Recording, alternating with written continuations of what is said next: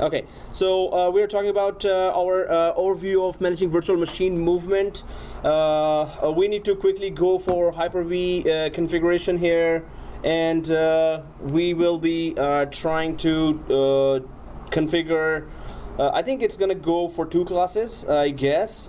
We can try some other stuff like, well, first of all, we're gonna try the perform live migration, which means live always means that the machine is up and clients and end users are connected, and we are migrating the machines. We are moving the machine from one hardware to the other, second one.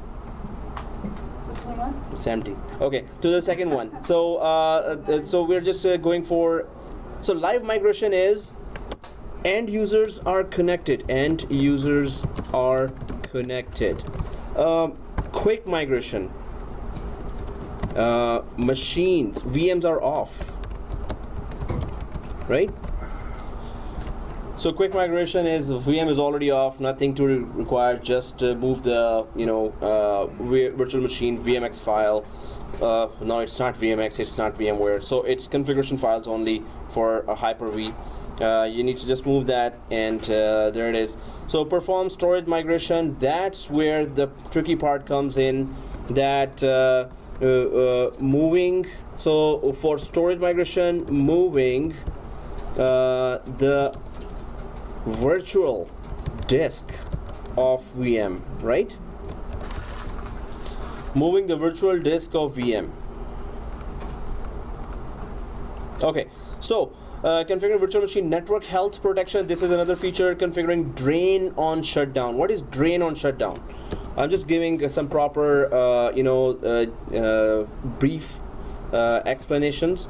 Configuring drain on shutdown is properly shutting down. Double T? Shutting down. Yeah, I was checking your English, man. My English is good, man. Oh, okay, yeah, I was not sure. So properly shutting down the services of the server, and then power off the machine. So this is like drain. We call it drain stop.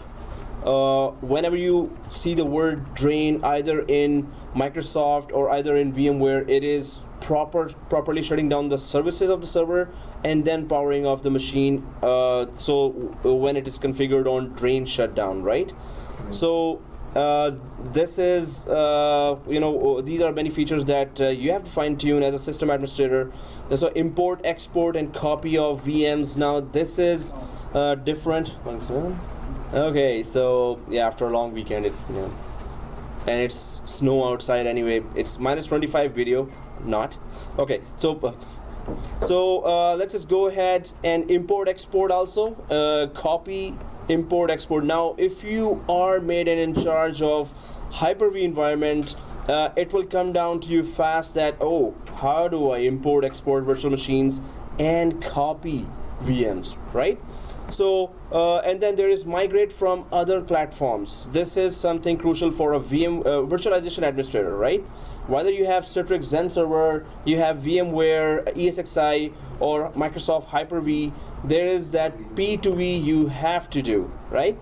So P2V is physical to virtual migration, right? Anyone knows what is P2V?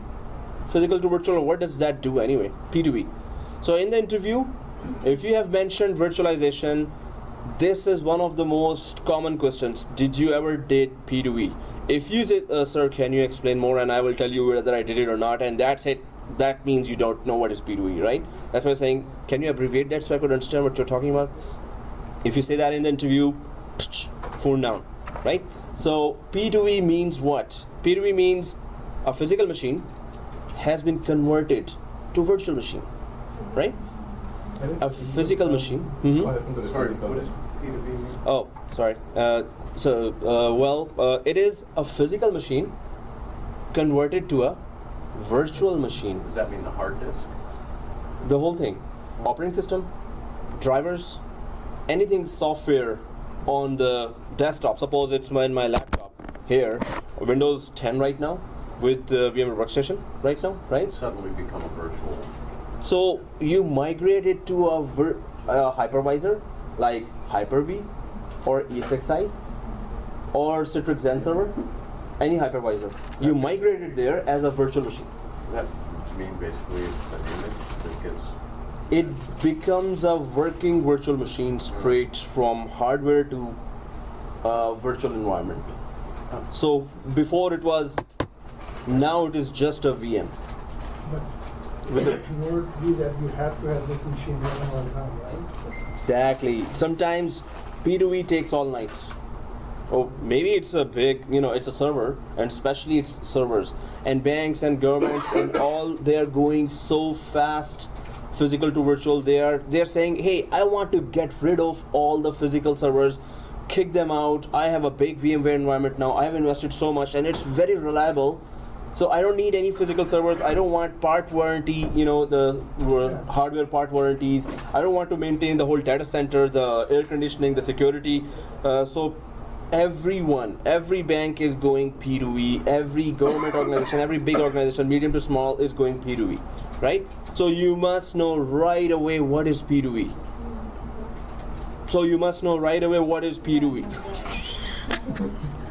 Okay. That was funny, right? Okay. So because you asked, can you repeat that? So you must know. Okay. So the thing is here, what is P2E? Physical to virtual migration. Oh, P for Physical to virtual migration. Like now, the trend is, it was a trend 2 years ago, from last 2 years, and it still is a trend, but it was much crazier when there were more physical servers, right? Now, when you're thinking, oh, let's deploy our web server, let's deploy our print server, when you're thinking that, at once you will say, oh, either a Hyper-V or VMware environment. Where do I deploy that? You deploy a new server as a virtual server now. Yeah, this is like common now. But 2 years ago, 2.5 years ago maybe, it was, they had, every environment had physical servers more, virtual server less. So whichever job was there, even now they're asking, hey, do you know P2E? If we had to do that, you have to do that, right? You have to know that already. What are the steps to do P2E? So physical to virtual migration is so important. Everyone wants to get rid of the hardware. They are even going cloud now, right?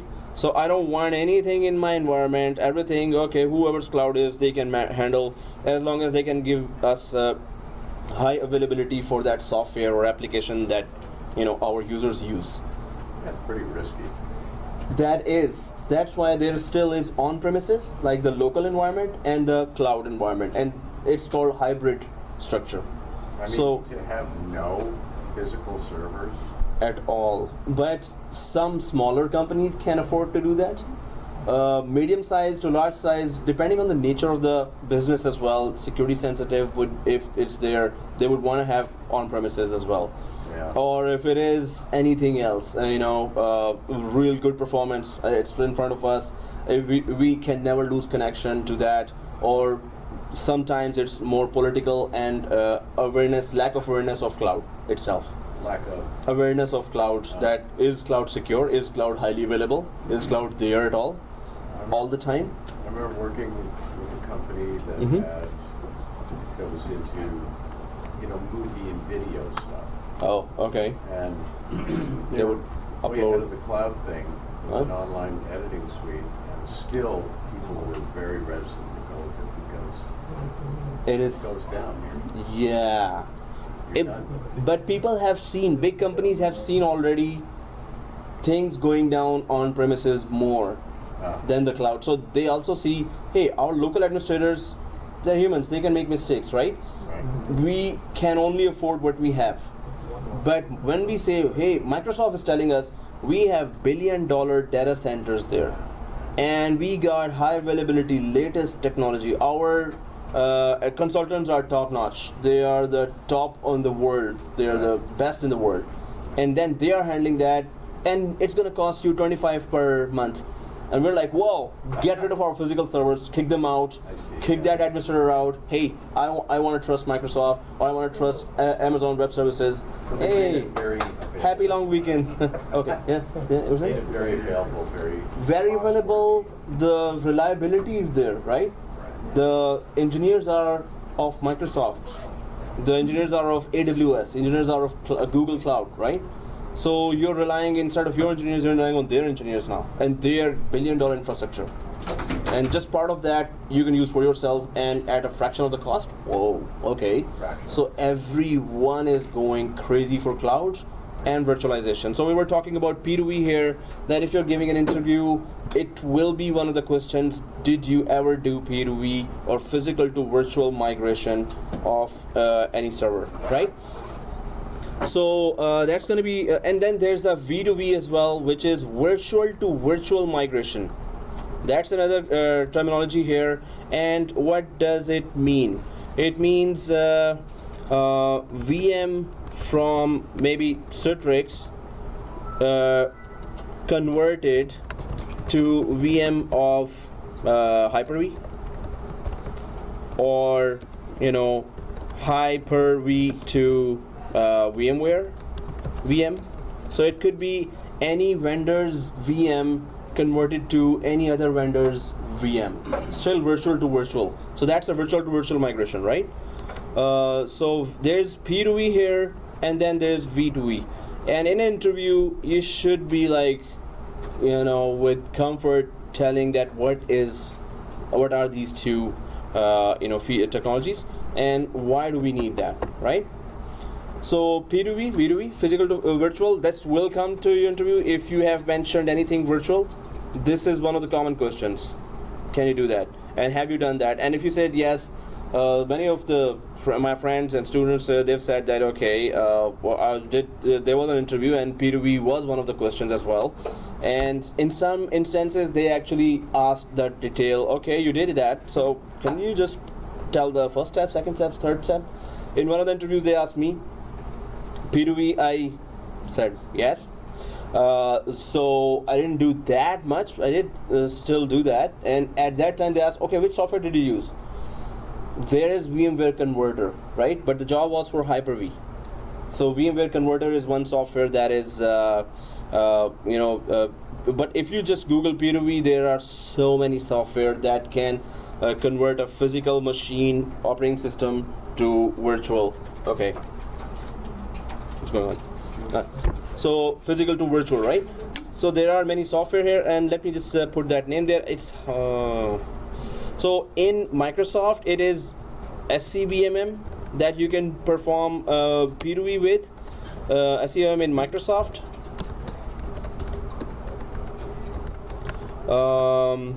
VMware Converter in VMware.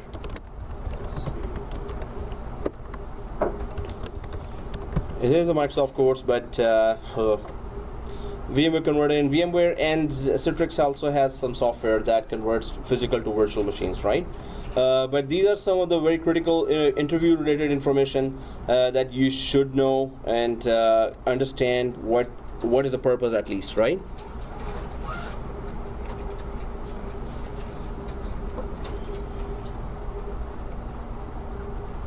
All right, so let's get going with our live editing here. So there are all the features here that we were talking about. Let's just go for live migration, quick migration, talk about storage migration, network health protection, configuring drain, import export VMs, migrate from other platforms, P2V.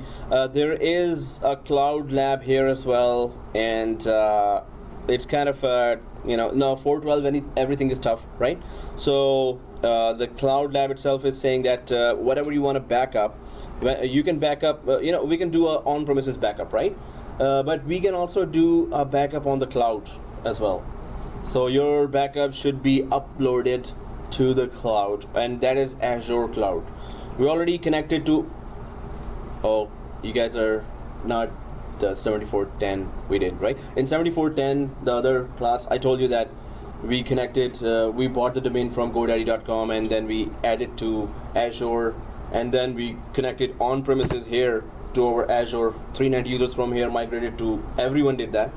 And then we converted those users to the company name GoDaddy.com. So if it was abc.com, the Active Directory users from on-premises here were migrated there, and then they were converted to that company email as well. So that was something that is a market scale. So we're gonna try to do the Azure connectivity again, but this time for backup, right? I would recommend you should buy a GoDaddy domain, GoDaddy.com. Oh, you already have it, right? You or who else? Yeah, whoever is in the other class, right? In my other class. So if you could do that, I'll send you the video. You just have to email me, hey, I bought this GoDaddy.com domain. So I'll send you the email for that video and follow that video and do the on-premises connectivity, your local Active Directory connectivity to your cloud Active Directory. Do that. This is very, very useful for you, right? So it's no more for Microsoft site, the one we did on the 410. Did we do that? I think we do that, right? You were in that class, right? Yeah. We don't buy anything. Yeah, this is, every next class we have, I introduce something new. Oh, Okay. The one was Microsoft free. Oh yeah, we did that. Right? Yes. You were in the class. Yeah. 7410. So yes, the next class I'll send you the video if you can remind me that buy a GoDaddy domain and then connect it to that same package you have, Azure, right? So then it's a very useful market skill, right? In the market, yeah, they really want to know if you did that. So okay, let's go ahead and talk about understanding virtual machine movement. There's something going on, right? Okay, so understanding virtual machine movement. For a server administrator, virtual machines are one of the best tools to use for providing functionality on demand. So this is typical marketing page.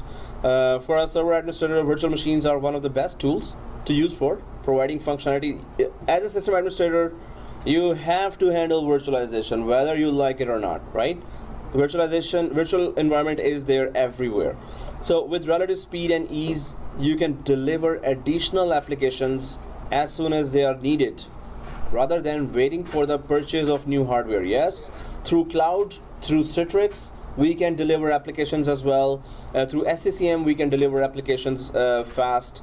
Citrix class has started in the evening, so we will be doing desktop virtualization as well as application virtualization, which is another very, very crucial area in virtualization of the whole infrastructure. What is Citrix is application virtualization, so it is like if you have 10,000 machines, Windows 7, and then you don't want to install MS Office on all 10,000 machines on top of Windows 7.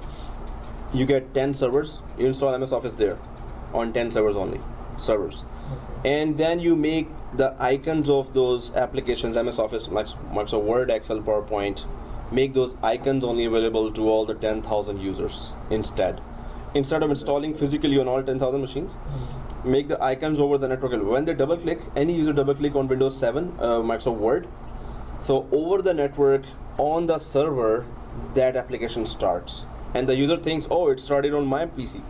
It's never installed on your PC. Okay. It's there on the network. So this way you can offer that application over the WAN at your home as well, and user don't have to install anything there, wherever the user is. Like a thin client. It's like a thin client, but it's an application. So from anywhere you can just access? In the cell phone, in tablets. You're going and MS Word is there without even installed there, just the icon. When you click that, the processing and memory is used for the server, not your cell phone, tablet, or laptop or anything.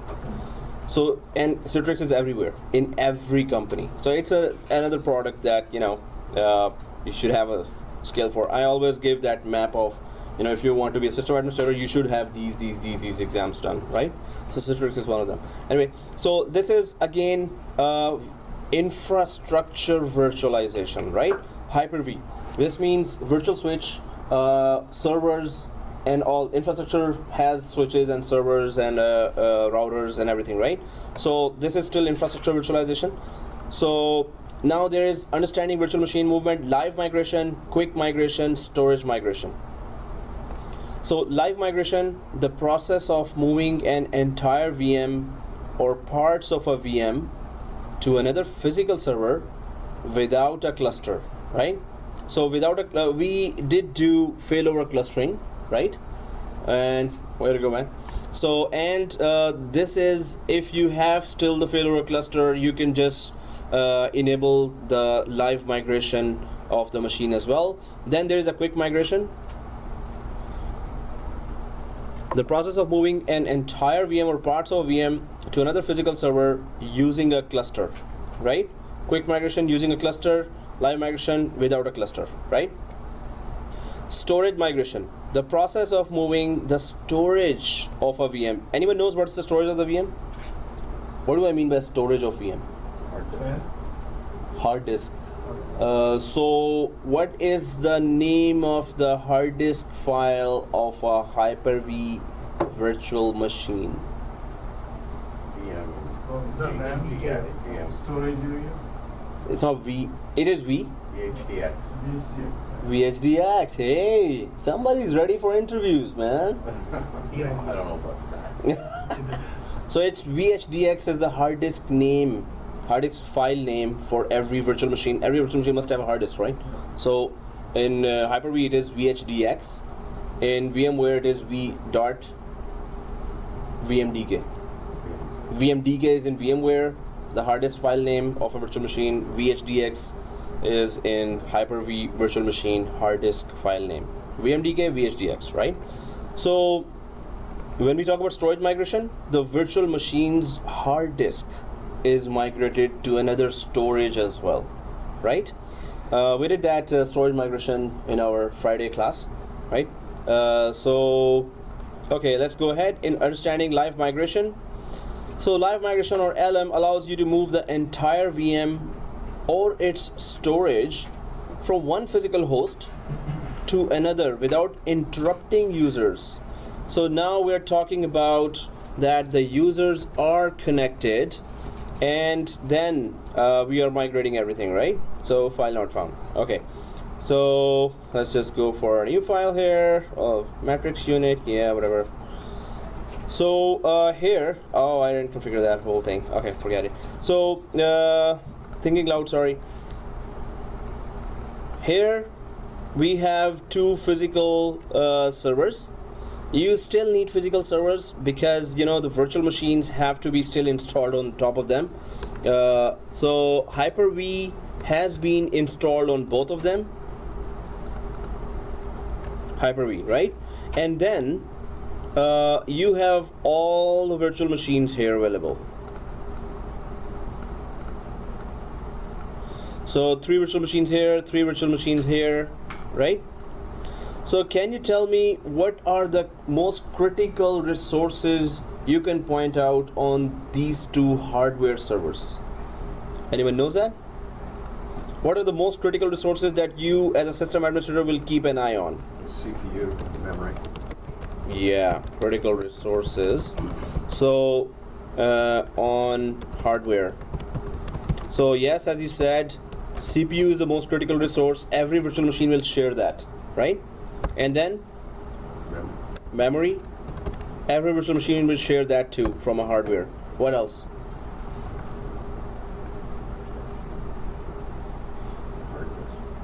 Well, yeah, storage, hard disk. And that is actually remotely available, right? But on the server level we have this, and yeah, network bandwidth, but main would be still the CPU and memory, right? So CPU memory will be most critical resources on hardware, and each virtual machine will want to claim that, hey, I need that memory. No, I need that memory. Oh no, get away, I need that memory.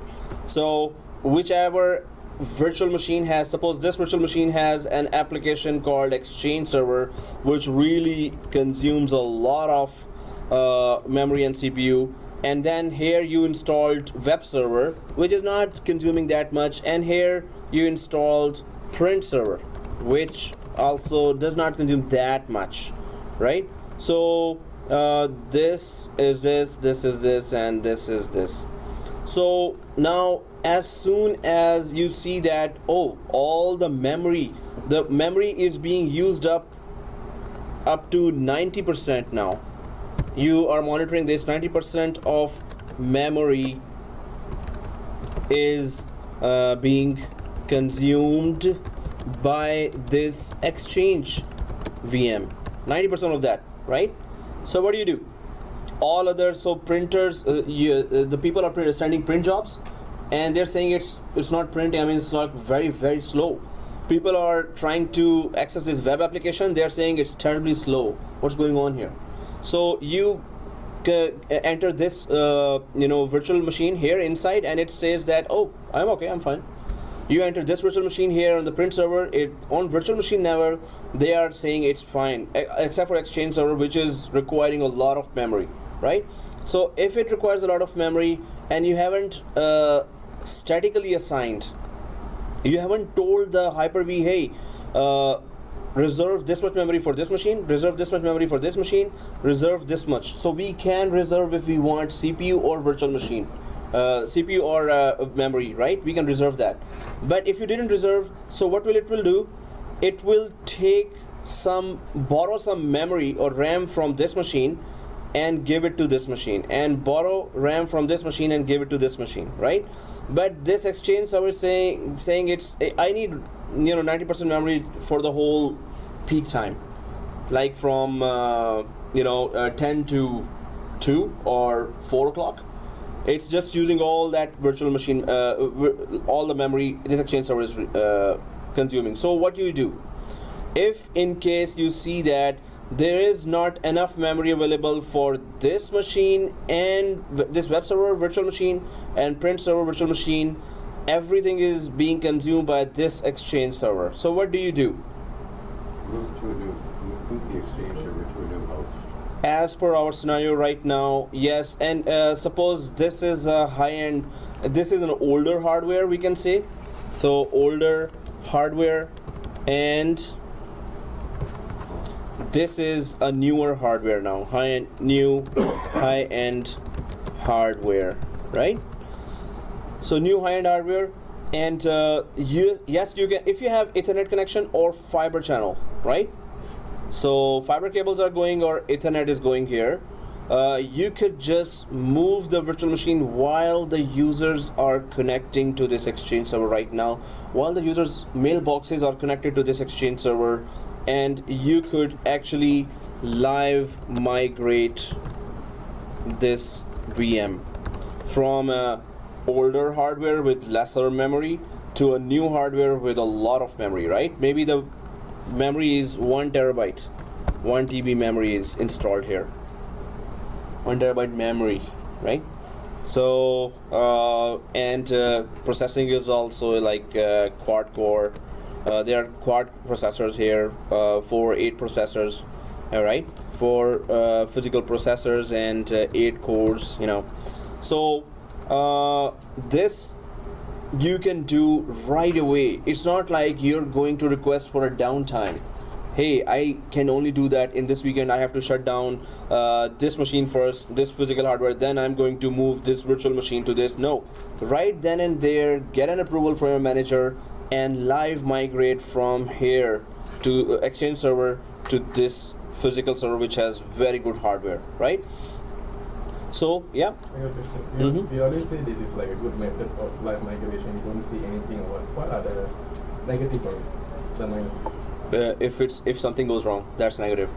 So what is like this? Yeah, it is. This is a facility. This is a feature that is selling the product. This is why these products are being sold. That it works and it is good. Suppose, or if your question is what can go wrong, right? So one thing can go wrong is the network connectivity. It could disconnect, right, while you're live migrating. So there is that smart thing that happens while you're migrating, which is the hard disk. What happens? The hard disk gets copied. See this? The hard disk gets copied in advance to the target server. So this means that the hard disk of the virtual machine here, while you have started the migration, it creates that hard disk here as well. User's data is already in two places already. Now the network, while the machine is migrating, network went down. What happened? So the virtual machine will not, it will stop abort the operation. Virtual machine is still there where it is, but the hard disk had a copy there and a copy here. That copy, so if the virtual machine didn't make it here, this copy will be removed, and the virtual machine didn't do anything actually, right? While the machine was moving from here to there and the network disconnected, if the network had not disconnected, the machine would have reached here, and the copy of the hard disk is already available there to be connected to. If during the live migration process network went down, the machine files are still there as well, they didn't move, or they are returned here, the process is aborted, but the hard disk was always there, right?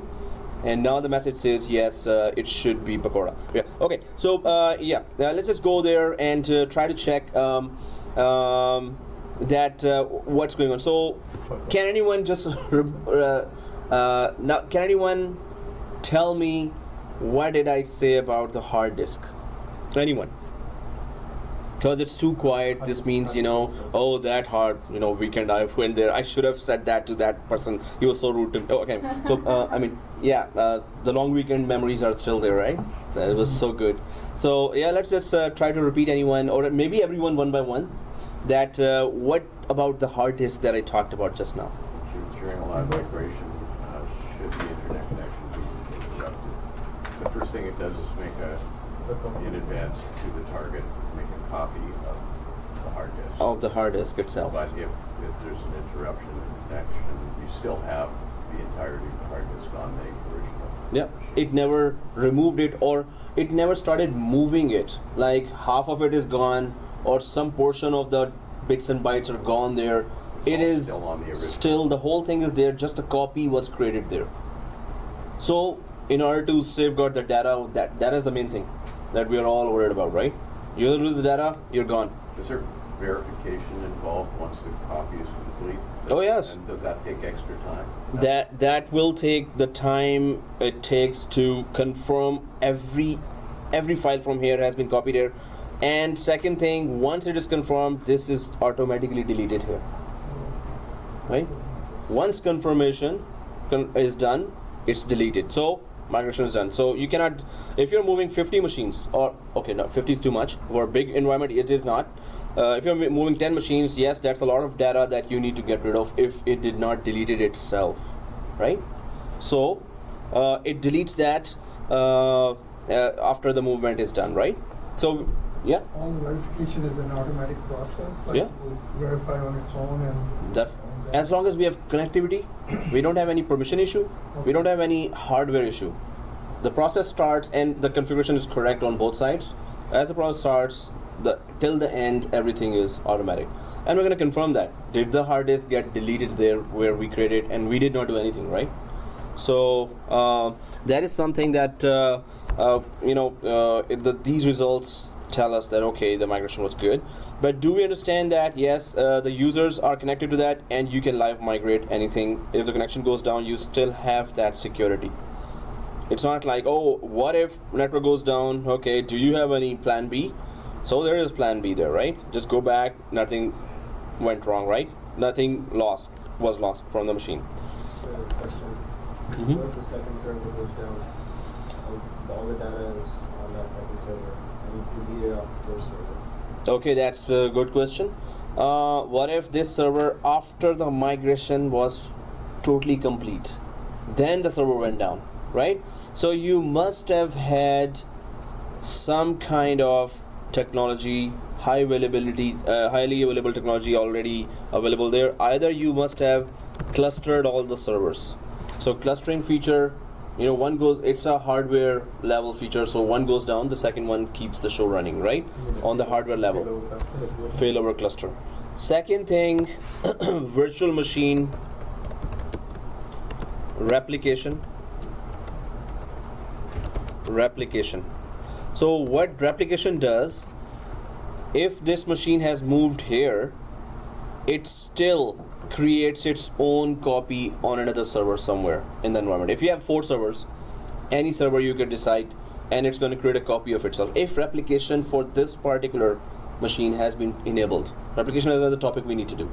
So if this was not this hardware was not clustered, if the failover clustering was not enabled on hardware level, and if the clustering was not there, if this machine did not have replication enabled, then of course you're having a problem. Then if you lose the hardware, on hardware level you must have some kind of high availability available. Either you do the failover cluster, or you could go for any other replication. There are other technologies as well that you need to do. But if you didn't do any of those things, yes, you're gonna lose everything, right? On hardware level you must have 2s of everything, right? So if you don't have that, yes, that's that system administrator's lack of planning. Even if the resources are not there, you should have pushed it, right? You should have wrote that email, put that in every meeting that, hey, we need 2s of these servers, otherwise we don't have a plan B. So don't blame me. Still, they fire the admin, but still admin has to scream, right? At least that you don't have a plan B right now. There is no high availability for this. So yeah, create the environment. If you don't have that, then live migration, yes, there are many other what ifs that you could fall into, right? What if that happened? What if this happened? Okay, did you prepare for that? So replication would be a much easier feature. It just takes up a lot of bandwidth, so your network should be good as well, right? Okay, so here let's go ahead and quickly go for checking the requirements here. Live migration allows you to move the entire VM or its storage from one physical host to another without interrupting your users. This process is sometimes referred to as a shared nothing. This is a different concept from VMware, where you have a shared a same shared storage available for both machines. So if I go back here, shared nothing means,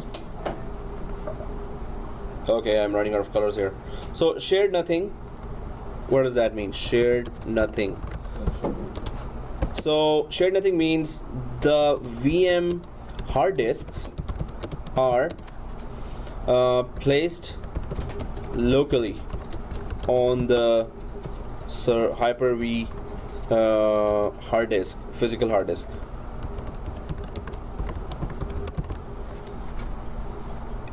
So that's shared nothing, and that's risky. But for small environments, they go for it. Shared nothing means there is a physical disk here, and oops, wrong tool here. So physical disk here, and physical disk here, physical disk.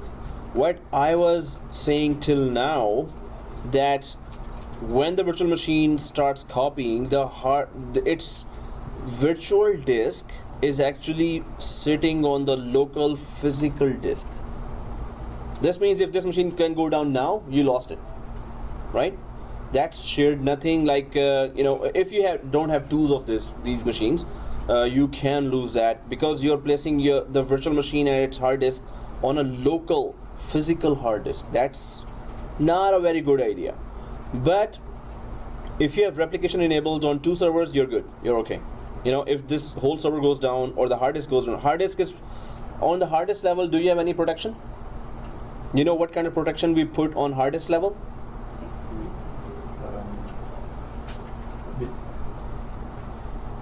Hard disk protection is the password? Well, backup, yes, but there's another. Data encryption? If you lose the hard disk and the files are encrypted, you actually lost it. Really good one. There's Some kind of RAID configuration. Yes. RAID. He's ready for an interview. You're ready. Go. You're ready for interview, she's saying. So, Approved by I wish me. I Approved. believed that. I remember there's one you mentioned hard disk with the key or something that's in the board itself. BitLocker. So that's So encryption. once you take a But if you the physical hard disk is lost itself, the crash, like hardware crash, then that key has no use, right? The actual hardware was lost. I know we haven't you haven't actually said this, but is this Windows Live Migration tool? Yes. Or is this something else? So it is this is quick migration we're talking about. Okay. Sorry, this is live migration. This is live. Yeah, live migration. It says live Yeah, migration. yeah, because I didn't finish the coffee yet, so that's why. But the Windows Migration tool covers all those. Yes, all scenario. And second scenario I'm going now, which is actual scenario that you should have a shared storage for both servers. This is you're putting local disks. Your virtual machines are on your local storage, which is like a no good scenario for a virtualization. It's always a remote SAN that you put the disks on, right? So here, this is for small environment, and Microsoft knows that small companies will go for Hyper-V. They cannot afford VMware. Right. So Microsoft is grabbing all that business easily. Even medium-sized companies want to, put that, some dollar spending down because VMware support costs like fortune. So they're asking, hey, do you have Hyper-V as well? While we have VMware, we cannot just keep on spending so much. So whatever we can transfer to Hyper-V is saving us money. So Microsoft has that great advantage, although VMware is more reliable. And Hyper-V is not that reliable. Now I'm hearing I've been hearing for some time that big environments are being maintained on Hyper-V as well. Many hardware, maybe there are 12 or 10 or 12 hardware hosts on top of which you put Hyper-V, and then you put a total of 50 or 100 virtual machines on top of those 10 hardware. So there's a big environments that are being maintained by Hyper-V. If you go for virtualization jobs, you will see VMware, Hyper-V. VMware will be always more jobs, but Hyper-V is still really increasing in demand. So yes, we need to know both types of environments, right? So in the system administration, virtualization is the main thing, one of the main things that you really need to know. The second very, very important thing is storage. When it comes to virtualization, storage is the next big thing, right? So either remote storage or local storage. How smart are you? How much you know? What is your knowledge level? There are so many scenarios to save money. And virtualization is all about saving money as well, right? But securely, securing the data as well. So right now what we're talking about is, if I just give it a big title here, it is local storage. We're talking about local storage means the physical disks are actually placed on that hardware machine, right? But we safeguard those physical disks with, now we know that. How do we safeguard that physical disk? Oh, we forgot again. Okay, it's okay. How do we what? How do we safeguard those physical disks? RAID. Okay, good. Yeah, sorry, my question was not clear. So RAID saves disk level, crash, disk level loss. Sorry? RAID 1 and 5. RAID 1, 5, 6, 10, yeah, but not 3, 4. The RAID 2, 3, 4 are not written. So, yep, and above, as you said. So, RAID safeguards the disks from the disk level loss. So, but still, if there's a machine level loss, what do you need to do then? Then it comes to failover cluster or replication, right? Again, what you're worried about is the user's data. It's always about the user's data. You lose it, I mean, either you're fired or you're not given that job again if you lose the user's data, right?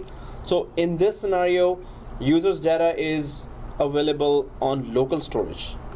The physical disks are there. And then when I was saying that, the hard disk, the virtual machine, when it transfers, when it migrates, the hard disk that is available locally here migrates or copies its another hard disk here as well on the physical disk of the second storage, right? But we're still talking about local storage here, right? So, but the next scenario here is what the virtualization environment is professionally built on, and that is that you have a proper SAN solution there. So what happens here is that Just a quick question. yeah. Usually, like if you're starting with like a low experience, are they expecting you to immediately, be managing these things, or are you going to be under another admin just to start learning? Depends on the company, depends on the interviewers, how much confidence you built in them, like what were your way of answering, how confident you were, and they will be asking you those questions which they have done themselves, right? From the scenarios they've gone through themselves, they're not available in books, right? So if you are able to answer those, they will know that you did the task. That's why I always stress that do the labs. That will give you the confidence, right? And there are some knowledge always, secret knowledge is always hidden inside the doing of the labs. But anyway, it depends that, oh yes, this is our guy, his approach, his troubleshooting approach is so good that we want this guy. He has no experience or less experience on what we want. We're going to train them because we already got that confidence from the interview, that the way he answered and the way he troubleshooted our scenarios, right? So it's about how you do an interview that they would be willing to teach you some of the stuff. There's always something that we don't know there, always. But are we good enough to learn that our concepts and approach to the troubleshooting any scenarios are the ones they want? Is that approach there? So when you troubleshoot a lot, when you do the labs a lot, you have to troubleshoot at home as well. That's where your skills get sharpened, right? And whatever you're doing here, you're still doing the lab. I'm making you do the labs as well, right?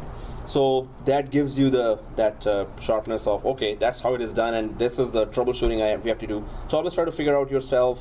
That will really sharpen your troubleshooting skills, and that's what they really want after the concepts and how you do it first time. Can you implement that? There, when you join, it's already implemented, right? But can you troubleshoot the scenarios? If you can't, they will know that right away. I don't know, when you're interviewing, you have that psychological advantage of, hey, I can deny or say yes. So interviewer is always there, right? Like this. So I've been taking interviews, and when I'm taking the interview, then I get to know, oh wow, this guy, no way, in 5 to 10 minutes. Then the rest of the half-hour talk is just pastime. I'm like, football match. Oh yeah, tell me this. Blah blah blah blah blah. Otherwise, oh yeah, okay, that good game.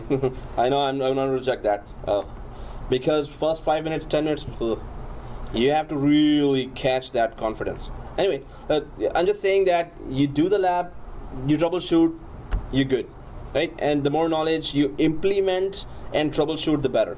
Okay, so here, SAN, right? So we have implemented that on small scale. That we implemented, in failure clustering Windows 2012, and then we converted the disks to SAN disks, right? iSCSI disks, and they were available remotely. So normally, what happens is this: when you deploy a virtual machine, all their VHDXs are available on the SAN LUNs, right? So logical unit numbers or LUNs are there. These are the hard disks on SAN, right? And they are like, rows and rows of hard disks after hard disk. The only purpose is to provide storage, right? But over the network, right? So all the disks are available, and this is how you will find in every environment that the virtual machine hard disks are over the network on some LUNs there, right? Logical unit numbers or hard disks over the network available.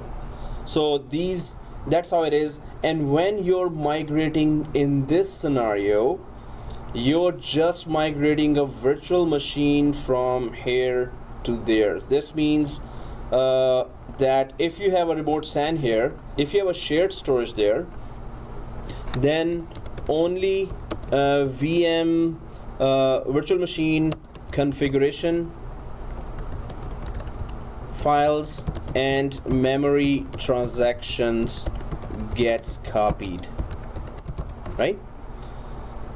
So this means that whatever virtual machine was doing here, it was running on top of memory.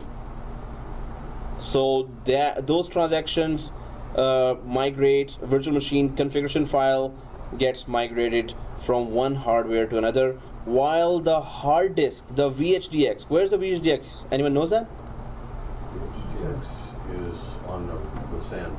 Yeah, VHDX is the file for hard disk file for every virtual machine. There are 6 virtual machines, so we have 6 VHDXs actually available here in different LUNs, right? Or logical unit numbers, or the hard disk, remote hard disk that we have. So all those virtual machines have their VHDXs available here. If in case we lose the host, we know what will happen, right? What will happen actually? So we lost this host now. The full machine is down. So did we lose the data of all the users? The data never was there on that machine. It is on the SAN. So this is the professional environment, but this environment for medium to large size companies who have big budgets, right? So what we're talking here, Microsoft is talking here, hey, you want to save money, it's okay. Just protect your local hard disk with RAID. Deploy either failover clustering or deploy replication to make virtual machine high availability. If you lose a host, you have a copy of that virtual machine. This exact virtual machine has a updated to the last second copy here as well. As soon as you lose the full host, that virtual machine or all 3 virtual machines will automatically start here with latest information, right? There will be a little downtime, yes. Still, so Microsoft is saying, hey, even if you can't afford SAN, we have high availability available for all the small businesses as well. That's why small businesses are nearly all Hyper-V. Nearly. Whoever can still go for VMware is also going down to that small business, try to approach that, and they're introducing vSAN. They've introduced already vSAN, which we're going to do in the upcoming classes. But that's for small businesses as well. Yeah, virtual SAN. So V10 will be more like Hyper-V cost-wise. vSAN, right? V10 is going to be more like Hyper-V. V10? Yeah. That's what you said. No, vSAN. So it's virtual SAN. Yeah, virtual SAN is just like From VM. use your local disks as a SAN. But your virtual machines will be still highly available if you lose the host or if you lose the hard disk. The main thing is safeguard the data and who's catching that small business market as well. So anyway, we have these scenarios here and we want to try those scenarios now. So I'm just gonna go back here. First of all, this was the local storage and Microsoft calls it shared nothing as well. You're not sharing remotely. This is remote sharing, right? So you can call it what it is, like remote shared or shared SAN, shared storage. But when you talk about shared nothing, they just are relying, the physical hosts are just relying on the local disks for the storage. That means you don't have budget to buy a SAN, right? Remote SAN. And then if it's on local storage, you must deploy other technologies to safeguard or make your machines highly available. So if you're in your job environment, if you're just offering these solutions, hey, why isn't it highly available? What if the host goes down? So try to engage them and make that awareness and try to have that other host with high availability showing on with low cost.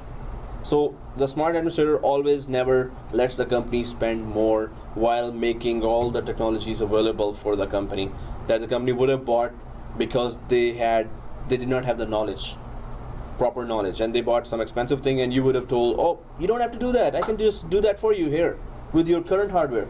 The companies would love you, right? Yes, increase my pay, that never happens, but they love you, right? The boss says, hey, I love you, that's it.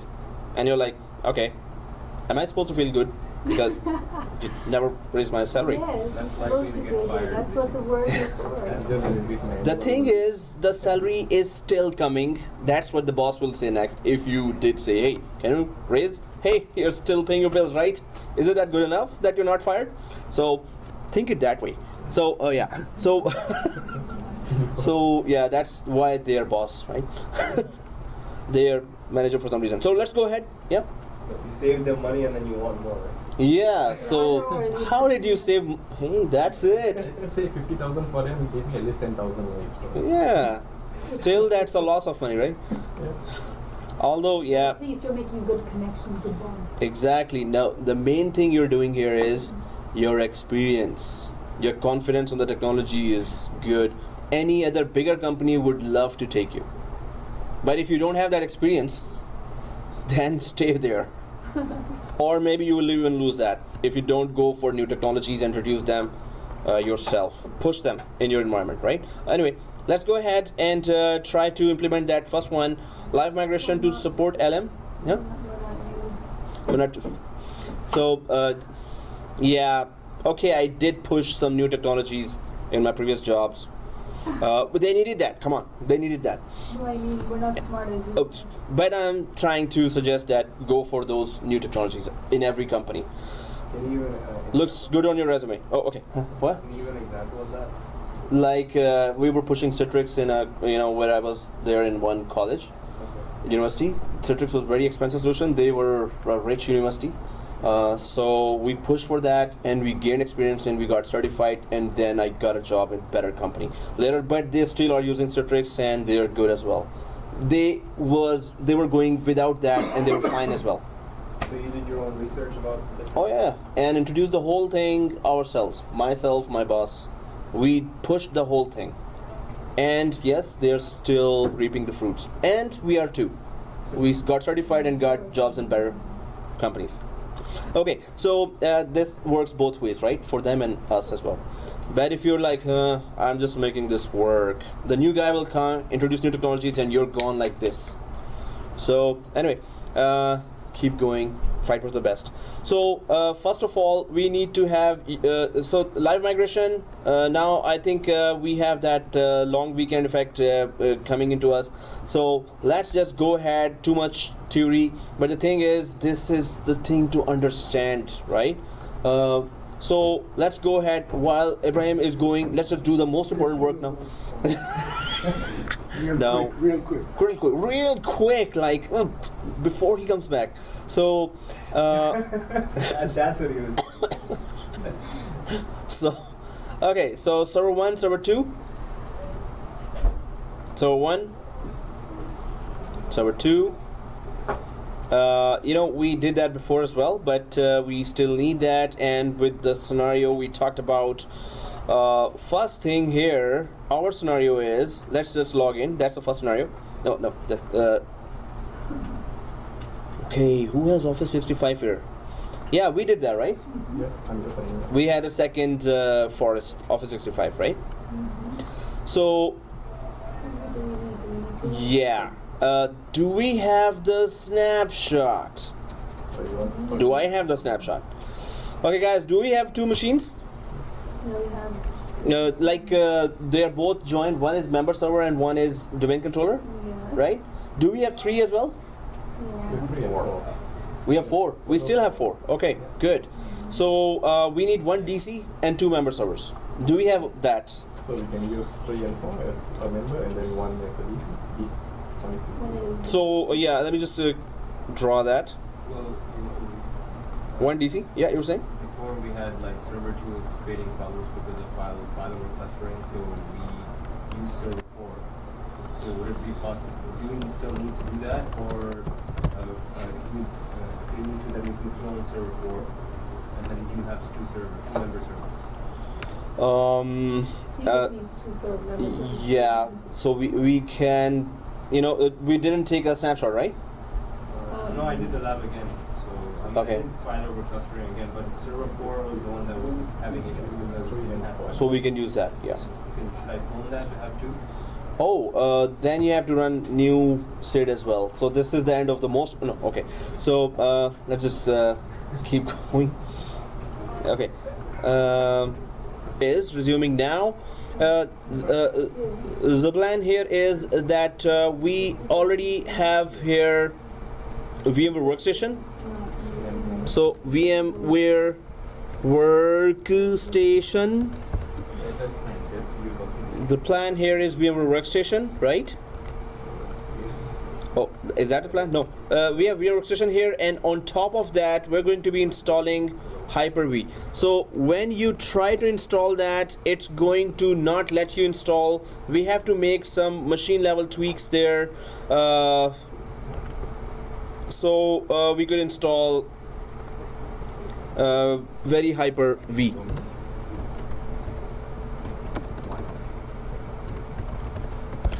So this is the setup we're gonna do, and inside Hyper-V we're gonna be then doing the live migration and replication and other settings as well, hopefully P2V as well, if we do get to understand. So I'm just gonna show you now what to do and how to do this and to do.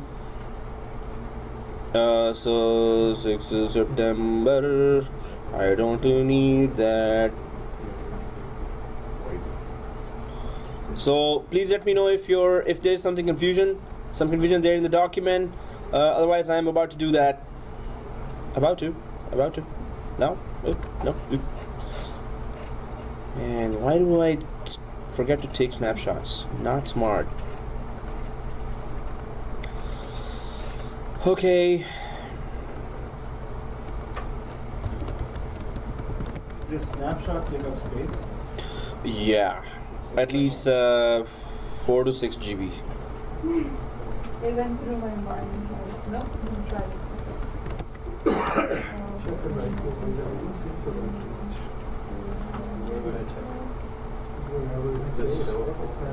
When you open this notepad, the file looks completely different from what they're showing. It has to be VMX file, and I'm about to do that now. So it doesn't matter if it looks different, it's got to just be the VMX file. It has to be the VMX file, that's it. Doesn't matter Exactly. that these two are not No. step one. No, that doesn't matter at all. We're going to the bottom. Yeah, it's okay. It is supposed to be different actually. Yeah, okay. It's okay. And you can verify, right? Like, how big is the snapshot? Where does it say? C drive? Snapshot? Yeah. Yeah, it's in the same folder. Same. VMSDN. Mine is like 32 kilobytes. Kilobyte?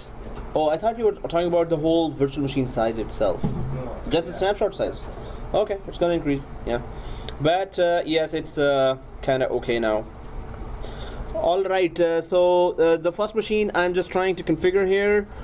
This is if I start installing that Hyper-V on the first machine, just to show in the video that it's going to give an error. It's the rival technologies, and they are both hypervisors.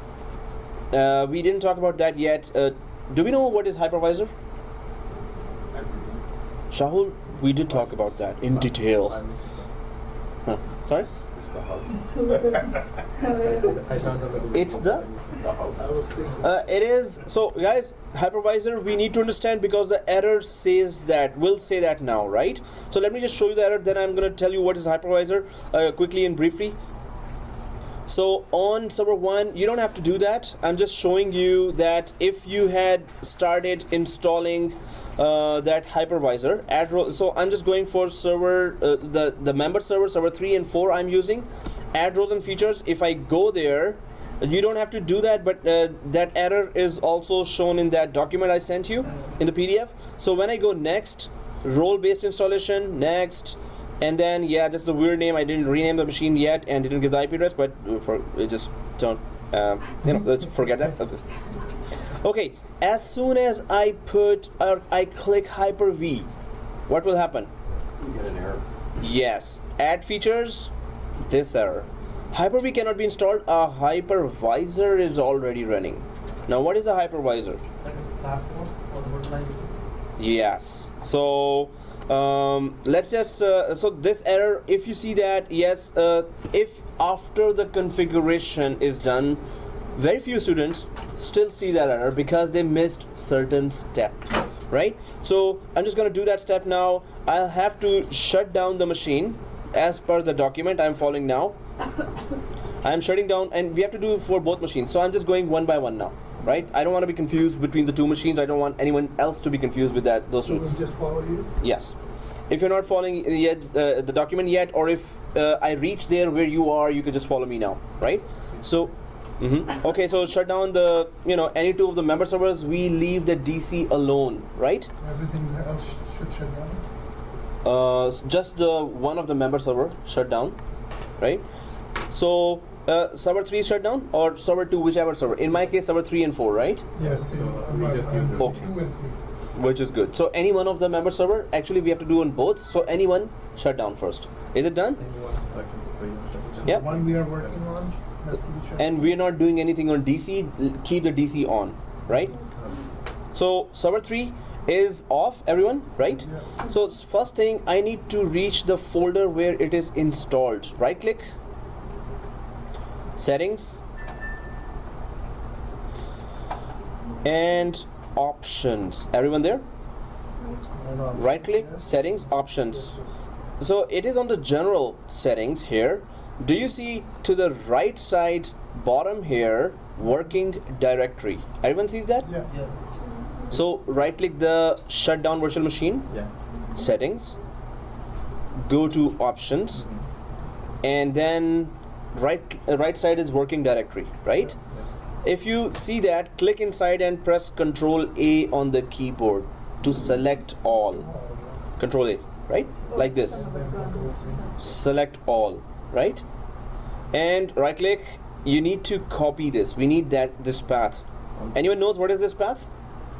Where this virtual machine is saved. Exactly. This is the path for the folder and all the files of this specific virtual machine, right? Gobi, you're there? Was it cold or you guys are hot? Can you turn off the fan? Hey, you've put on the Alaskan Canadian goose and, like on -25 thing you're wearing. Okay. The circulation is very low. Oh, okay. So,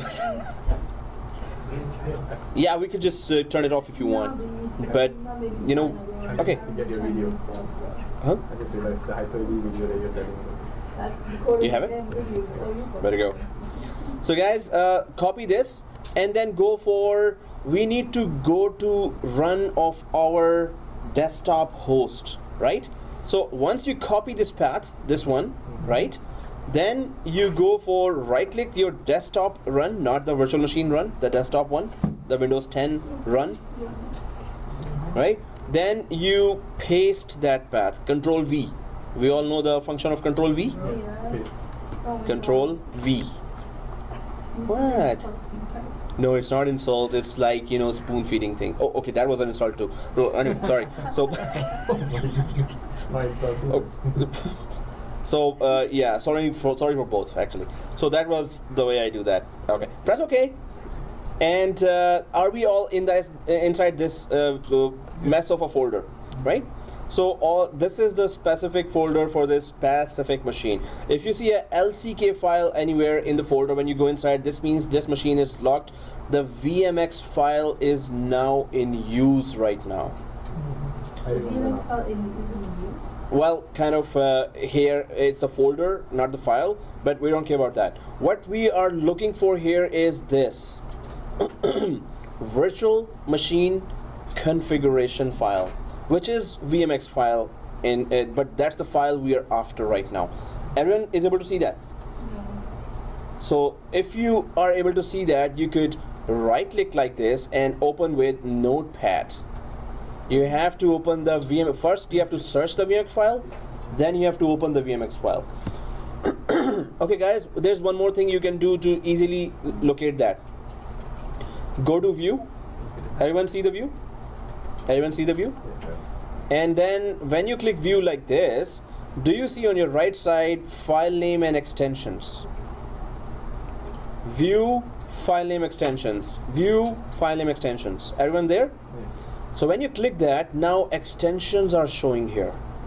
Do you see VMX? Yes. If you do, right click that file and open with, we need to search a notepad. How do we search a notepad? Choose another app. Choose another app here. This one, everyone seeing that? Choose another app. And then Scroll it down. more apps here. First choose another app, then go for more apps until you see notepad. Oh, okay. Then So we copy, right? then you click, just click like this and press OK until you see that VMX file open. Did everyone open the file, including Ali?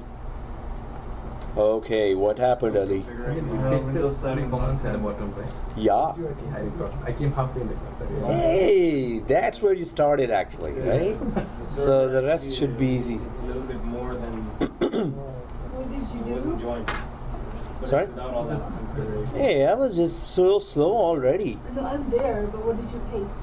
Oh, I didn't paste yet. I'm confirming that why Ali is lost. It should have Windows 7 or 10.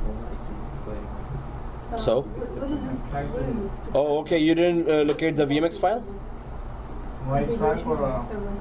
my Whatever server it try is. to run. So Asad and Ali are not on this page, right? And Gobi is not on this page. You are. Ibrahim is on this page. Matt is way ahead, right? Yeah, Matt is Yeah, already I'm not finished. working. He's When reading he the added document. Did you start the machine? Did I what? Did you start the virtual machine? No, like you're saying it's not working. No, it's not gonna add the Hyper-V. Same error. You tried it. So shut down, reach here. And also, you Yeah. no longer log in with Netplus admin, you have to go in as admin after you. It doesn't change anything inside. What's that? It doesn't change anything inside as per the Right, so credentials or as cancel per anything else. And shut down and restart. Yep. So guys, here, if we do the steps carefully, it's easy. But yes, we have to be careful. So, what 3 lines we have to copy paste here? Right? So I'm just gonna go down here. If this last line doesn't look the same in your VMX file, it's okay. It's not supposed to be same.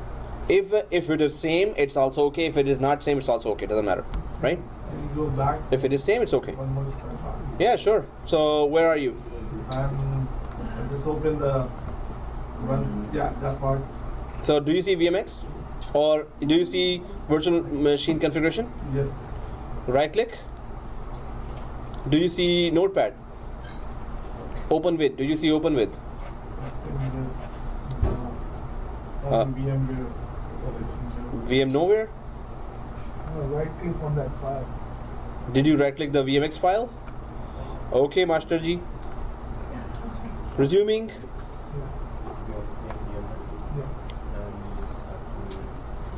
So I'm just gonna open that Rename behind the domain. email. Okay. I'm ready. All right. So here, let me go there and just open that. We're gonna add the MCE enable and BHU enable. Hey, how do you know that, man? So I'm just going to that page exactly as you said. So we're gonna add these 3 lines. Guys, make sure you're doing it carefully, right? There's a lot of potential for error. These 3 lines here. So we all see in the document these 3 lines. In the documents, You have to copy that from the document. the document is sent the PDF. From the email, yeah. Yep. PDF. We. Cannot copy. PDF. Are you joking with me? Hey, are you able to copy the PDF? I do see. That's not fair. Your icon is can move. You have to change it to Oh arrow. yes. Hey, see, Sai, so some. Oh, what? Where's this What icon? page was it? That's. Oh, I didn't put the page number. Just keep going down, and Copy that and copy that to the last lines there. put it on the notepad. Yes, and put it on the last lines of the notepad. Yeah, exactly. Comment, annotation, drawing markups, tools. Oh, seriously. It's the same even if we type it, right? Oh, I got it. Got it. Yeah. And yeah, you were saying? It's the same even if we type it, right? Yeah, it's the same. It's just gonna take forever, but no, it's not gonna take forever. But there's a chance of mistakes. So I'm just gonna copy that like this, And there you go, the wrong link. It's like embarrassment day 1, embarrassment 101. I've seen this case. Hey, Hi. celebrities are here, man. Yeah, ta-da-ta-ta. And the wrong link. How are you, Brian? How's the Pokemon going? Seriously, it's not copying. That's because Control C. Try Control Yeah, C. I Works. did it, but No. it keeps selecting. It should be in the right now. It should be in the clipboard. you're on highlighter, not on the actual copy function. I knew that. Where's your? No, I didn't know that. Oh, man. It's nice to see this Right stuff there. happens in other classes too. Okay, then I'm relieved now that I'm not the only. Okay. Seriously. Get rid of the highlighting. Okay, sorry. Okay, get rid of the highlighter. It's kind of a really low lighter right now. No, click on the highlighter over there. Open your video. Here, Yeah, click, double click. And double click. Do I really have to go through that?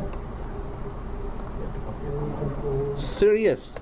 Control Z. multi- Hey, I should have typed by now. Okay, I'll type. That's good. Yeah. Okay, it's hypervisor now. I've been chatting a lot, so my speed is good. You know, I've been. Oh, thank God I didn't say something else. So equal codes false code. Can I just type it? Yes. MCE dot enable equal. Spaces are not important. Sorry. Spaces. Nah. Well, No. No, the last even check is important. last time you checked, it was important. That's what you told us. In other class. Spaces are always important. If these are not the spaces, I am considering as unimportant.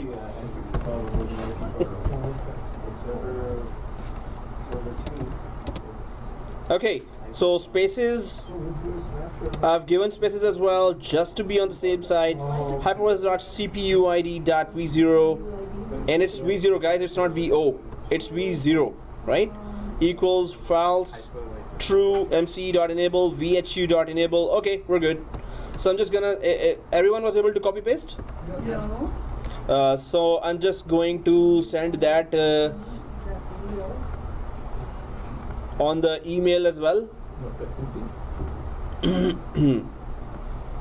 So I'm just sending these three codes on that same email that I send other. Wow, what's wrong with my English? So okay. So it's sent now. Anyone wants to just put that there, copy paste. So if this is exactly how it looks like, just go ahead and I'm making sure there are no spaces here. Yep, no spaces. Hypervisor. Well, we're good. So close that. Save it or no? And when we close, it asks for save it, and yes, definitely we need to save.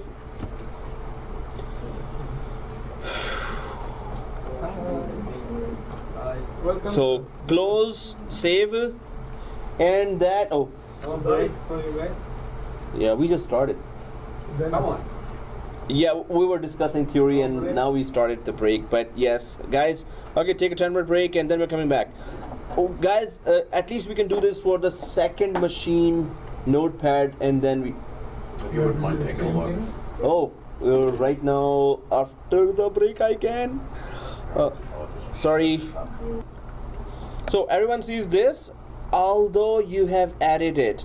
If you see in the middle of those lines, can you take it out from those lines like this? Select only those three, because the good thing is they're not scattered still. So take those three out and put them at the last, right? That's what I Are you able to search them? I'm trying to search, I can't find it. Okay, if you control F, Yeah, control F to hit the two. just the hypervisor. Okay. Just type hypervisor. What are you trying to do, sir? No.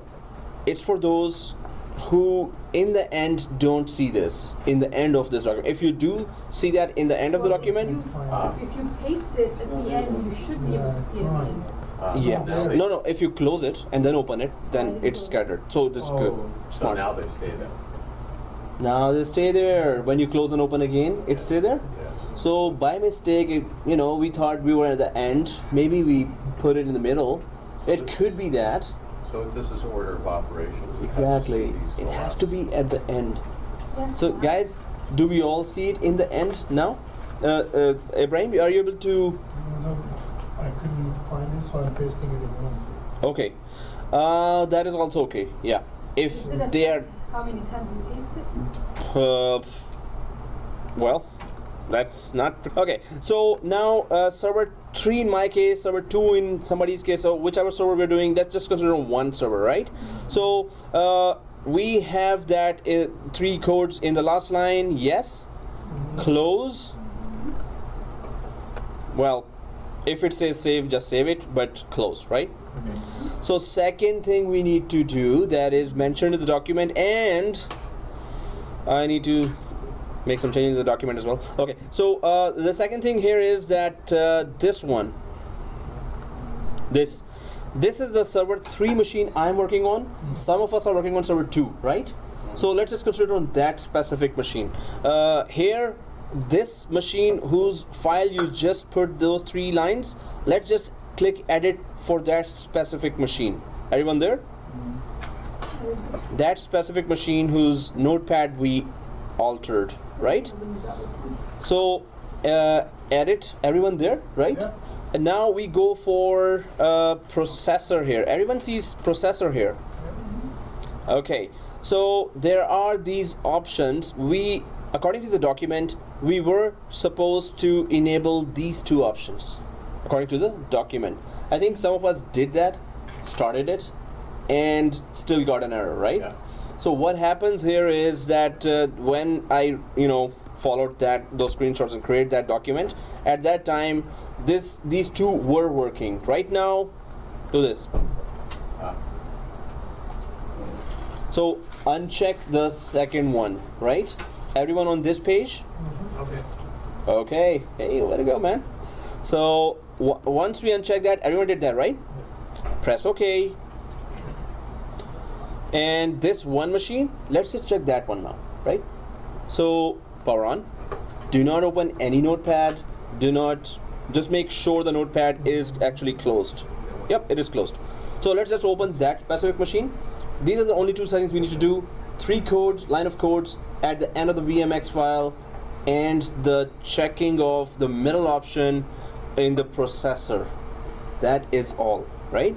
So let's see if everyone is successful. So if you're logged in, if you're there, just log in and add the Hyper-V and check, right? What else? That's it. That it should work. It better work. For me, like I tried it Mhm. a couple of days ago, Mm-hmm. and it worked without the frame of 2 No, come on. You're kidding me. Come on, man. Oh, really? Yeah, Windows 10. Oh, Windows 10. We're working on 2012 R2, right? So Windows 10 has its own built-in Hyper-V. This is VMware Workstation, a rival hypervisor against Microsoft Hypervisor. So they have direct conflict right now. So we are just fooling the VMware Workstation into thinking this is not a hypervisor, right? So guys, we are fooling the VMware Workstation into thinking that, this is not a hypervisor, so please let it work. So I'm there right now, clicking that, add features. I hope the error. Wait. Thank God. Just add the Hyper-V. Server 3, right? Is it working for? Moving up.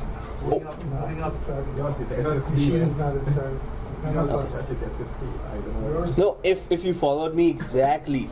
Yeah, but once we close the notepad, they're asking to save. Save? And try to save it, they shut off the machine. Oh, No, which machine? Which machine? The Server 3. server 3 is supposed to be shut down. bingo. No, it's Restarting. yes. that's something unique in your environment. Going on. That did it. Oh, it's working? Okay, good. So, any other confirmations The trust domain, from the people I am so heavily indebted with? this is really. Wait. I'm getting Oh, yeah, same here. that trust, yeah, that trust relationship you're right, between these you got the same two. error. Same one? But- That's the other thing that occurred That's, oh, is with me as well, is that. Disjoin, join. No longer recognize Yeah, Netplus the as Netplus being- admin. no longer recognize. Also, go for domain administrator / administrator, right? No, sorry, domain name / administrator. So, what is our domain name? Network domain? Netplus domain Dot / no. administrator and password. Go for that. Netplus domain dot local? No. Netplus domain / or netplus domain .local / it both work. Why And then the admin will work. Administrator, full name. Oh, this one. Administrator. Just type the whole thing. Let me just put that here. Administrator. Notepad. No, that's not it. That's not So, guys, if you're having problem with Netplus admin, Now, Oh, with the backslash yeah, saying we disabled that account, yeah. then guys, Netplus. Netplus. So- That was, either use this. If it says disabled, Don't use that. then go for just Netplus admin. What is the error you're getting when you use this one? There's no trust relationship. Trust relationship. Trust relationship message only means log in locally, disjoin this machine from the domain and join it again. Rejoin. Only solution is this. So do we know this process? If you get this error, log in locally. Then how will you log in locally? Anyone knows that? Administrator. Yes, you got it. Server 0, 2 or 3, whatever server name is, right? Login from local administrator and the disjoin this server from domain and rejoin That will work. to domain from the local administrator, right? So these are the 3 steps. Can we continue as the administrator? Please join and then join. No, migration it won't allow without Active Directory authentication. So, let me Cancel this. Yeah. log in as administrator. So you have to disjoin and join Okay. properly, right? So guys, do we all understand this? Now Ali, which, okay? Like Hyper-V is installed and you're properly logged in from Netplus admin. Hyper-V, I installed it. I'm waiting for. No, so you don't have that error? No. So go for just this one specific server and try to install Hyper-V. And don't go further. Guys, let me show you this. If you click this and add features come, just stay here. Don't go ahead. We need to discuss the further installation options here. If Hyper-V editing does not give error, it's okay, you're good, stay there. Yeah, you were saying? You have to be at the network card. So don't go there. Right now, if you're on the network card screen, Stop there. so stop, yeah, stay there. So guys, if we're stuck here, just stay here. We're just confirming that this tweak works, which we were doing. It works, so we're good. I'm going for the second server and doing the same thing now, right? So let's do it together as well. While some of us are disjoining and rejoining to domain on first server, you guys could do that, and then we can go for the second server, shut it down, right? So I'm shutting down the second server, including Asad is also doing that? Yes. Oh, okay. Hey, your glasses have real good effect going on here, like just So mine's white. already shut down. Okay. Yeah. Oh, okay. Okay, so I'm shutting down the second machine. Yes, you were saying? I didn't. Well, it's already. The server's already joined the domain. There. It's joining and joining. Some of us are getting that error. Only some of us. When you, where do you get the error? When you add a Hyper-V selection, when you select Hyper-V? No, when they are logging in. Okay. Using the Netplus and Exactly. So And we have to use Netplus admin, right? Administrator. No, Netplus admin. Local. Netplus? for us Not local. enterprise setting. Don't log in local. You have to go for Netplus admin. Logging locally, then No. We were talking about some other error, but I think you guys, we were not I was signed in the as picture. administrator. So go for Netplus admin only. If you're not able to log in for Netplus admin, there's a problem. Okay, hold on, I forgot that. Are we gonna write down the same 3 lines? Yes. So guys, let's just Go back and so Okay, it's working now. good for one server, right? Yeah. So guys, can we all do the same thing on the second server together? Yes. So we have, I just joined, now I have to rejoin. Cool. While it is rejoining, shut down the second server. So this is It's already shut down. It's already shut down. Matt, you're doing that already? Or I'm good on the second server. okay, I'm just rejoining. cool. You're also shut down. Yeah. Ali, you're shut down. Shahul, you're shut down. Second server. Put down, you see, yeah. Ma'am, you're shut down. Second server. second server. Brad, you're no. Okay. So, okay. So server 4. Govi, you're shut down. I'm shut down. Yeah, You are shut down. No, Gobi is always on. Gobi's not shut down. The machines are shut down, right?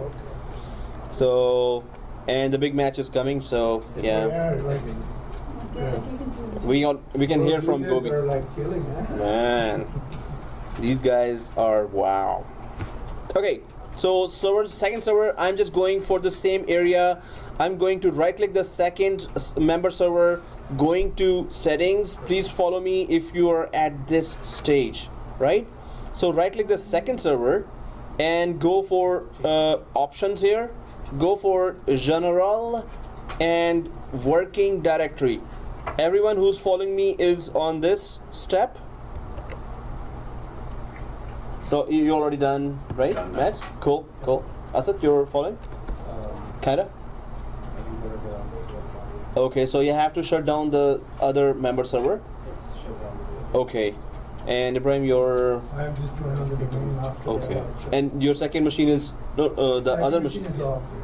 So yeah, we're working on the second machine now, right? So, but I can't leave it on this one and work on that. Can I? Yeah, you can do simultaneously both tasks actually. While you're disjoining and joining the other one, you're changing the notepad VMX file of the second one simultaneously, both, right? If you're able to do that, otherwise concentrate on one. Okay, cool. Oh, okay. My notepad file is with them. Okay, that's good for the second member server, right? Yes. Okay, that's great. Notepad, Ali, where you are? I'm just copying for the files in the notepad. Okay, for the second server, okay. And it is shut down, right? Yes. Gobi, is it shut down? Shut down. One connect to this place. I followed everything from the Document. The way the first one worked, you're going that way, right? As long as it works, we're good. Otherwise, please follow me, right? No, So- I did before, and it's still there. Okay, I'm just pasting the path of the second machine, right? Here, right? Here? There is no- Oh, it's already there. Yeah, but I got something And that else. happened. And press OK. So then I'm going to. So this is my second machine, guys. This is my second machine. Make sure the VMX file is there. Were you able to find that, Ali? Oh, I did. Yeah, I did from here. So, and notepad is there. When I turn on, I don't know. Shahul, you were able to find that? I was able to find Ma'am, you're able to find that? Okay. Hey, 911 is there. Come on. I'm past you. Oh, okay. You're way ahead. That is good. So Ibrahim and Asad are on this screen. Ibrahim is reaching there, right? There he's joining still. Cool. So notepad, when I open that, yes, the last lines do not have it, that code. So where is that? Oh, I copied it somewhere. No, it will be gone by now. Oh yeah, the email. Yeah, it's in my email, which I don't want to show everyone. Shut down. Yeah. No, I first. Pending. I love it. No, Okay. I edited it. So That's why I guys, got this error, right? make That's sure- why this error was Mhm. asking me not to. So guys, make sure same thing, right? So I've just added this one, right? And there's my water. Woohoo. Yes.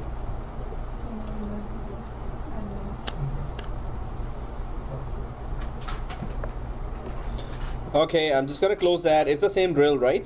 But we have to be very careful about that. Save. And then, what's the next step we're doing? Next step is Yes. if we are on the CPU. yeah processor. So hardware, Virtual, go to processor, virtual and the middle one only, So, right? Yeah. So are you on the VMX file, right? we've done that. Done that. Okay. Yeah. When there did that. Just the middle one and okay, right? Middle one and okay. We're good. We should be good, right? So press OK and power on, right? So Matt is there. You're logged in. Did you install Hyper-V and it's okay? You're in the process. Okay. But I'm waiting for the server fee for the network part. Network part. What network part? They asked me for add in the network. Oh yeah. Oh, wait there. Wait there. So guys, I'm just going for the second server now. I'm just going for the second server now and trying to install that. So You're not joined yet? did you who said that? I mean, did you notice that? Okay. So yeah, I screwed up. Sorry. Sorry guys. Today was like AM10. That was like, you know, after the long weekend. Let's just blame the long weekend. Come on. Yeah, it was the long weekend. If it was a short weekend, it would have been better, right? Like, you know, yeah. Every long weekend after that, it's the performance is like Kebabs and pakode and all. kind of zero. Yeah, too much, man. So it's server 03, and I hope it just lets me join the domain as well. If your IP is good. If my IP, yeah. How do you know that? Serious? Yeah, that's actually what is missing. Sorry guys. 200.1. So it is 200.1, and I'll go for 200.3. Yep. Guys, today we were not able to do that. So Let's see. till next week. 192.168.200.50. 168.200.1. All right. Hey, isn't it one? Sorry guys. Netplus domain dot local. Not good. Not good. Not good. We just were not able to do stuff today. You know, we have to wait like. We have to recover from it after 1 week. You know. Why do we uncheck IPv6 again? Because when we need to troubleshoot and we want to see the correct IP, instead we see IPv6, which we then don't realize, okay, what kind of IP we are watching right now. It's like Martian language thingy, kind of. But you could put the shortcut in IPv4 and then you'll see. Like, waste of time. Yeah. Okay, you're right. Why is it cancelled? No, Serious? It's just refreshing. Oh, okay. Thank you, sir. Sorry, guys. I screwed up.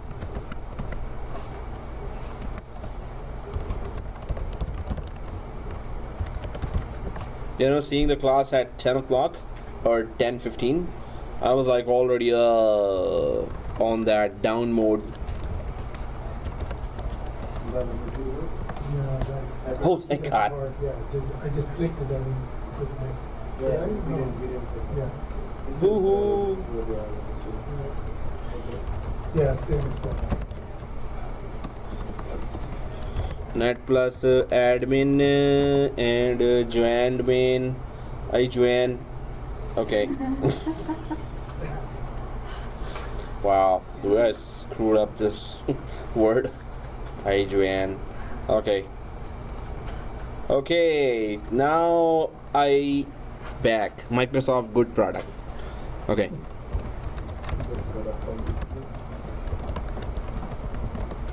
Okay, so Closing apps. Seriously, start already. Okay, server 4 I was supposed to confirm, so I'm just gonna go for that video that was recording my performance as well. So local server here, guys. Forget it. Okay, so I'm just gonna confirm this, add roles and features on the second member server if I get to have that Hyper-V as well. Please. Oh, thank God. Okay, so is everyone on server, second member server, on this screen? Yes. Loading? Okay. So majority are on the screen, quorum has been met. Yeah. So we should we wait for Shahul, or what is the vote here? No problem. I will get that. No, I have to wait, come on. I have a very good reason to wait. So I have a very tasty reason to wait, right? So okay, next. He's just updating his Facebook.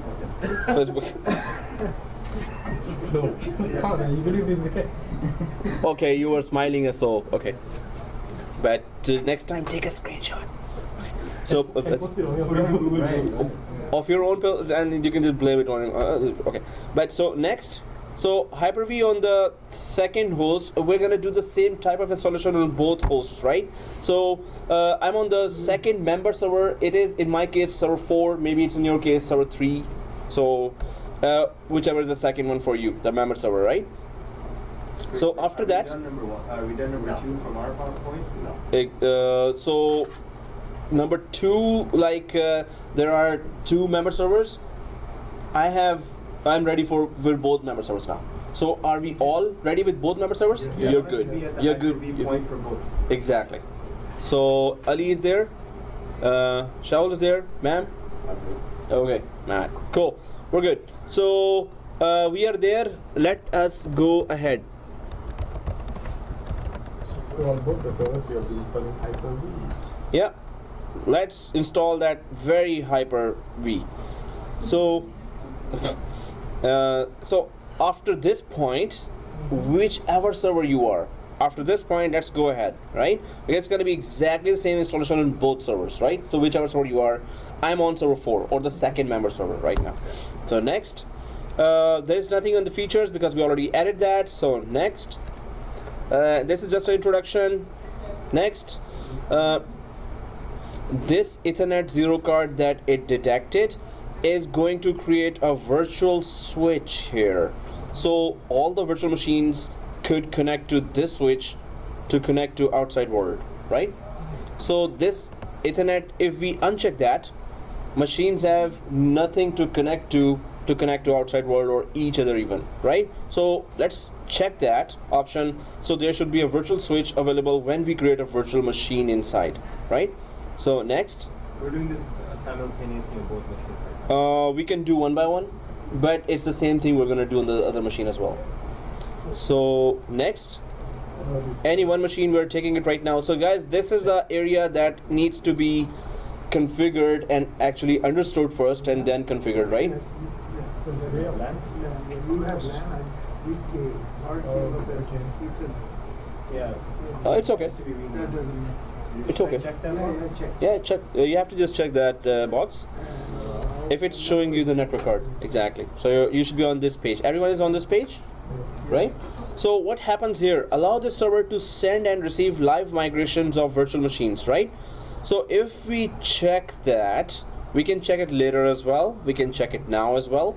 The main thing here is to understand CRED SSP. What does this mean? Use credential security support provider. See, so easy. Next proper case. Oh, okay. So CRED SSP just means that this protocol is less secure than Kerberos, but does not require you to set up constrained delegation. Seriously, to perform a live migration, you must be logged on to the source server. So source server. Anyone has any idea what is a source server here? If we go to that diagram, exactly. So this is our hardware Hyper-V server that we're looking here. So, or we can go here. More confusing? Okay, let's just go here. So these are the Hyper-V servers, hardware servers, right? So these are both source servers. Now what CRED SSP means?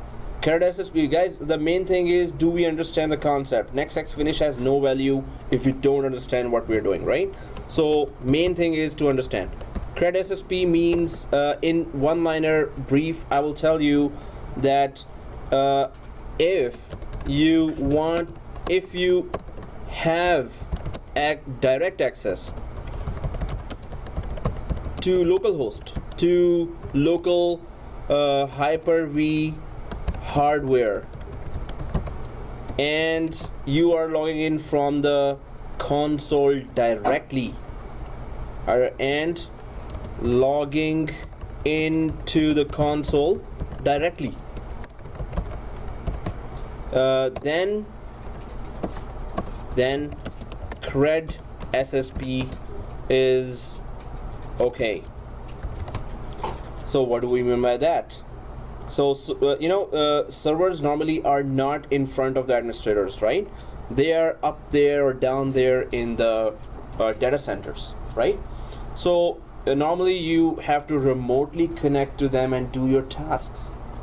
You cannot just go there in the data center, put on that jacket because it's very, very cold there, and then do the work there, and then somebody just drags your frozen body out later. So the thing is that you have to, normal is the case that you remotely connect to a server and then you execute your tasks, right? If that is the case, so this is, if you just bought the server, it's in front of you, and you just logged in directly to that server, you're not remoting in. As long as you're not using a remote desktop to access the server, you're directly there, you can select this option CRUD SSP. You don't need extra security. What the username password you just gave locally, that's enough, and it's going to let you migrate a machine from one host to another. If you are remotely connecting, so if you are remotely connecting through Kerberos, you're using Kerberos whenever you're logging into a Windows environment, you're always using Kerberos. Anyone knows who's that? Ticketing system. Kerberos is a ticketing system.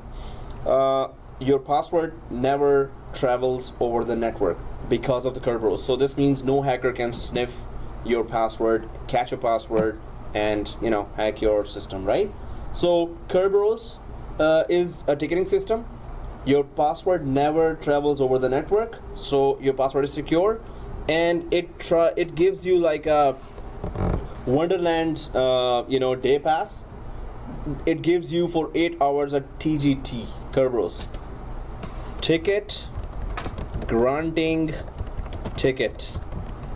Now that this TGT from Kerberos, this lets you connect securely to all the Active Directory joined network resources like file servers or printers or web servers or Exchange server, whatever is joined to Active Directory. This lets you connect securely to all the Active Directory joined network resources. And TGT is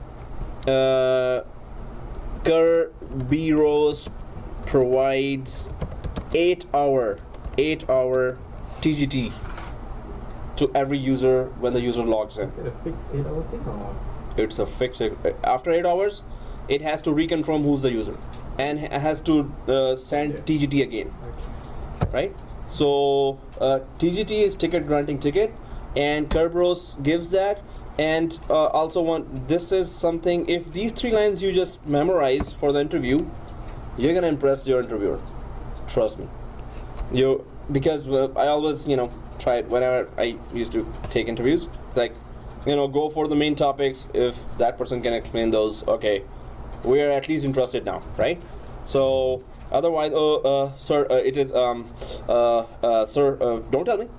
Oh, okay. So if it's like that, phone down. So this lets you connect securely to all the Active Directory joint network resources. One of the main things, password never travels over the network. It's very secure. The industry accepts that Active Directory network is secure. And Kerberos is not only being used by Active Directory, it is used by some other vendors as well in their authentication system. Kerberos they are using. So Kerberos is not Microsoft proprietary authentication system. Just to clarify, okay, Mhm. so end user types in a password at some point, right? Yep. And then generates a ticket on the local machine, and then that's what goes across, and that's what authenticates. Exactly. So end user creates, put the username password. The ticket gets created and encrypted. That password encrypts that ticket. So when that ticket reaches domain controller, if that password was created by the domain controller also knows that password, right? So from that password, the domain controller decrypts that ticket. If domain controller is able to decrypt that ticket from the user, that means, oh, this is the same password the user has which the Active Directory gave to that user. So the security risk is the transference, not if your end user gets hacked or the server gets hacked, then you're done. It's the local thing. It's the local one that gets hacked. Yeah.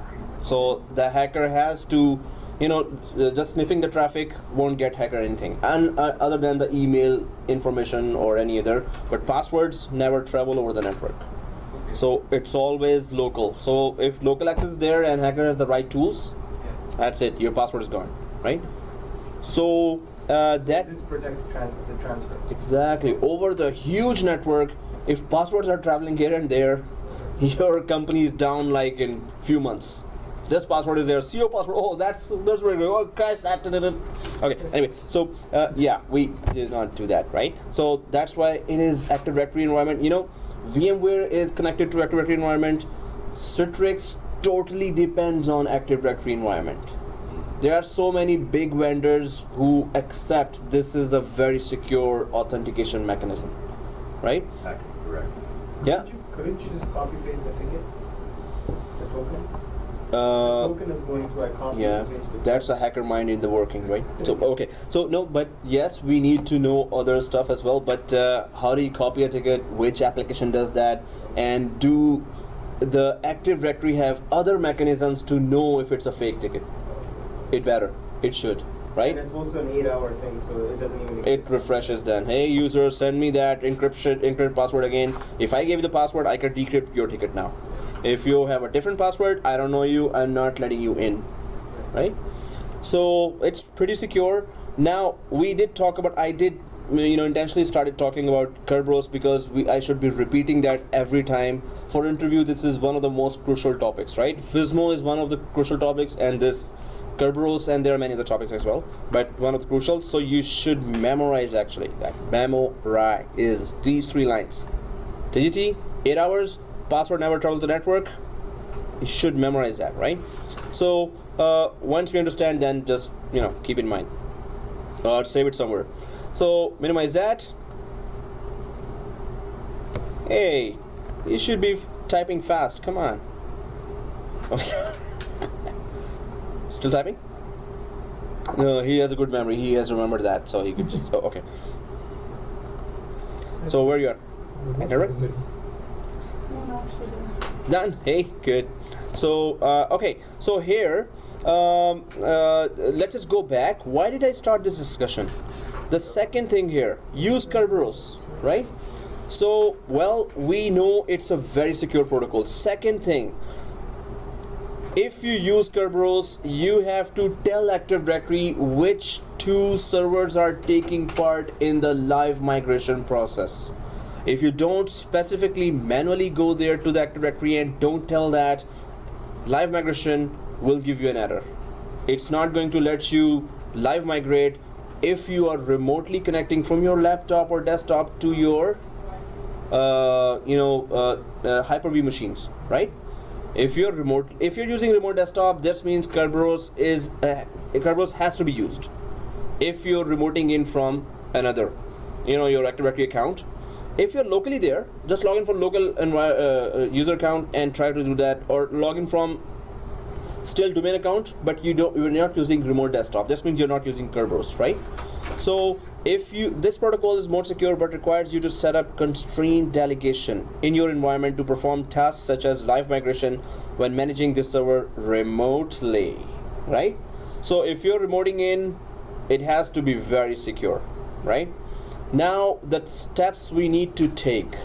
Now we could just go with creds SSP right now and do this task once and all, right? It's like very easy to do with if we consider this, if we click this.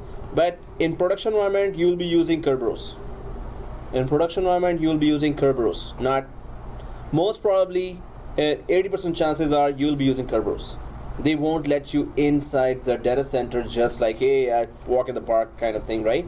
So what is the reason? Why are you going? You have to get approval from your manager. You must have a very good reason. Manager must have a good reason to approve you to enter the data center. Nobody should be able to enter data center for no reason, right? Or this is actually, if it is doable remotely, manager will know that. Manager will then say, do it remotely. And if you don't know what is constraint delegation, you'll say, sir, can I just go up? I have double jacket, I have Canada Goose, so I'm okay. So no, you could just go down. Right now outside is minus 25 as well. You need that jacket outside more. So goodbye forever. Oh, okay, so yeah, that was another way to say that. You're fired. Yeah. So anyway, use Kerberos here. Let's go this way, right? Because this is job objective. You will be using that more in the job. If we decide to use this way, now we need to go to Active Directory and tell Active Directory which two servers are going to take part in the live migration. If we don't do this, when you remote access, sir, no problem, live migration, see this, click, and there's an error. The error will say authentication failure, I don't know you. I don't know these servers who are live migrating. So all will be coming from Kerberos from Active Directory because you did not do the constraint delegation step yet. If you choose that, you need to go through this step. Let's do that, right? So for that, that's why I'm saying you have to be joined. These two machines must be joined to the domain, and these two machines you must be logged in from Netplus admin, right? So let's just keep this option here, and let's just go to our Active Directory now, right? Now inside the Active Directory, so here tools, Active Directories and computers, right? And netplus domain.local. So what is the purpose of our coming here? To check the service number. Set up, Constraint. So to set up constraint delegation. What does that mean? Constraint delegation means control. Which servers? Yeah, under it. so if it's written, it's better because then you will take notes, right? So constraint delegation means that that font is good. Something darker. Yeah, Yeah, that's fine. I'll write. That is better. So a constraint delegation means that AD must know which Hyper-V servers are involved in live migration and which services they will be using to do this live migration, right? So constraint delegation means AD must know which Hyper-V servers are involved in live migration and which services they will be using to do this, right? Oops, let me just put it up. So it's under property. Hey, how do you know that? Just look up. So everyone wrote it down, right? So let's go ahead a little and just tell Active Directory, hey Active Directory, these two servers will be taking part, and there are two services that will be added to both these servers that will make the live migration work with proper authentication and security.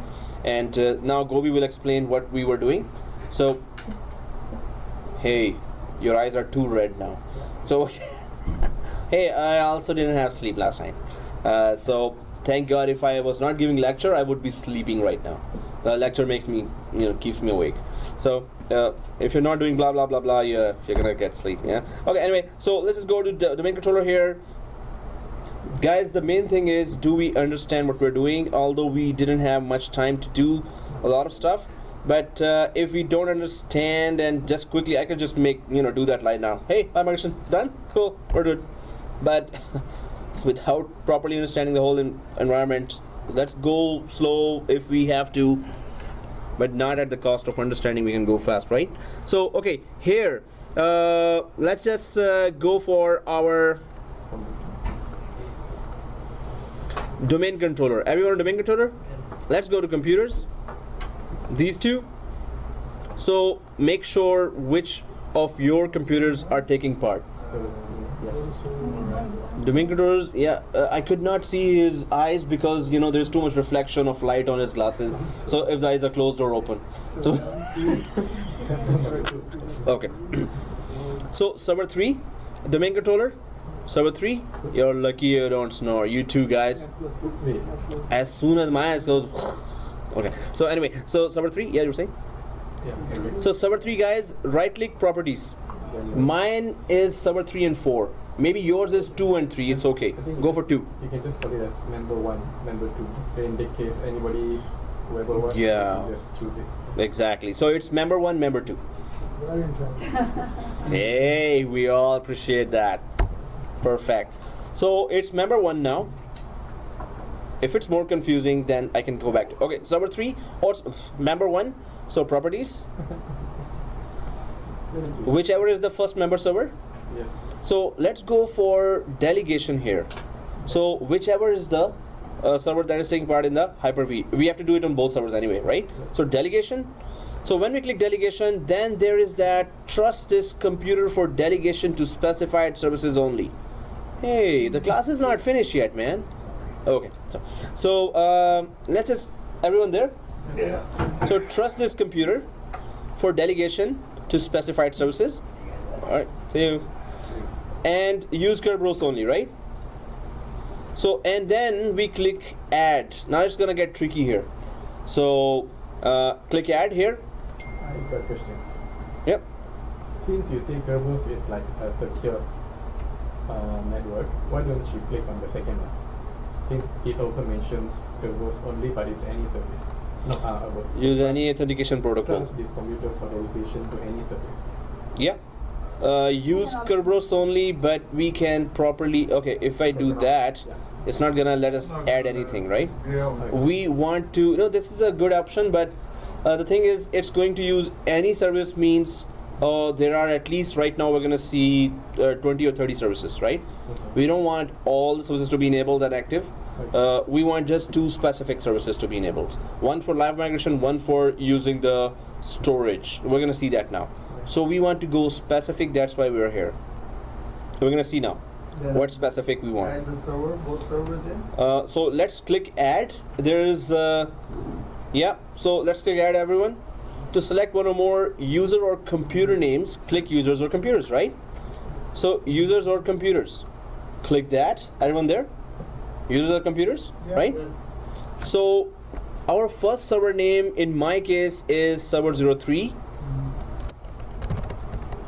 In your case, whatever, right? So check name. I'm just choosing the name of the server which I right clicked in the first place in the Active Directory here, right? You can put server as gonna show all servers. So check name. In my case, yeah, just put server and it's gonna just show up all if they all start with the same name. So server 3 here, right? Everyone, press OK. Now when you select server 3, now there are lots of services here, right? So please be careful here. Click this CIFS. Where? Okay, here. User and computers. Did you? User and computers. Server 2, not 3. No, I'm doing the He has 2 and 3, right? Yeah. We are going to do that on both, but definitely whichever is taking part, right? So did you put the server name? Yeah. And you see this screen, right? Yes, yeah. Okay, good. So the CIFS is for storage. We're telling Active Directory that this Hyper-V host will be using a storage service here. And now let's not select anything else, but keep pressing the control key. We just need to select one more service, right? So one is CIFS, and keep pressing control, or when you go down, then press control, and keep going down. After a couple of million services are passed, And okay, I passed the main service. Oops. Okay. What is the name you're looking for? So I'm just expanding that, and it is cluster First management. letter of the Well, I know it. I met it before, so I know it. You know, by. You know it, but you don't know it. That service is not there. We installed. Oh. Guys, we have to first make sure Hyper-V is fully installed and restarted, and then that service will appear. Sorry. Okay. Sorry. We haven't started. Yeah, I can't just select the wrong service. It's okay. Cancel? We go cancel everything? Not everything. Just this wizard. Yeah, we're Oh, still okay. on that migration part, right? So on server okay, we're still on the migration part, but that service is not showing here because we started it already, right? Yep. On server 3? Yeah, server 3. No, server 4 where I was. Yes, in your case, server 3 or second member server as was suggested. I'm just clicking use Kerberos and next, because that we need to come after. It sees that Hyper-V has fully installed.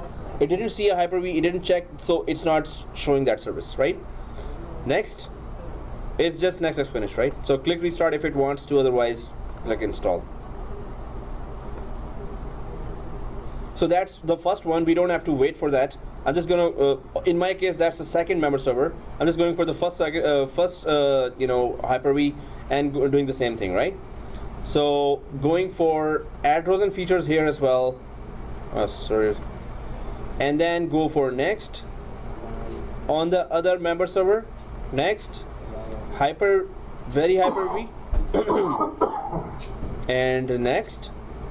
No features. Next Ethernet, yes, we need a virtual switch. Next allow and use Kerberos. Next, so we all see that on the other server as well, right? Yes. Next, and yeah, press yes. You know, after doing that, so we can just directly should be able to see that service. Okay, yeah.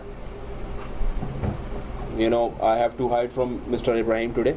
I have to go from the very thin lane behind this. Patli gali we used to say. This is thin lane with all the protections. So you'll go there. You go. Okay. No, today was like not what I was expecting, and it was a bigger lab. I knew one thing: this lab can be finished on one day. But where we are, we could have been earlier there. But would have You couldn't. still have the second class problem. I mean, there are certain people that are no longer attending, right? Can we do a second class based on the current students? Let me pause that. Okay, so resuming now, and let's just look for that service and call it a Tuesday. It's still loading, 29%, 30%. Only one server is shutting down. Mine. Restart both servers, guys. Oh, if the second one is not by itself restarting, I have to do myself. well, it's better. So I'm back here, and the video is recording, so I could at least show you. But it's better to be on the same page together. You know, this lab is one of those labs which are much longer than others. Yeah. So we would have reached a little further if we were started at 10 sharp. If we had started just a little further. Oh, it's without tires. Few guys in the car. Huh? Oh man, how do you know that? The suit up. You sure? Suit up. You put it up in the car. It's 1:30. I mean, I should be running now. Actually, come on. Okay. So, server 1, guys, refresh the server. Refresh, couple of million times, and then we go to computers again. Server 3. Right click. Wow. I don't know how long can I take this accent. Oh. Really? Yeah. Come on, guys, you're boring me to death. Okay, so properties. I mean, I'm just checking in advance if the services do show there, right? So I'm just going to the same place just to check. What is other service you're looking for? Guys, SSD is a scarce resource here now. There are 2 VMware classes and 1 Citrix class also didn't had to start on SSD. So because SSD is like Tiny. 500 GB. Only 4 So- I got a terabyte, so Yeah. Okay. You were saying? Oh. I have to. Oh yeah. So add computer server 03. I'm just checking that. So when they restart, refresh, guys. Sifs. Oh, there you are. See, these were the services I was talking about. The migration service. It has to detect Hyper-V installed on those machines. Then it will show up those services. So that's kind of a good thing to know, that if we don't do something, it's not going to show up. First one is So first one again, guys, this one. CFS. Say CIFS, which is for storage. Second one, we go for virtual system migration service, right? Only these two. Only these two. But not Hyper-V replicas. No. Only these two. Not yet. No, replica will still work even if we don't select here. We're gonna use that replication, right? So it's gonna work. So press OK here. I mean, like you got it. So, oh, both machines are starting, right? Yeah. CIF and Microsoft Virtual Yeah, System. this one. Virtual system migration service, right? You able to see that? Yeah. Okay, cool. Ali, you able to see that? Cool. Ma'am? Okay, welcome back. Hey. Okay. I'm already there. Yeah. Cool. Shaul? Server 3 doesn't have server 4 has. The restart. Yeah, it's the Oh, it's a restarting then, of course. So, if these 2 services are there, please take into account or remember that these 2 services for the second server as well. Press OK here. Now it should look like this. Server 3, these 2 services, right? And I'm going to do the same thing on second server. So, apply OK, right? Yeah, what I'm saying? Right? All the options we see, and this is crucial if you want to remotely do that. And in job environment, that's the only way you will be able to do that, right? So apply, press OK. Second one, server 4, still the same thing exactly. So server 4, right click, properties, or second member server, delegation, this computer, use Kerberos only. There? Okay. Ooh. Go ahead. Remember something. Just Okay. for some reason it's just Oh. Okay, both of them at the same time restarted, right? that's probably And the third one is there. yeah. Ouch. So I'll be pushing for more SSD. Oh, there are some cheap SSD 1 terabytes with one guy there. In Mississauga, it's like $280 1 terabyte SSD. Oh, that's $280. which brand? Crucial, Oh, Samsung. okay, Oh, sorry, Crucial. Yeah, 280. Is the same guy? Who, One terabyte SSD. No way. So I will be going to that guy in Mississauga, just to get at least one. 1 terabyte for 2. Yeah, he- For 280? Yeah, he got a lot of those. So he got some deal there. So I'm gonna send it to the group, and whoever wants to. But for me, yes, I need that.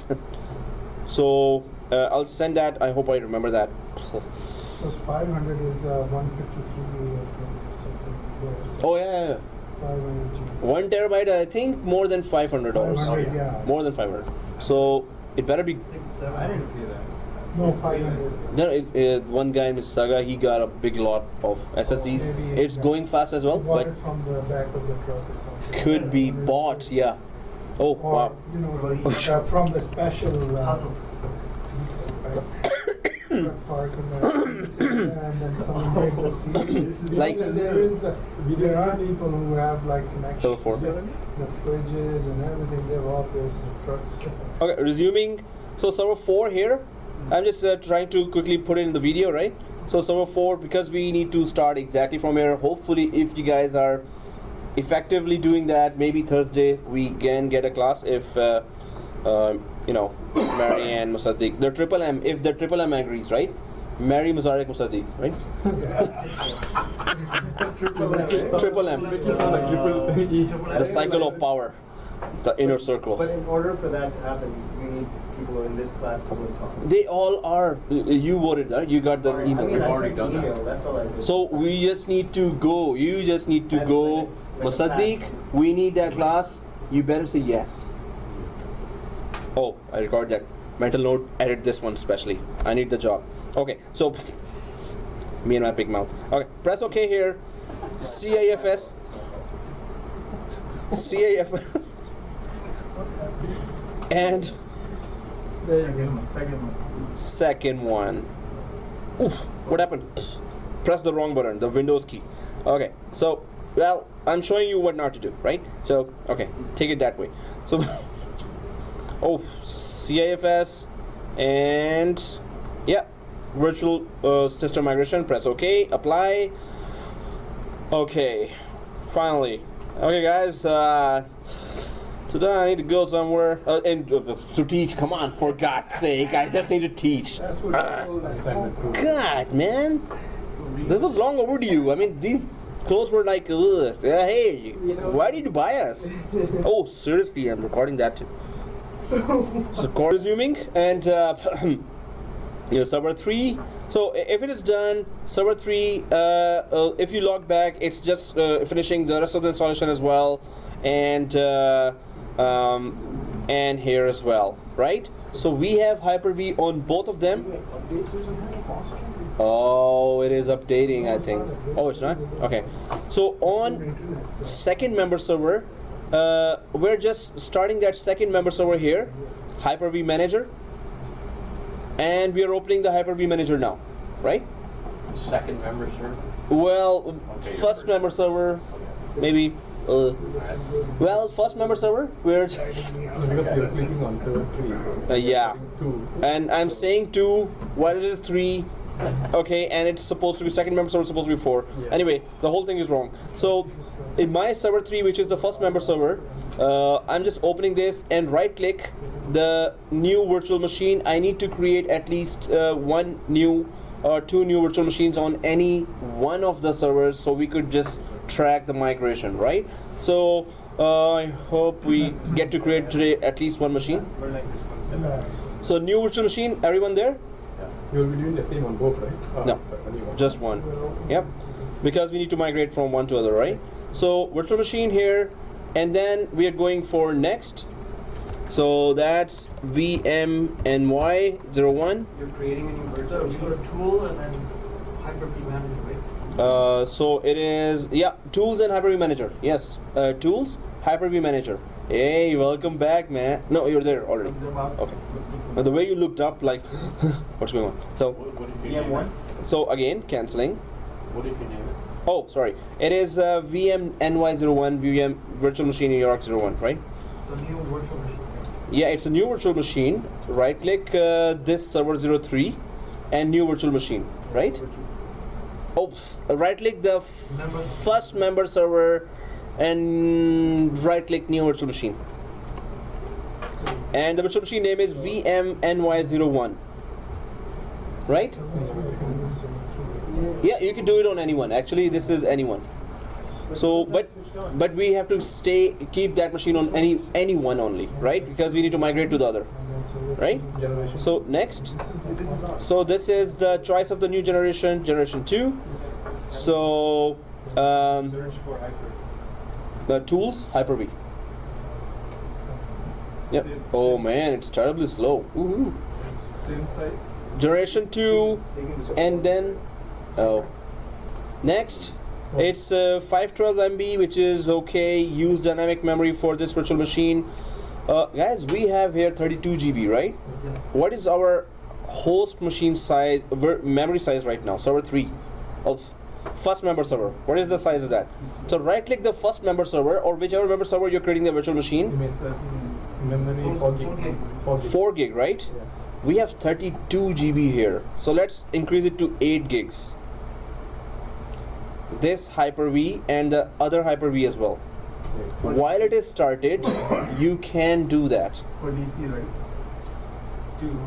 member server, first member server, which is in my case server 3. You know, next class at the start we need to all make the same name, put the same names, right? Rename it. So right now I'm making the first member server and then second member server both as 8 GB because we're gonna install OS inside as well. Then we can test some more in-depth, you know, when we live migrate. Yeah, you're saying? Sorry? Oh, you have total 16? So go for 4. Is that generation 2? Yeah, generation 2. So 8 GB I'm putting on this. And sorry, the size again, 1024. 4. This, sir, for the virtual machine. Yep. 1024. 1024, 8 GB. I'm giving the memory size of 8 GB for the server 3 itself in the VMware workstation, right? So everyone increase the size on their VMware workstation. On your server 3. On your server. Maybe he has. Are you using 3 and 4? He's on the Hyper-V. I'm sorry. So here on the VMware workstation server itself. I'm on the first member server. Okay, first member server. It's 2. Oh yeah. Okay, first member server, increase the RAM to 8 GB. Second member server, I'm going there without touching Hyper-V right now. Second member server settings and increasing the RAM to 8 GB and then just creating one virtual machine, right? So now later next class I hope we are all at their 10 sharp including me. So and then we're gonna go for operating system as well because that's gonna be the real environment then. We do a less of pretending and do the actual environment. So we just added the memory 8 GB. We just changed 8 GB for both Hyper-V servers, right? Everyone did that? So everyone did the 8 GB thingy? Ali, you can just go for, you know, this machine as well. Oh yeah. So I'm on memory right now, right? Oh, You mean generation 1 or 2? 2. 2 is better, right? 2 is better. 2 is latester. Yeah. So I'm on memory right now. Use dynamic. We can change the memory anytime we want, right? So next, and then there is that switch we added here. That shows up as that virtual switch written here, right? Yes. Virtual switch, right? It's showing up as this. So select that, right? Okay. Next. And then the hard disk size 127 GB, yes, because it is thin provisioned. 127 GB is okay. It's not gonna take that much size. So next, the defaults, right? I'm not changing anything here. And before somebody totally goes to sleep, let's just finish the lab, right? Somebody, oh, okay. So next, Why does it become dark? finish. No, I think. Hey, is it the same machine? Is the 32 GB physical machine down there? Or somebody changed it to a 16 GB Who machine? knows? Yeah. So guys, yeah. So Okay, guys. So this machine is available for everyone. just click finish. That's it. That's it. So is this machine available for everyone? Yes. Okay, sorry guys, today I just need to run now. I hope we have a Thursday class, we could do better there, right? But we still want to understand and go ahead instead of just going ahead, right? So that's why we're slow. What was member 1? Memory? 8 GB, 8 GB both. Member 1 and member 2. 8192? 8192 exactly, yep. So I'm just shutting down. Oh, first I'm gonna take a snapshot. I need to be smart today. So it's taking snapshot, Hyper-V installed. Just this snapshot on the first member server, Hyper-V installed, right? I'm taking snapshot here, and then second member server, take snapshot, Hyper-V installed. Okay, so it's saying out of bounds between 32 and 2642. No, not this memory. The VMware workstation memory. Yeah, I did that. But then Oh, here 512. No, we haven't done We just next finish and that's it, finish. So just the like virtual that. So you see 127. that that's it. 127 next. 127 is Yeah, next. install operating system later or not? Later. What about the Yeah, not now. Not now. Later we're going to add that. Yeah. network? Then finish. Network is drop down. Do you see the virtual switch? Okay, select that. Take snapshot. I'm shutting down. If we don't have the, of course, class, we're gonna not get an email, so we know that it's next week. Yeah.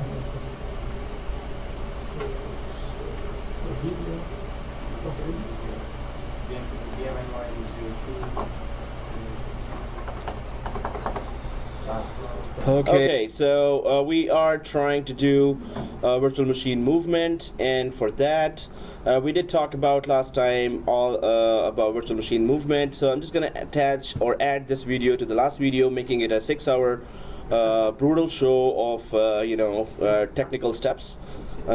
So be patient and try to make notes out of that. Happy suffering. Oh, what is wrong with me? Okay, so oh yeah, it's Halloween. Okay, I don't know. So let's just go for our sketch here. So we already have one DC and two virtual machines, or not virtual machines, the Hyper-V machines. So this is Hyper-V 1 machine, Hyper-V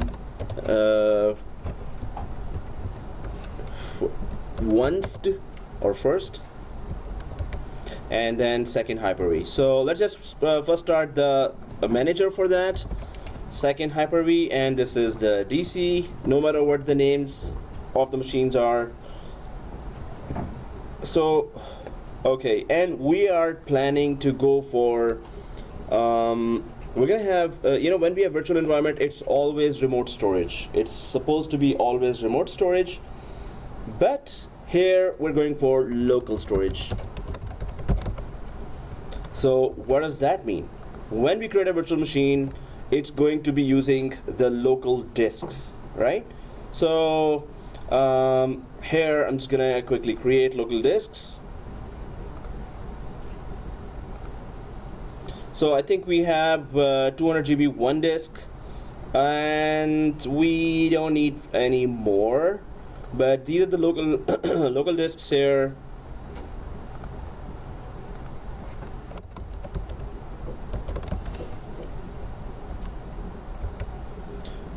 Okay, so if we had tried with a remote storage, it would have been a even longer lab.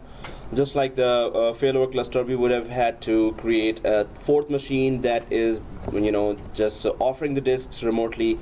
So local storage we're using, and we're going to be creating one virtual machine. I think we did create last time a VMNY. I think we did that, VMNY.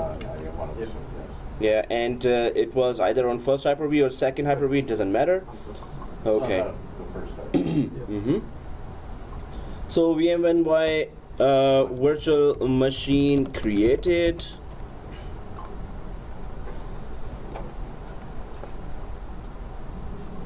So let's get going. Now our setup here has to be that we will be doing a movement, and how the movement will be done as soon as we further do some configuration. We need to make some tests as well. When the virtual machine is created, of course we need to put its virtual disk somewhere, right? So it's dot vmdk. No, it is dot vhdx. So this virtual disk is a virtual disk of a virtual machine.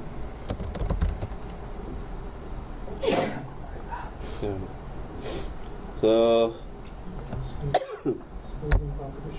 has begun. So dot pointed to show. Everyone please point to, oh no, okay. So it's coming from all directions. Shahol is a lucky one. Oh, okay. Who knows, he'll start soon. I haven't even started, and others have started first. So .vhdx virtual machine is created. It has to be either placed on a remote storage. We don't have that, so we have placed it on the local storage here. Now when this machine, seriously, this primitive, I wanted to move that now but MS Paint doesn't allow me to move that. just to clarify the concept. I'll just quickly. Okay, serious. Oh man. Okay, so I'm just thinking loud right now. Hyper-V diagram PNG, clarify, live migration, screenshots. Okay, we have all that stuff here. And okay, wow, that is so good. Okay, so well, I'm just gonna explain that later, but what I'm trying to say here is that when the live migration starts, what happens is that it makes as soon as the live migration starts from one physical host to another physical host, it actually creates a copy of that .vhdx here as well. And so what happens then, that during the live migration, when the machine is moving and everything is okay, and then the machine reaches here, then this hard disk is removed. And if during the move the virtual machine has some problem, and suppose the network got disconnected for some reason, so it's gonna go back, it will stay on its source, and the hard disk was never moved from there. The hard disk is still there, so there will be no problem with all the end users who are connected to this machine from outside. They will not feel a thing, right? So if the virtual machine is successful, the hard disk is there, and as well as here. If it is not successful, hard disk is still here on the source. So in both cases, it is a safe migration. The machine is started right now, like it has to be started, right? That is called live migration, because the machine has to be live. So we need to check all this as well. We need to test all this, that did this happen or not, right? So let's get going with our configurations here. So we did talk about understanding. We talked a lot about virtual machine settings. Now the settings we have to do, configurations we have to do on both physical machines here. Install 2 virtual machines inside one of the Hyper-V. Well, 2 or 1 doesn't matter. Let's create external switch by the name of production on both Hyper-V. Let's add another NIC with the IP address of 10.0.0.1, 10.0.0.2. Let's make sure our domain administrator account is also part of Hyper-V administrators security group inside ADUC in the container called built-in. So set up live migration options on both Hyper-V machines. So this is the lab. This is the step-by-step we're going to be doing. So let's get going with that. Are our machines started? Yes. Except for the client. It's except for the client, which is okay. And Imran, I forgot his name. That's not possible. Moment. Yeah. So yeah. Your machines are started, right? Or starting? Already started. Hey, started in the process. Okay, let's get going now. First thing, we need to install 2 virtual machines inside one of the Hyper-V. We did that. Second thing, let's create external switch by the name of production. Sorry? We have 1 version. Oh, which is okay. Yeah. All right. So there is let's create external switch by the name of production on both Hyper-V, guys. This is very important step. Let's just understand that quickly. So if we have this diagram here, and we have to create an external switch, like the switch that is configured as an external, but it is actually a virtual switch, right? Suppose this is the virtual switch we are creating on both. So the settings have to be very carefully done. Like the name of the switch on both sides have to be exactly the same, right? So production is the name we're gonna give, but what is the type of switch? It is going to be external. So what's wrong with me? Okay, and exact same thing on the second machine here as well. When the virtual machine starts migrating, it's going to check the network settings. If it's the same, of course, it's going to not be any problem for the machine, right? It is already live. End users are connected to this, right? So this will be first thing is external the virtual switch has to be exactly the same name and setting, right? The second thing, the second thing is that we will be creating another network card, and let's just connect our external virtual switch to that network card. So either we connect that, so we're going to add a physical network card. The second one, we already have a first network card which we are not touching at all, right? So there will be a second network card here. And why are we putting that? Connect the two virtual machines on a private network. So yes, but we already have a first network card. Why aren't we using that one? We are using this just for external purpose. Yes, very near. Sorry, what's that? Yeah. We are using the second network card just for the external, for migration. Migration. Just for migration. For external purpose. I mean, Migration, yeah. This task. That's external. Hey, figure out yourself, Teach. Come on. Oh, okay. No, I mean, like, you have in the interview, you have to be very clear what you're saying, right? Yes. So yes, it is, as you said, for migration traffic. Let's put it on a second network card, so it will not disturb the traffic on the first network card, that is DNS Active Directory for regular network traffic, right? DHCP. So we're gonna add one network card each, and even then, what we need to test here, our network we are using right now, network ID is 192.168.200, right? .x, whatever, right? So network ID is this for the first network card, but that's if we want to separate the migration traffic, can we do that on another subnet as well? Yes. So that's what we need to check and test. If it says no, whoa, what are you doing, buddy? So we can just go back to our local settings, but it is, under certain circumstances it is doable. Not under certain, It's this like is another kind of a best practice, right? So it's like another network that we create. NRA. What's NRA? I will Google this. Huh? I will Google it. No, you're saying we are creating an NRA network, right? No, another network. NRA. Another.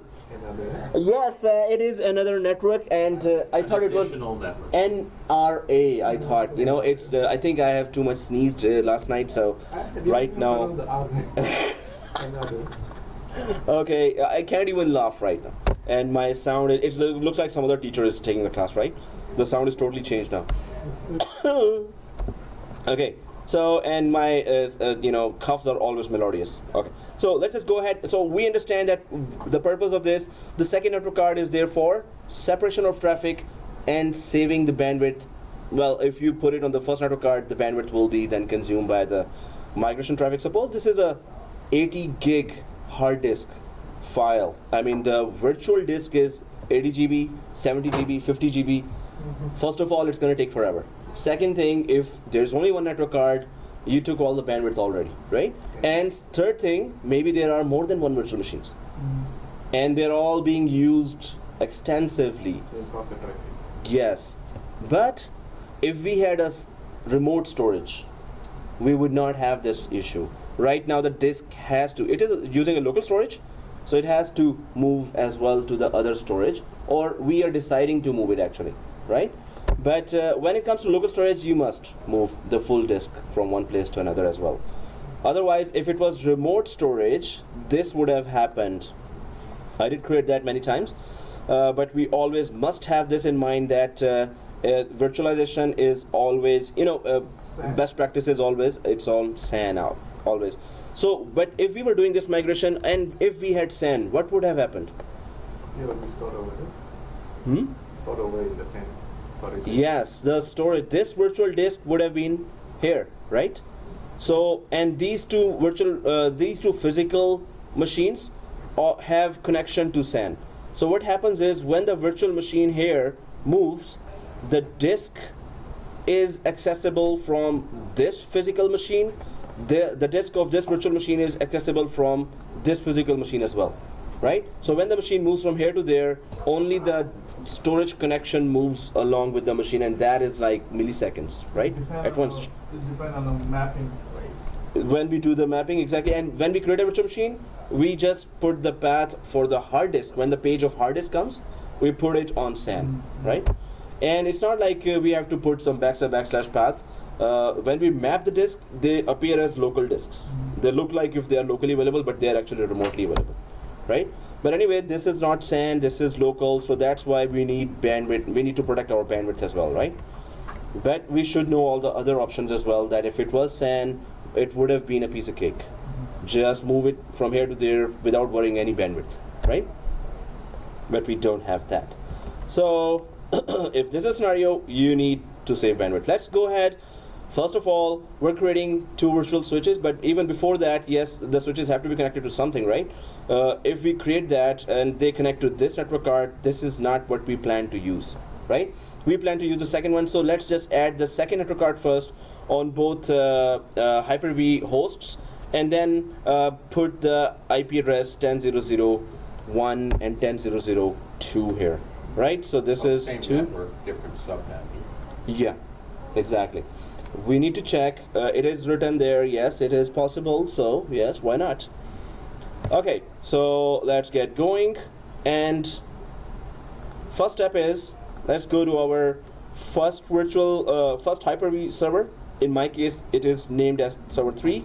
In your case, maybe it is 2, right? So looks like this is a Tuesday after a long weekend, right? After a long weekend, nobody's in the mood to come, right? No. So let's get going. So on our server 3, which is first Hyper-V, settings on the first Hyper-V, host. Once insert setting, let's just add the network card here, press yes. I am trying to check what is the VMnet settings. It is VMnet 10, right? So Hang on. network adapter done. Okay, this was the Hyper-V most important app that Shahul missed. So The PC is not working. Now I jumped with it. okay. So yeah, we just added the network card. I'm just checking what is the setting of the first network card. We still need to, I have 14. which is okay. Which is okay. Doesn't matter. As long as they both have the same. Yeah. So, a network adapter. Mr. Shahul? Yeah, edit. Oh, you're there? Hey, that's good, man. You're fast. What's right with you, man? So, custom, and yes, I'm just going for, because it's a separate subnet, we could even go for a different VMnet as well, Yeah. if we wanted. I was going to say, I mean, it wouldn't Okay, matter. let's go for a different. So, I have 10, I'll go for 11. You have 14, go for 15. You have 19, go for 32, which is not even there. So, let's stay sharp here. Let's remember our settings we did, right? So, okay, that's good. So 10 and 11, right? Well, I've just added next. So same thing on the second host, right? Press OK.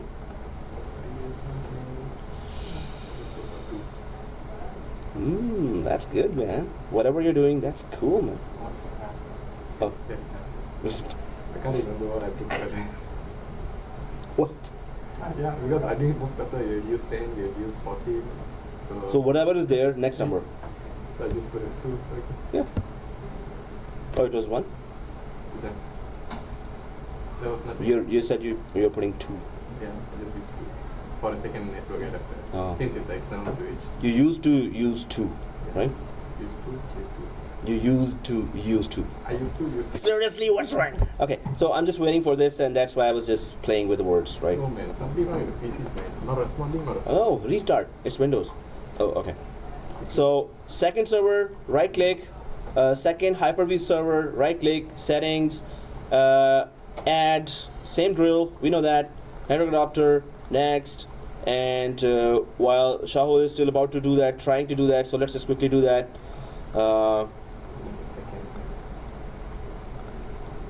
And go for 11. In my case, in your case, whatever is the next one.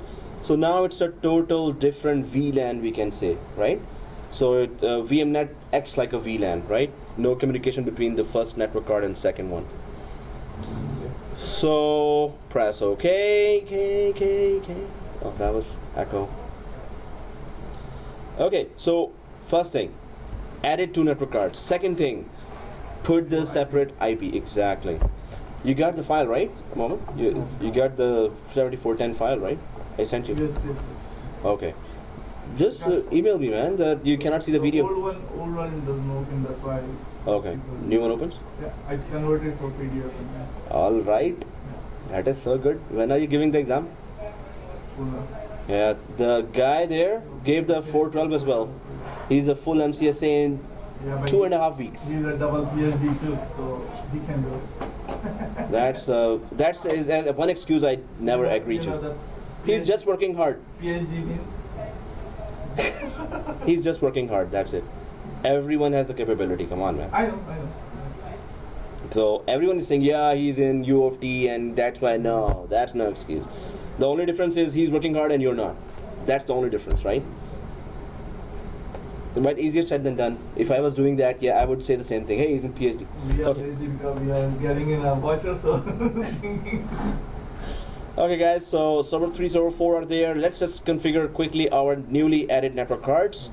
So I'm on first Hyper-V machine, and then going for and so it is the Ethernet 1.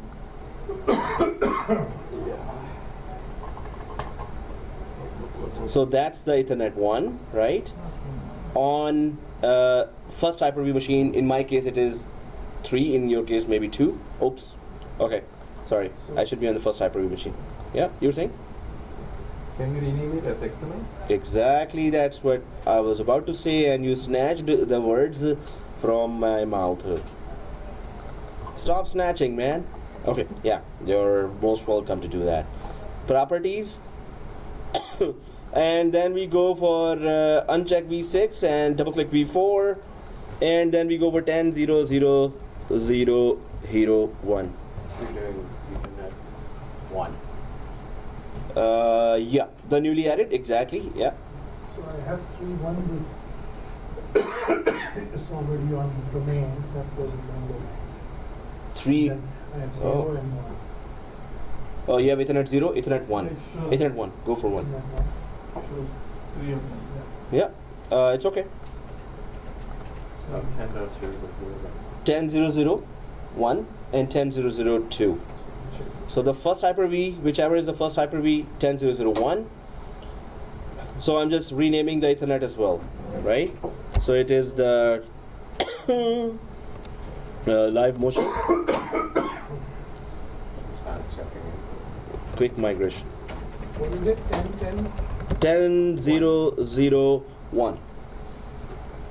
10.0.0, what happened? Not accepting? Did you turn on the Windows 8? No. Okay. It need maybe it's memory. It's not. done. It's frozen Showing kind of. up. Oh. Yeah. But can you try to cancel and come back? Is it frozen? Strange. Sorry, you were saying? Do we need a Windows 8? No. For now, no. It's not showing all kinds of stuff there. All kinds of stuff. Well, it shows Oh man. especially Ethernet 0, You know? empty. Anyone is a fan of the fan? No fan. turn it on. No. Or that because you know what? Oh, I don't need to record that. Resuming now. That mask is Oh, seriously? Yeah. 255.0. Yeah, it's the separate mask that it takes automatically. Whatever one it takes. Whatever it takes, it's okay. It is already on separate VLAN as well, so Yeah. you know. So it doesn't matter. Yeah. Right? Oh, you're right. So celebrities are not even showing up today. Class is shrinking like crazy. Yeah. It is like that. Life goes on. No, only the serious ones always remain. Last serious ones standing. This, you know, every course is not for everyone. Okay, so if this is done, press OK, and let's get going. So quick migration here. Now I'm just gonna go for server 4. There is Ethernet 1 there as well, and 10.0.0.2. First renaming it to quick migration. Quick migration.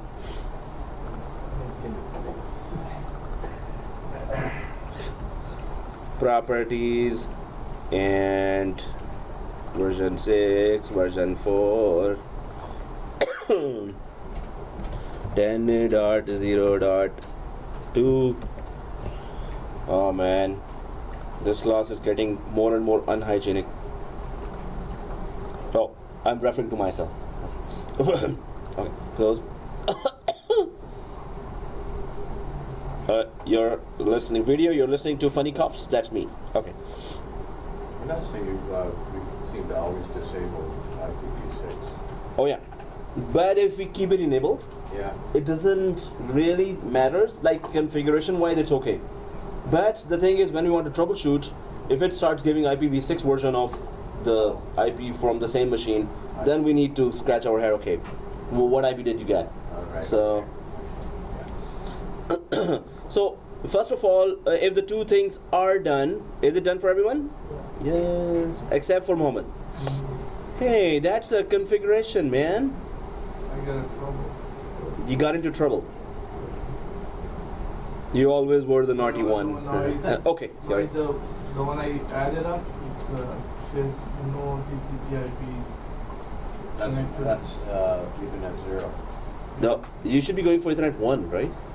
I did the number 1. I'm trying to restart that. Okay. I leave that one and then for a new one. Okay, that's good. Like I got Mhm. and I Hey, tea shooting. That's good, man. You know, the lesser the students, the more faster the lab is, right? So, and I did request Triple M to have this lab, you know, also Thursday class, because that guy still didn't show up. Oop. I hope. No, he's never gonna watch video. That's second wrong thing I said. Sorry, I meant myself. Okay. So anyway, let's just go ahead. Hyper-V here. Hyper-V first. For the. Okay. So anyway. for me. For. So tools. Hyper-V manager on the first Hyper-V server, right? Server 3. Oh yeah, Asad was saying that he cannot access the videos, so he is watching videos while not showing up. Okay. So then he will show up here if he doesn't have access to Yeah, the that's the a way we good did that idea. in the class, right? Making them private has now benefits. Don't add the student if he or she did not show up. No fellow students should be. Yeah. Exactly. Okay guys, so first Hyper-V, we have opened the Hyper-V manager. Let's create that external switch and let's see if that external switch takes that second network card, right? So right click here on the first Hyper-V Hyper-V manager and right click and go for virtual switch manager here.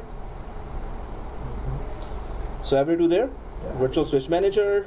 Let's click that. Now it's already new virtual switch. It is selected here and external is also selected here. So let's create that external virtual switch by the name of production. So click that virtual switch over there. Okay. And then go for production. So we have to do exactly the same thing, but are we sure the correct network card is connected to it? So we're going to go to the second one. Hopefully that is the one. Well, that should be the one. So if that is selected, let's just go for press OK, apply. Will it give us any error, let's say if we go for the first one? Let's say like the number that we Yeah, it will give an error because first one is already taken by another switch here. Virtual switch has taken the first one So already. there's one other way we can find out what is. Yeah, just hit on trial and just go ahead and it's supposed to give you an error because one virtual switch, one network card. cannot connect to one virtual switch. Press yes here and apply, and let's see if it gives error. Error. Applying virtual switch properties check. Error applying? No error. Oh, if no error here. Wow, we're lucky. No, did you get an internal error?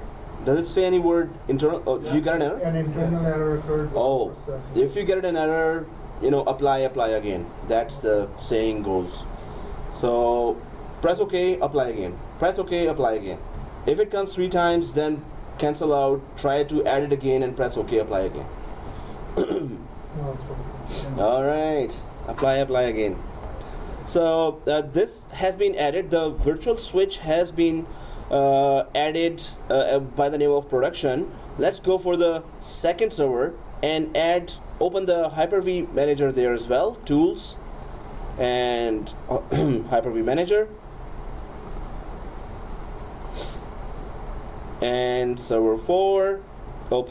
Second Hyper-V server, whatever that name is. Second Hyper-V, and exactly the same thing. Virtual switch manager.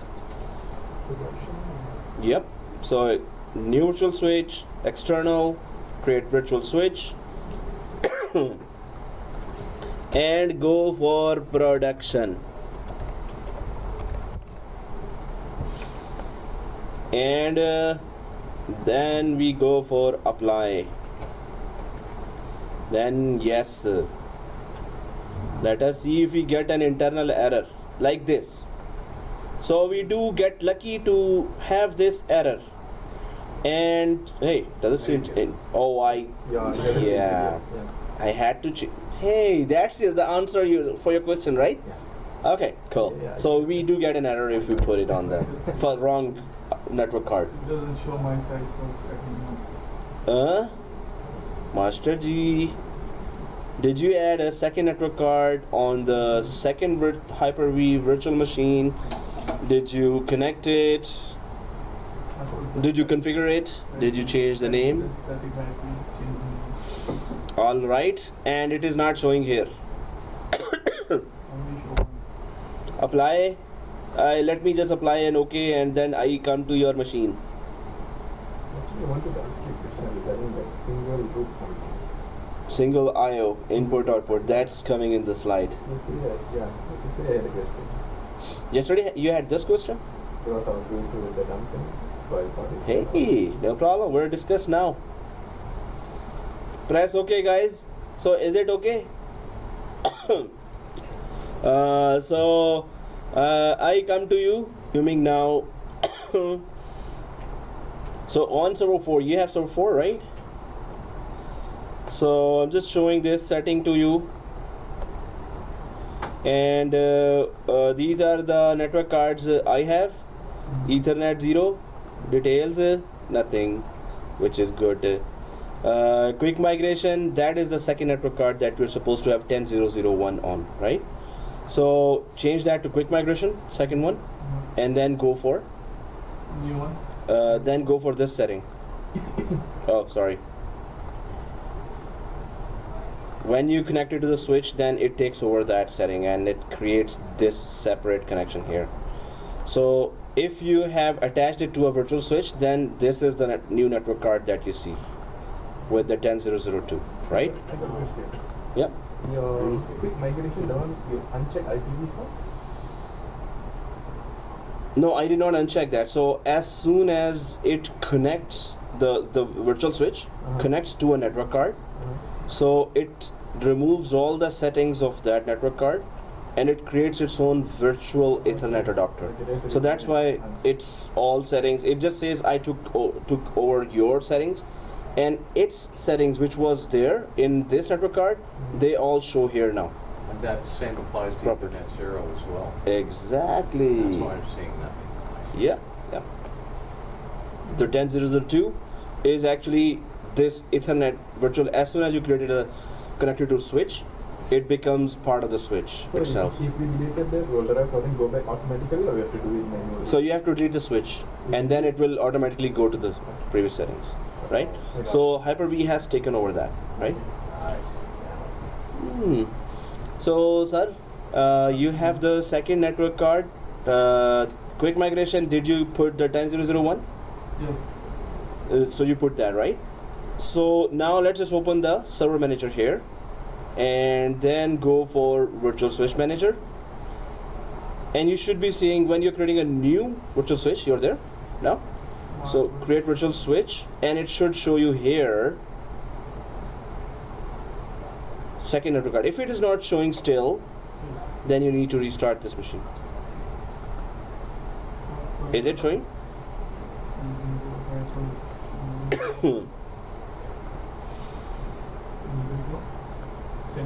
Now and yeah, so here we have server 3 and server 4 with two virtual switches that are named production, which are connected to two separate network cards which are IP addressed as 10001.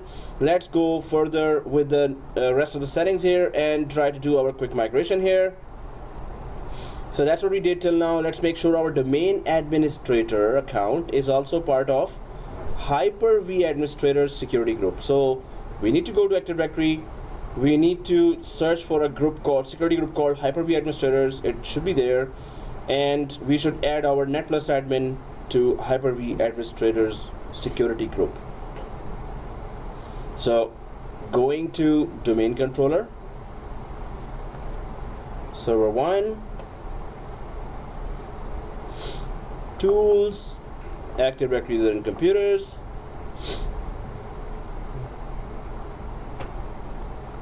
and it's in the built-in, and Hyper-V. So enter, double click that, members, and then we go for add Netplus admin, check name, and it should run a line, and press OK and apply, right? Which stage are you at now? Adding the Netplus admin to Hyper-V Administrators inside the built-in. built-in? Yep. We added this? Yeah, built-in, go to and search for Hyper-V administrators. Did you get that group, Hyper-V administrators? See this? It is here. In the properties? No, it is here. Built-in, and Hyper-V administrator, yeah. you got it. Yeah. So just double click that and go for members and go for add. Oh, add. What's wrong with me? Okay, add, and then add the Netplus admin group. That is so good. Okay, so once we did that, while Mohammed is doing that, let's just quickly do the next step. So okay, so refresh.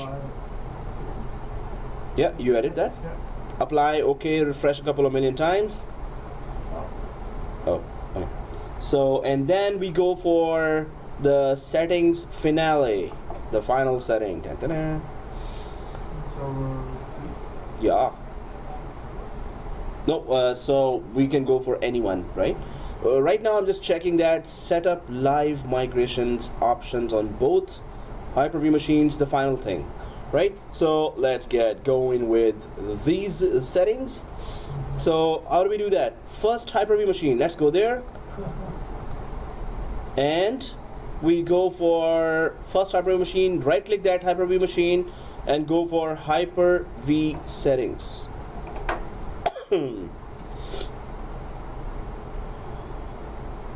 Hyper-V settings, live migrations. Do we see that?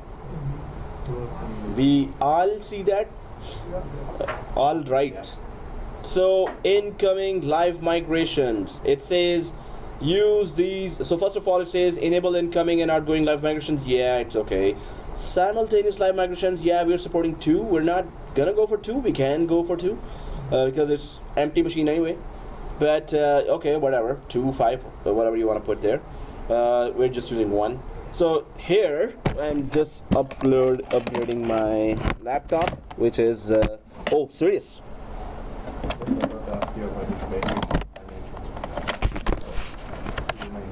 Okay, so let's go back. Yeah, you were saying? Want to remind you about your battery. Oh man. 5 minutes ago. Okay. That really happens. So live migration here.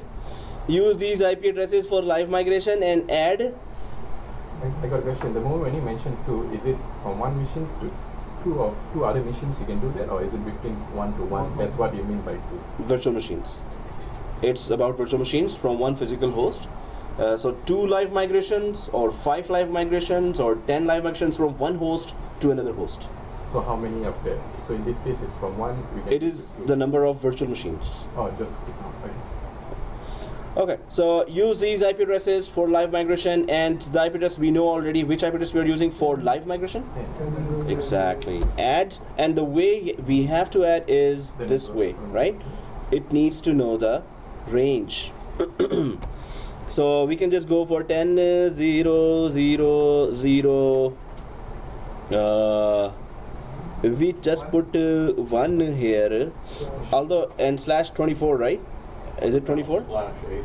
/8, exactly. Hey, we got. Error occurred. Okay, so when you put slash, then you know you don't need to put the 1 there. Then you go for 0, right? Why? You put in the network. So does it accept that? It's Yes. network. Yeah, it's the network we need to put. So it should look like this now. So if, that's the same thing there as well on the second one. But let's just see more settings here first, and we're going to still try to configure the same. Second one will be the same. Second one would be the same, exactly. But there are this plus button here. There is that plus button on the left side. If we expand that, there are advanced features here as well. So when we click advanced features, there's that CRUD SSP, use Kerberos, TCP/IP, then performance options. You want to go for the TCP/IP network without compressing any of the data, or you want to compress the data and then send it to Shahul, where you are? Yeah. Maybe. Oh, no, the way you were saying, No, So I thought you were lost, I kind was of. reading fast Oh. and trying to understand. So an SMB network, which is used by all Windows, file transfer protocols. It is still slower. This is faster, but the data is not compressed here. I mean, not faster, but here the data is not compressed. It's just raw data, right? Here the compressed data goes, so of course this will be faster, right? And SMB is just server message blocks that used by FTP. It's up to you. You want to go for that type of. So SMB direct will be used if the network adapters of both the source and destination server have raw direct memory access capabilities enables. This is an extra feature that you want to enable inside the network adapters, and then go for it. Our network adapters are okay. We're just gonna go for compression now, right? And so default settings are here, right? So if we go back to this area, live migrations, the only change we did was here, right? Yes. So now apply and okay. Let us go for second Hyper-V and do the same thing. Server 4, go for virtual switch manager. Oh no, not virtual switch manager. Hyper-V settings, and then go for live migrations. Use these IP addresses for live migration. Add 10.0.0. Okay, so /8.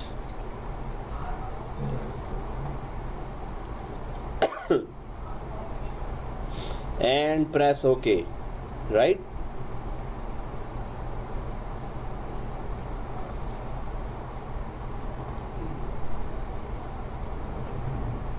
Would it accept an IP without the /i?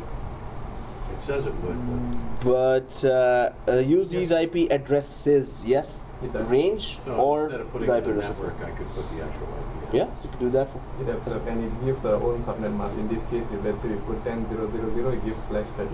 Yes, it does. So yeah, these are the 3 forms it says here: IPv6 or the range or the actual IP address. All it accepts. So, okay, guys. So the moment of truth. So here we do not have any virtual machine on second Hyper-V server, and we have one virtual machine on the first Hyper-V server. Okay. So authentication matters. What happened?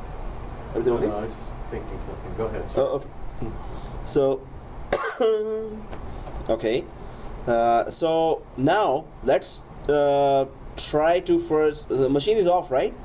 Yeah. It is live. So right click and start. Did we put an operating system on? Yeah. Right click start, and it will. Even if it is having nothing inside, it's gonna start, right? So question to you is, can we, this is a Windows machine, this is actually having nothing right now, but can we have Linux machines in Hyper-V as well? Can we what? Can we have Linux machines in Hyper-V environment as well? Or Yeah. can we not? Yes, I we guess can. can. Hmm? We can run any operating system. I guess what? I guess can. Yeah, can. Which is yes. So yes, because Hyper-V is a hypervisor that should be, that's just a basic platform, base platform, right? On top of it, any machine should be there. So yes, there could be Linux machine as well if they are, if it accepts as OVA files. Can we? I'm just checking one more setting here, guys, because I have a small Linux machine. Import virtual machine. If we go for import virtual machine, just checking this. Before you begin, locate folder. If I go a little, browse. Oh,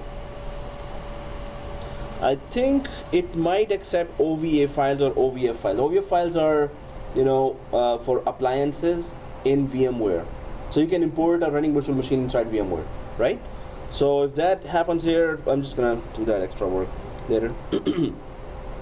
So this is started. Let's just try to migrate, and let's see if you know, if there are any errors or anything else.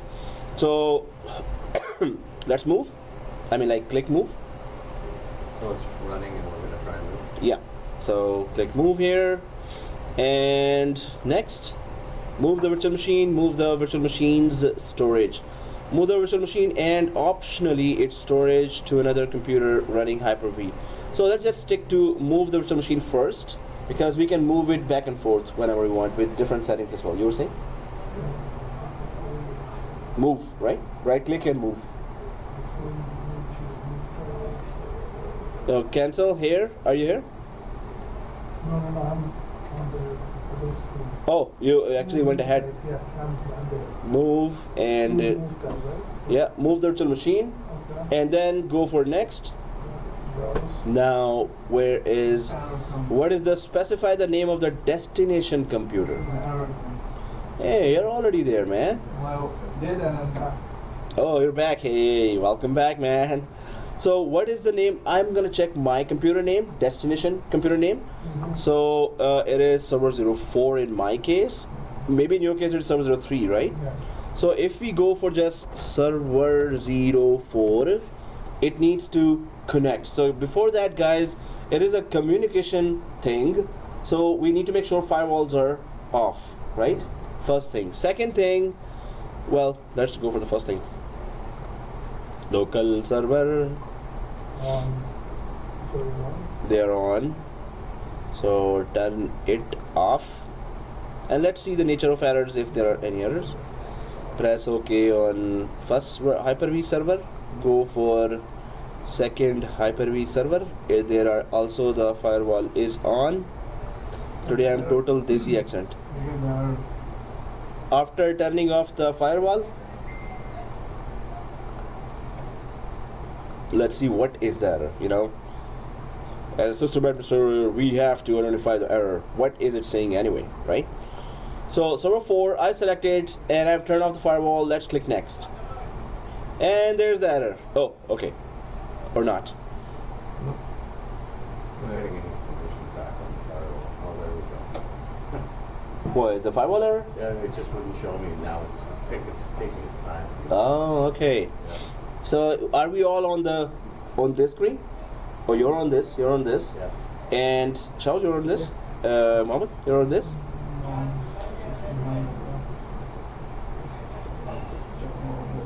So what is, you know, you have to read the error, and yeah, what's, oh yeah, did you turn off the firewall? Okay, you're turning off again and off firewall. Okay, So while Mohammed is coming back, let's just quickly finish the lab. So okay, no. So let me know if Mohammed, you need any help. All right, it was on. Okay, move the virtual machine's data to a single location. Move the virtual machine's data by selecting where to move the items of the virtual machine. Maybe if we have a lot of snapshots, we could just try to move the snapshots to another location. Maybe if we have move only the virtual machine and not the storage, we can do that. But let's just stick to the first option here. Move the virtual machine's data to a single location. This option allows you to specify one location for all of the virtual machine's items. When the virtual machine moves, the hard disk, it has to be the snapshots, which is called checkpoint files in this. Where should that be? And memory files, where should that be? The whole virtual machine folder. So we're saying go for the other Hyper-V server, right? Let's go next. And now specify a location on the destination computer for the virtual machine's items. So on the destination, so when we click browse, which C drive is it showing now? So In my case, the second Hyper-V server. We are sitting on the first Hyper-V server and it's showing me the hard drive of second Hyper-V server, right? So under that specific destination, once we mention server file, automatically you'll go there and pick up that drive. Yeah. So it shows, it takes us to the second server.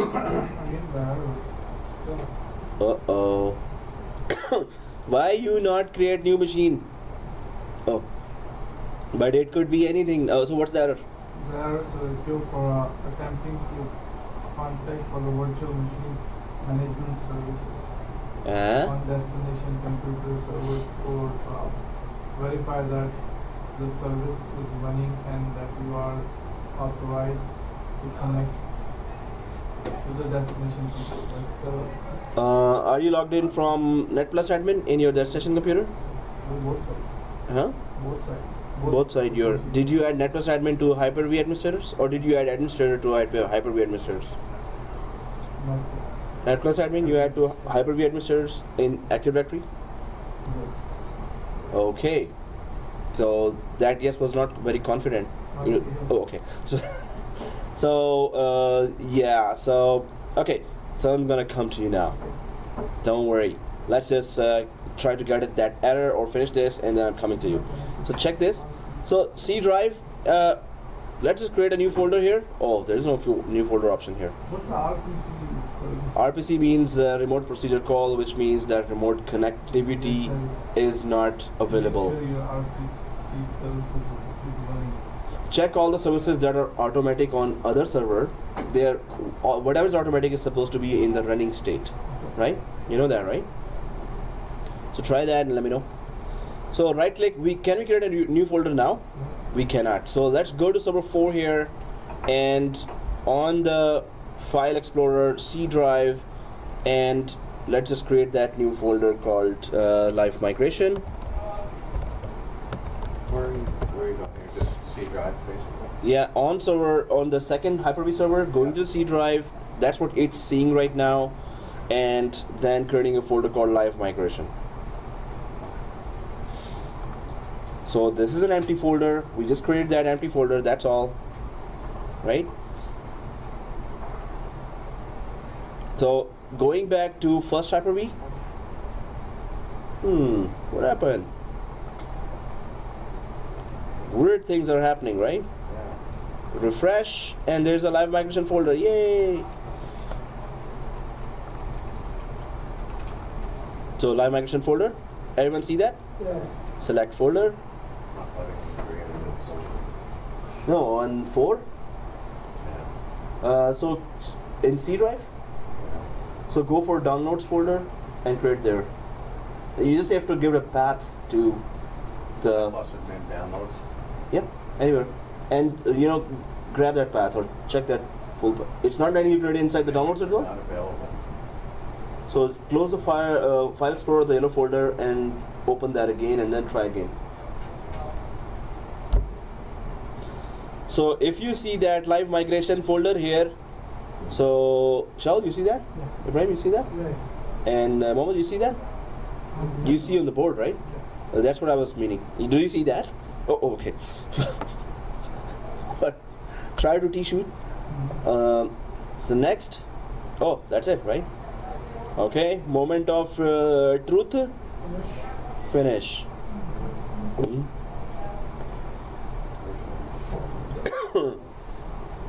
Performing the move. Oh, thank God. It's always a pressure that if error comes. So, what's the proof the machine moved? Check on server for what? First of all, live migration should be filled up now. It is showing 537 megabytes. So, there are these folders of that machine got created in server 4. Second thing, Hyper-V console itself has now that machine in running state, and it is on this server or the second Hyper-V now, and it is not on the first Hyper-V anymore. So it moved successfully. Woo! Yay! Ha! Party time! The way you say party time, try not to say that again. You said party time. Party time. That's what you will do in the live. Oh, it's live. Sorry, guys. Okay. So, see, my health, something wrong. Yeah. Okay, pause. This just created a folder. And where is that? Then, like, if now you wanted to move the data, or what? The hard disk? Yeah. So it moved everything.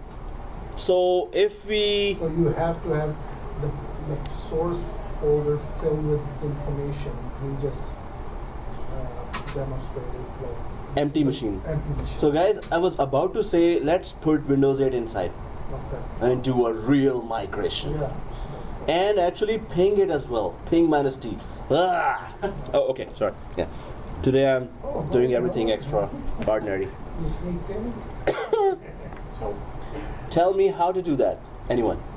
so Yeah. we've now migrated the machine that's on. Oh yeah, you were able to do that? On server 3. Where to go? So now we're going to put Windows on it. Yeah. And we need to check how much it froze. So ping minus T to inside Windows 8 machine. While it is migrating, we're going to do continuous ping from domain controller to this machine while it is migrating. So we're going to see if we lost any ping. That means connectivity is lost or not. And is it really live migration, or is it, just they are just saying that. So let's just quickly put that Windows 8 machine inside Windows 8. So it's going to be easy. First of all, do we have ISO of Windows 8, everyone? On, Yeah, we do. on where? We need to copy the Windows 8 ISO. We have it in the desktop. Where do we need to copy? We need to copy in this where the machine is now residing. In my case, it is server 4 or the second Hyper-V server. So in the C drive, huh? And so in the C drive of second Hyper-V server, I'm going to be in the downloads folder of the second Hyper-V server. I'm copying the ISO of Windows 8 in the downloads folder of second Hyper-V server where the machine is residing now. I'm going to copy that Windows 8 ISO, right? And where is Windows 8 ISO? It is in our ISO folder inside C drive of this desktop machine, right? Do we all get to see that? It's the first, it's the 9600, the first line. First line is having the word enterprise. That's the Windows 8. 9600. 9600 exactly. Copy and paste. Where is it on your desktop? 9600. Yeah, the one has in the middle. So see this. If you see a 9600 with a in the middle enterprise word, that is Windows 8, and the other one says server. If it says server, that's a server. If it says enterprise, it's a Windows 8. So when are we copying this? Copy it to the downloads folder of the virtual machine? of the Hyper-V server where the virtual machine is residing. So in your case, maybe it's server 3 C drive. First machine or second machine? Don't have access to server. that. First Hyper-V server. Hyper-V or second Hyper-V? So where is the virtual machine now migrated to? It's on second? yeah. So there we need that. Okay. So on the second, right? So it is on 4th Hyper-V server. So just put it in the virtual machine folder, that ISO. We put it on the downloads folder anywhere. Anywhere? Anywhere inside the Hyper-V. So see this guys, how it's going to work. See this? The virtual machine is no longer here. The virtual machine is actually now here. So when the virtual machine is here on the second Hyper-V, so it needs access to that ISO of Windows 8. Right. So that's why on the second Hyper-V we have a C drive. So it will be in the physical server which is called Hyper-V right now. That server which is called Hyper-V in the C drive of that server, right? It doesn't allow this copy to paste it there. Oh, then we can use the shared folder as well, right? So I'm just copying from here, enterprise, like this, copy. And first I'm trying if it allows me. So this is the server 4. It's all grayed out. Oh, did you put VMware tools? Yeah. Okay, then just copy that. So, It's no access. You can- oh, yeah. still. Is that because we're on a different subnet, a different VMnet? You can do provide there. Actually, then do you see this? It could be that. But guys, options. Do you see this Share folder, Disable. shared folder? and mapping. Do you see always enabled here like this? It is not grayed out, right? Hey, go easy there, man. Now celebrities are showing up, man. Disable. Why not a Hyper-V set? So here, everyone there on this folder. Yeah. So just give the paths. It is already getting the C path to the C drive, right? Yeah. So put in the C drive that you already have that C drive, right? So if you press OK here, see this E drive is okay. Where So are you finding that advanced there? oh, this thing, right click settings for that virtual machine where the the second Hyper-V virtual machine Oh, options, yeah, and then shared folders. So guys, if it is saying E, then put that enterprise ISO file to the E drive. But how do we access that? Anyone knows that? Once you put it on E, I'm going to show you. So copy it on the E. You're copying? Minus C. Or if it is showing here C, then keep it in C. You're okay. If you're seeing it E, then put it on. That's going to be longer. You could have add here. You've come here and you should have added C here. But Yeah, it is added. Mine's already E. Forgot it, okay. So if you have C, yeah. So yeah, you could also copy. Add C here instead of E, because copying the whole ISO to E will take a longer time. Oh, well, okay. Yeah. I'll add C. So you know how to add the still, C? it's the grayed out. What? For some reason on the drive, if I wanted to put that. Okay, let me check. Yeah, copy pasting from refresh. Oh, resume. Okay, so I was just trying to copy. So I'm just looking at the settings here. What we need to do right now is Windows 8. I need to copy that from my laptop C drive to my virtual machine. So I'm just gonna go to this PC because the shared folder setting is okay. C drive of my laptop, and it's not in C drive of my laptop. So I'm just gonna go and add my D drive and options and shared folders and add. Next browser and documents D. Okay, next finish. Now I have the D drive in my laptop that has my ISOs, so I'm just gonna go for Z drive and then the D drive inside, and then the couple of million folders there, and enterprise. This is the enterprise, so copy and then go to this PC. See, I'm just gonna create a software here, folder called software. Next, right click, paste, We can copy in a download folder too. and we can copy it down folder too. Exactly, as you said.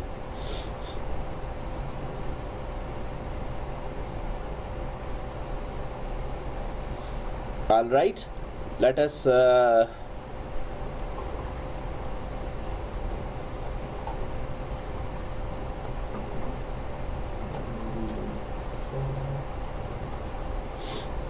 Okay, once it is copied, we're good.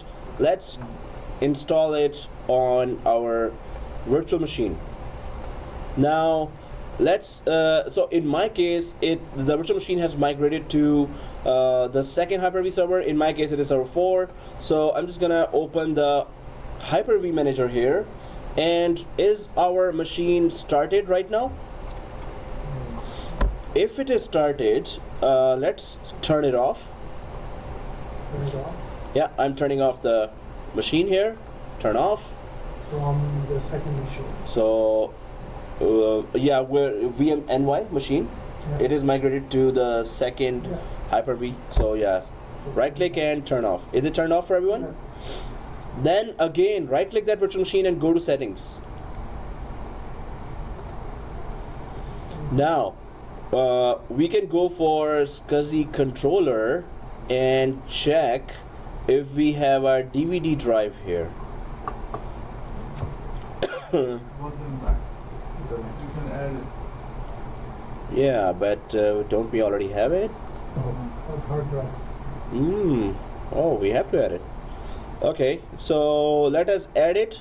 So everyone on SCSI controller Yeah. and DVD drive. So click add the DVD drive. You there? Yeah. Okay.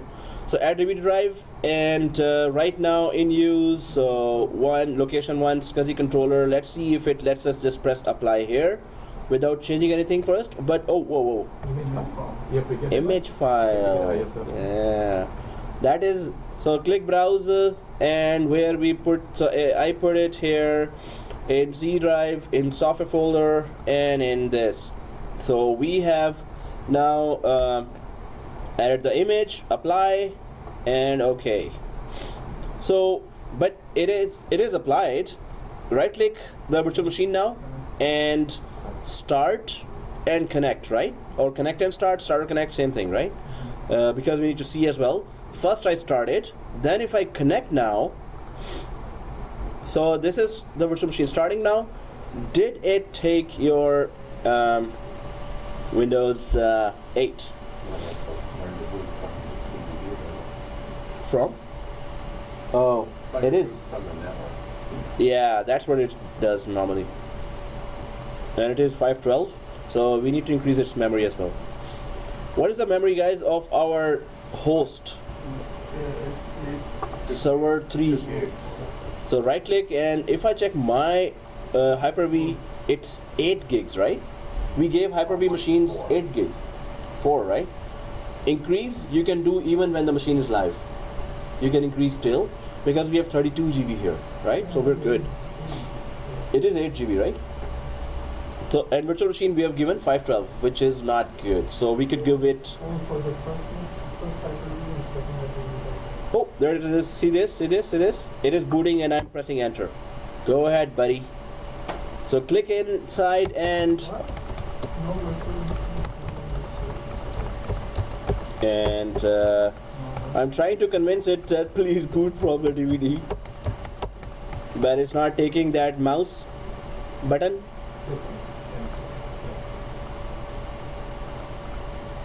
So enter or any key. Pixie network boot using IPv4. Seriously? Okay, I need to reset that. But before that, I'm gonna turn off the virtual machine and give it a more RAM because our host of this virtual machine has 8 GB. Sorry? You were saying, sir? Yeah, and mine is just login. Hey. Wow, good, man. So I'm just closing this window, guys. 512, it will take forever to install Windows 8, right? So you increased already the memory for the virtual machine? So I just left it for the 512, right? And it is installing Windows 8 now. What should we put in a month? So I'm just going, I have turned off the virtual machine. Did I? No, it's still running. So, and turning off now. And please don't ask me again, just turn it off when I say so. Right click, settings, and memory. Here is the memory. And we can go for startup RAM as 1024. Actually, 2048. 490. Let's give it, 2 GB startup. Should I just carry on installing? Yeah, sure. If it's going, normal speed, if it's terribly slow, then while we do that and we start, we're gonna still finish earlier than you because it's gonna be terribly slow. If it is terribly slow, if you see it's okay, then go ahead. Microsoft license. So startup RAM is this, minimum RAM 1024. So, and memory weight, specify how to prioritize the availability of memory for this virtual machine compared to other virtual machines on this computer. So we don't have any other virtual machine, otherwise we would have prioritized here by going it or for high that give this machine highest memory, right?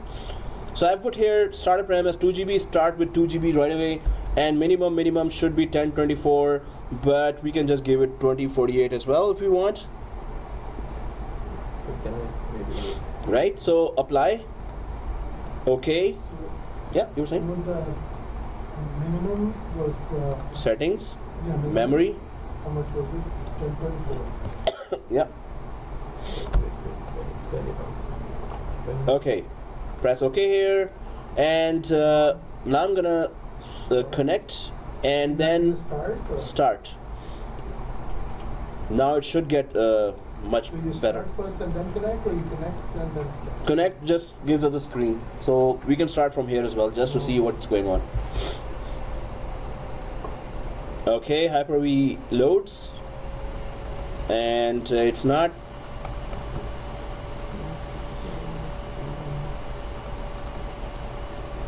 I'm clicking on it. PXE network boot using IPv4.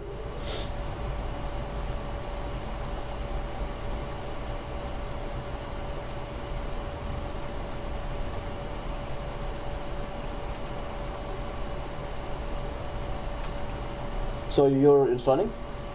Yeah, it's not booting. It's not booting? It's not booting this computer. Oh, so we can go to the BIOS.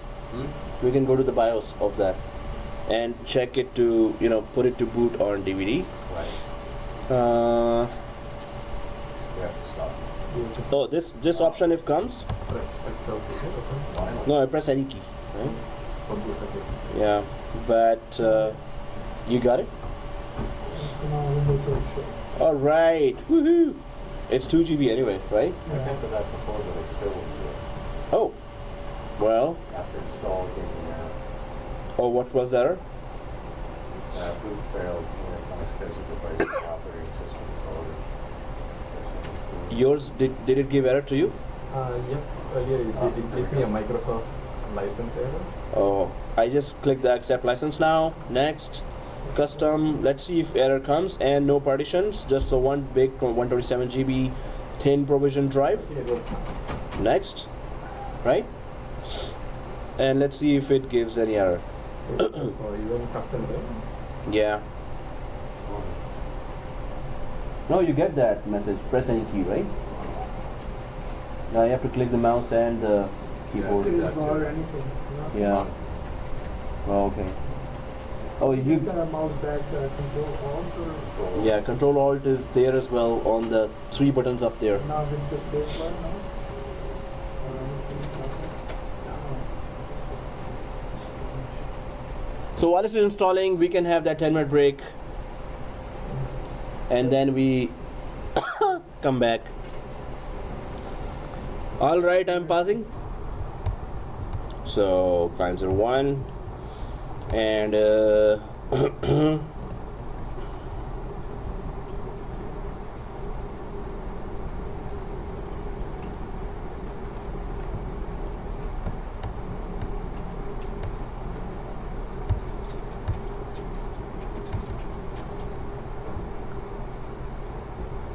So just leave it as Part01. yeah, that would be also okay. Use express settings. Checking internet connection. Will not find it. It's okay.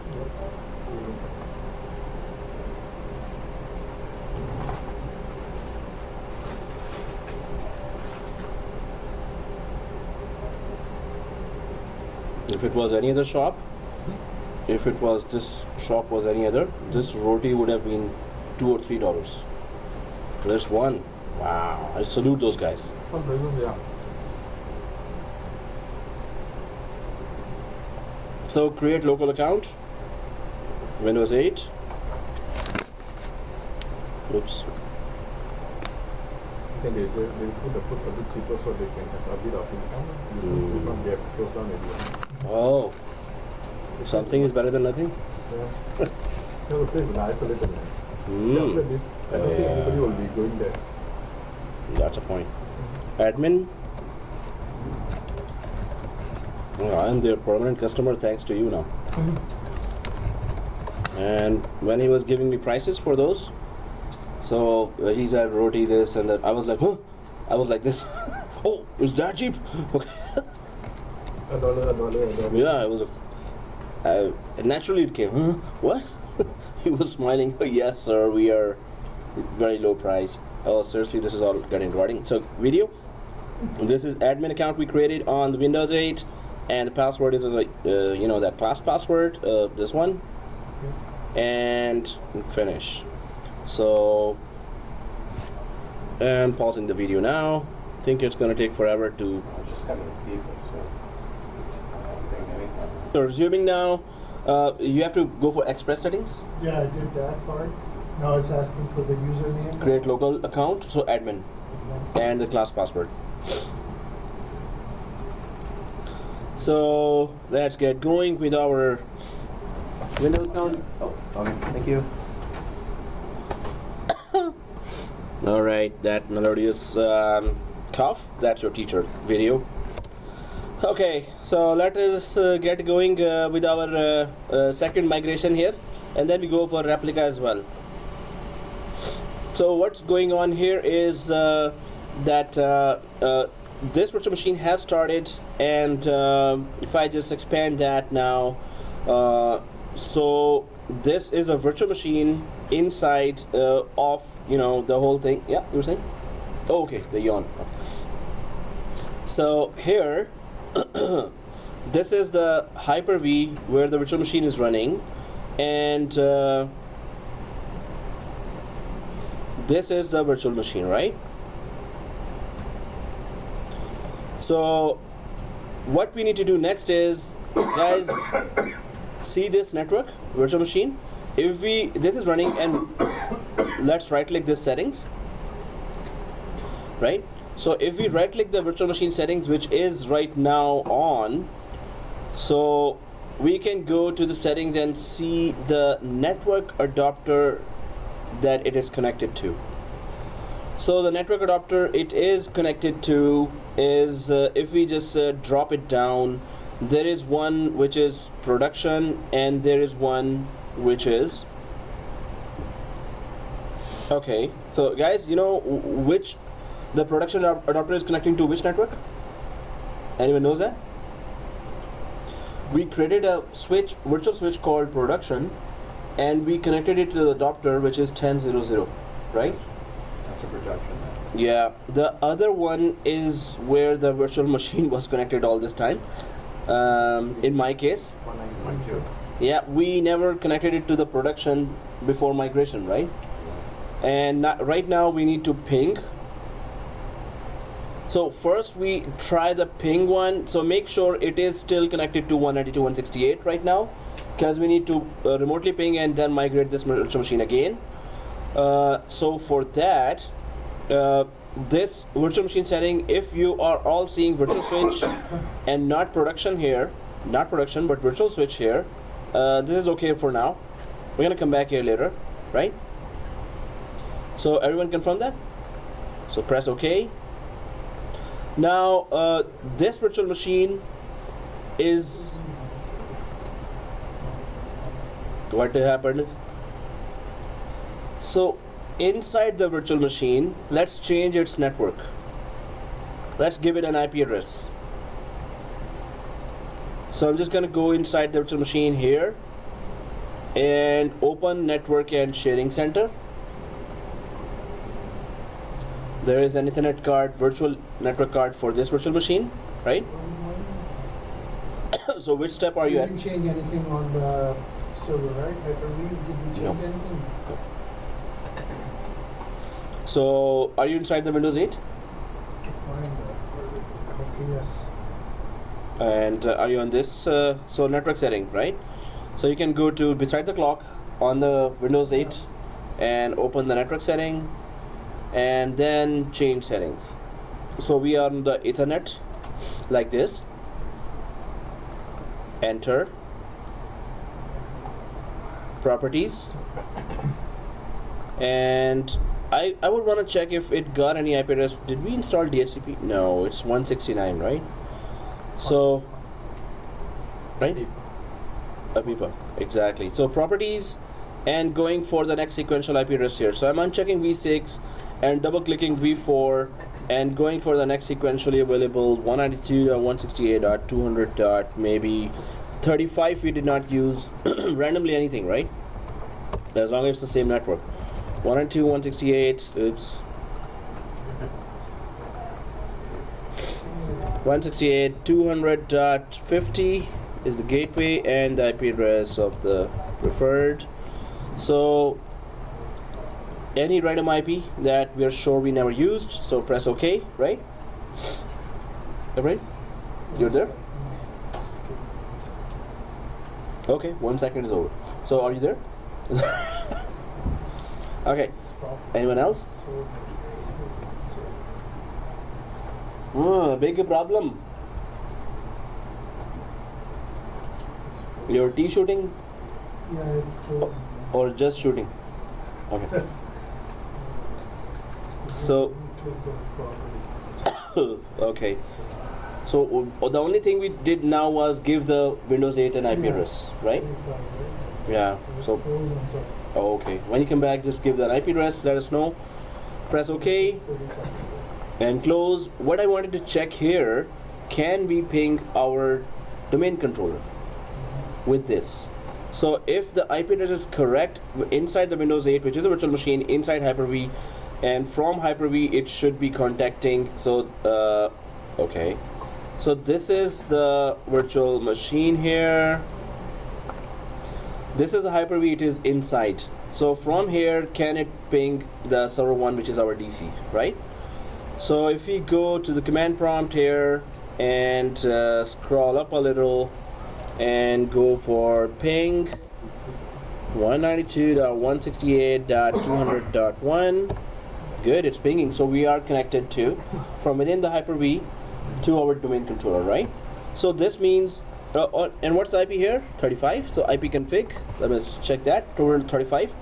Now we can go to the domain controller and do a continuous ping or ping minus T to this address 35, right? Are we able to ping it first? Ping from domain controller, right? So 192.168.200.35 minus T, enter, and I'm not able to ping. I'll just go there and try to turn off the firewall.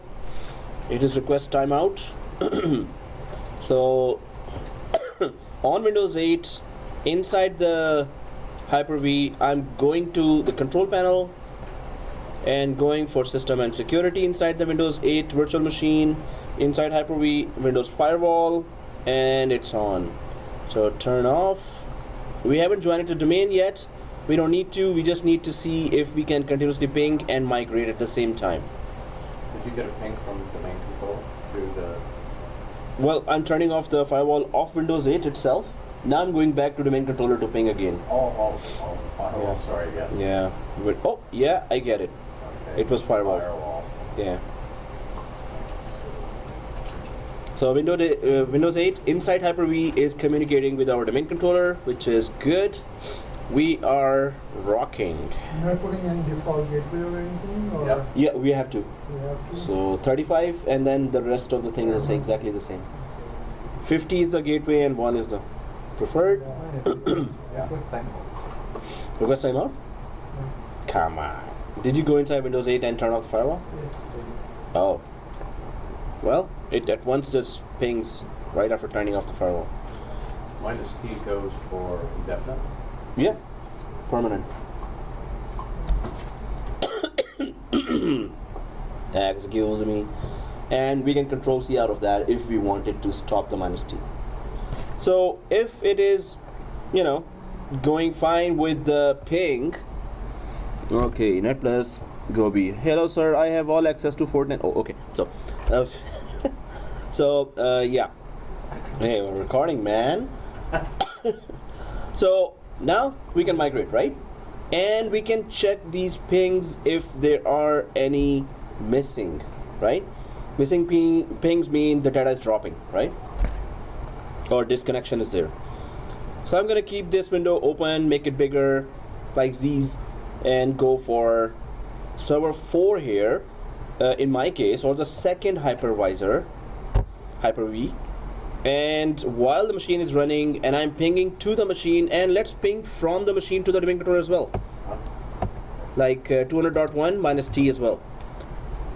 So it's both sides continuous ping, right? That is even better. Okay, so once that is done, yes, Ibrahim, you're there. So what minus T does? Permanent ping, Permanent. Mine, like this. I can ping from So we're Windows doing 8. it from server 1? From server 1 domain controller to the 35, and from Windows 8 to domain controller. You were saying? I can ping from Windows 8, but not from domain. One way from It is firewall, nothing else. Firewall is switch off. So switch off on the Hyper-V as well, and in the Windows 8 as well, Yes. inside. Yes. Okay. Mohammed, you're there? No, same problem. I can do it. Oh man, new machines then. But you have to repeat it. This is very crucial for interview. And only see 410. The videos Yes. Only 410 Oh. is allowed. is allowed. So tell me which others you were supposed to be seeing. So can you email me now? Email, right? So, hey, you guys messaged me, right? Okay. So, okay guys, now I'm just trying to migrate, right? So it is from Windows 8 to domain controller and back, both are pinging continuously. So minimize this because the machine is working, it is Windows 8, and minimize this. Okay, we're back to the machine that was migrated from the first Hyper-V to the second. Let's migrate it back while it is working, and let's see if there are any problemo. So one more thing, what we need to do is we already know that during the migration wizard it asked for a destination folder. So let's just create that now on our new destination from where the machine migrated in the first place. So I'm just gonna go for C drive inside my first Hyper-V and right click and create that live migration folder here as well. Live migration. Which PC? So this is the destination, new destination now, where it was before and now it's going there again. Where? So it migrated from 2 to 3, right? Yeah. So now it's gonna migrate from 3 to 2 again, back. So on 2, we're creating We have this. to create a folder. Yeah.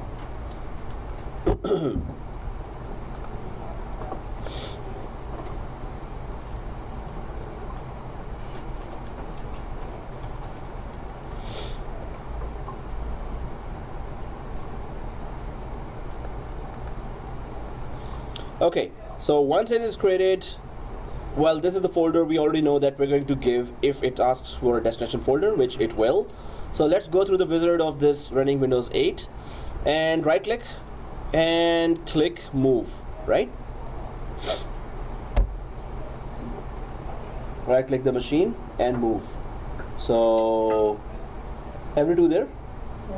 Okay, so there? Yeah.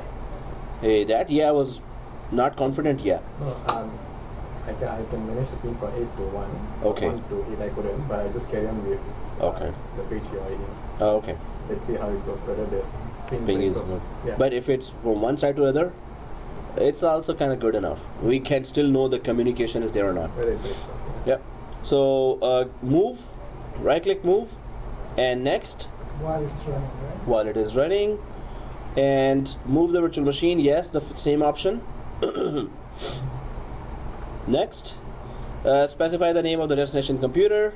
It is in my case server 03, in your case server 02. So I'm just gonna go and confirm that server 03, yes, and then server 03. If the firewalls are off on both sides, we should be good. Next. Okay, this screen should come, right? And then move the virtual machine's data to a single location. We're still going for the single location right now. Next. Right there. Okay, now the folder that we created on the destination. We already did that, so browse C drive. Now it is showing me I'm on second virtual server, Hyper-V server, and it is showing me the local drive of first Hyper-V server, which is server 3. So C drive, and there's that folder we just created on the destination, live migration. Select that, select folder, and next. And here goes finish. Now it is heavier than before. Windows 8, I think it takes like 2 to 4 GB of its space. So if the whole hard disk is moving, it's gonna take time now. You already started? Okay. Or ending? No, it's same position. Cool. Oh man.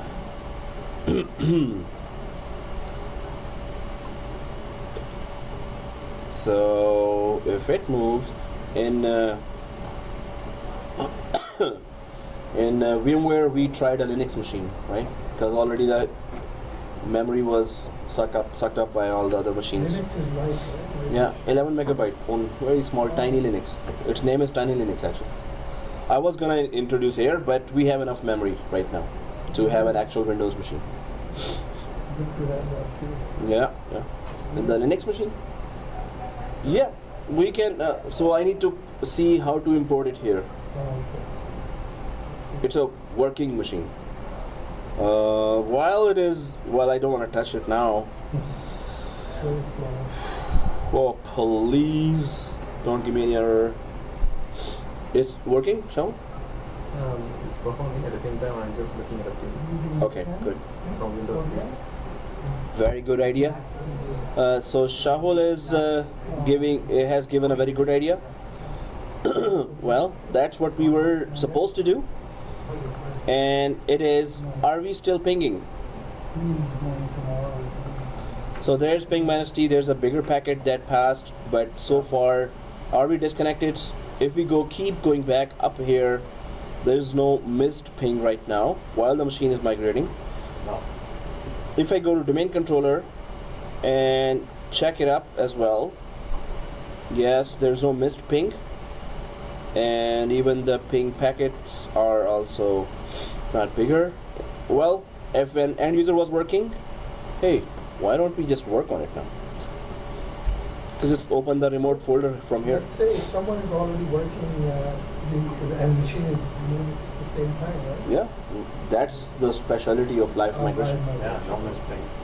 Okay, so far so good, right? But So that's not, is it the common practice? But most of the time they don't do it, right? They do no, like they will only do it when they have to do it. Okay. And it is, if it's peak time, just make sure that the network was already configured properly. And migration sometimes happen automatically. There's another feature called DRS, Distributed Resource Scheduler. It migrates it automatically. And the users should But that be. gives you a lot of data and everything like that. No, but here we are moving the disk as well. Yeah. There the disk is remotely available. So only a virtual machine migrates, so it takes less than a millisecond to at once migrate. You click the button and it's there. So nobody knows. The Yep. reality now that everything is going to be virtual. Exactly. No physical item. Yeah, that's why I was saying don't Just the go. monitors, Yeah. that's it, I guess. Exactly. Nobody should leave this call without virtualization and actually now cloud. It's so much in that don't lose any cloud lab. So Do that. If no PC there, like, so how they get like a network, like this, from the switch directly to monitor, or that work? What? Like you have to have a local machine, right? To- For virtualization or no? Sorry. So you need to connect there. So these are all the servers, right? Yeah. So end users must have their own tablets or desktops. Desktops are not going anywhere. Yeah, okay. Okay, so that's Servers are moving, data center is gone. Yeah, you were saying? Yeah, it has been migrated. Migrated? Yeah. Hey, Already? did we lose any packets? Any ping? No, it didn't lose ping. It still carrying ping on the my PC. And what I'm trying to do is I'm just trying to type on something. Ouch, guys! Yeah, there's a good. I lost some data here. I lost some packets. Oh, that just went up and it's not. Oh, this one, yeah. So clients, if I see this 2 pings lost, this means that some freezing might happen to the end user. The application might freeze for a second and then it would keep going, right? I did have lost 2 pings. That means there is that possibility of, maybe the performance degrades for a certain millisecond only. Yeah, under the time, it only changes under the time. Yeah. Doesn't perhaps. So if we go to the, what was going on with the migration, if I go there, oh, it's already gone. It's done. We're done. We're like done. So if I go to the first machine now, yes, there it is, Windows 8, and it is working perfect. Yep, there is no machine there. So now I'm just gonna go to this new destination here and connect again to that Windows 8. Another user is connected to VM0. If you continue, they will be disconnected. Yeah, disconnect that user. That's also me. Yeah, because we're on the second server, we're trying to connect. So it disappeared from the second server, now it's The on whole the thing. server. With disk and everything. So, and the ping is still good.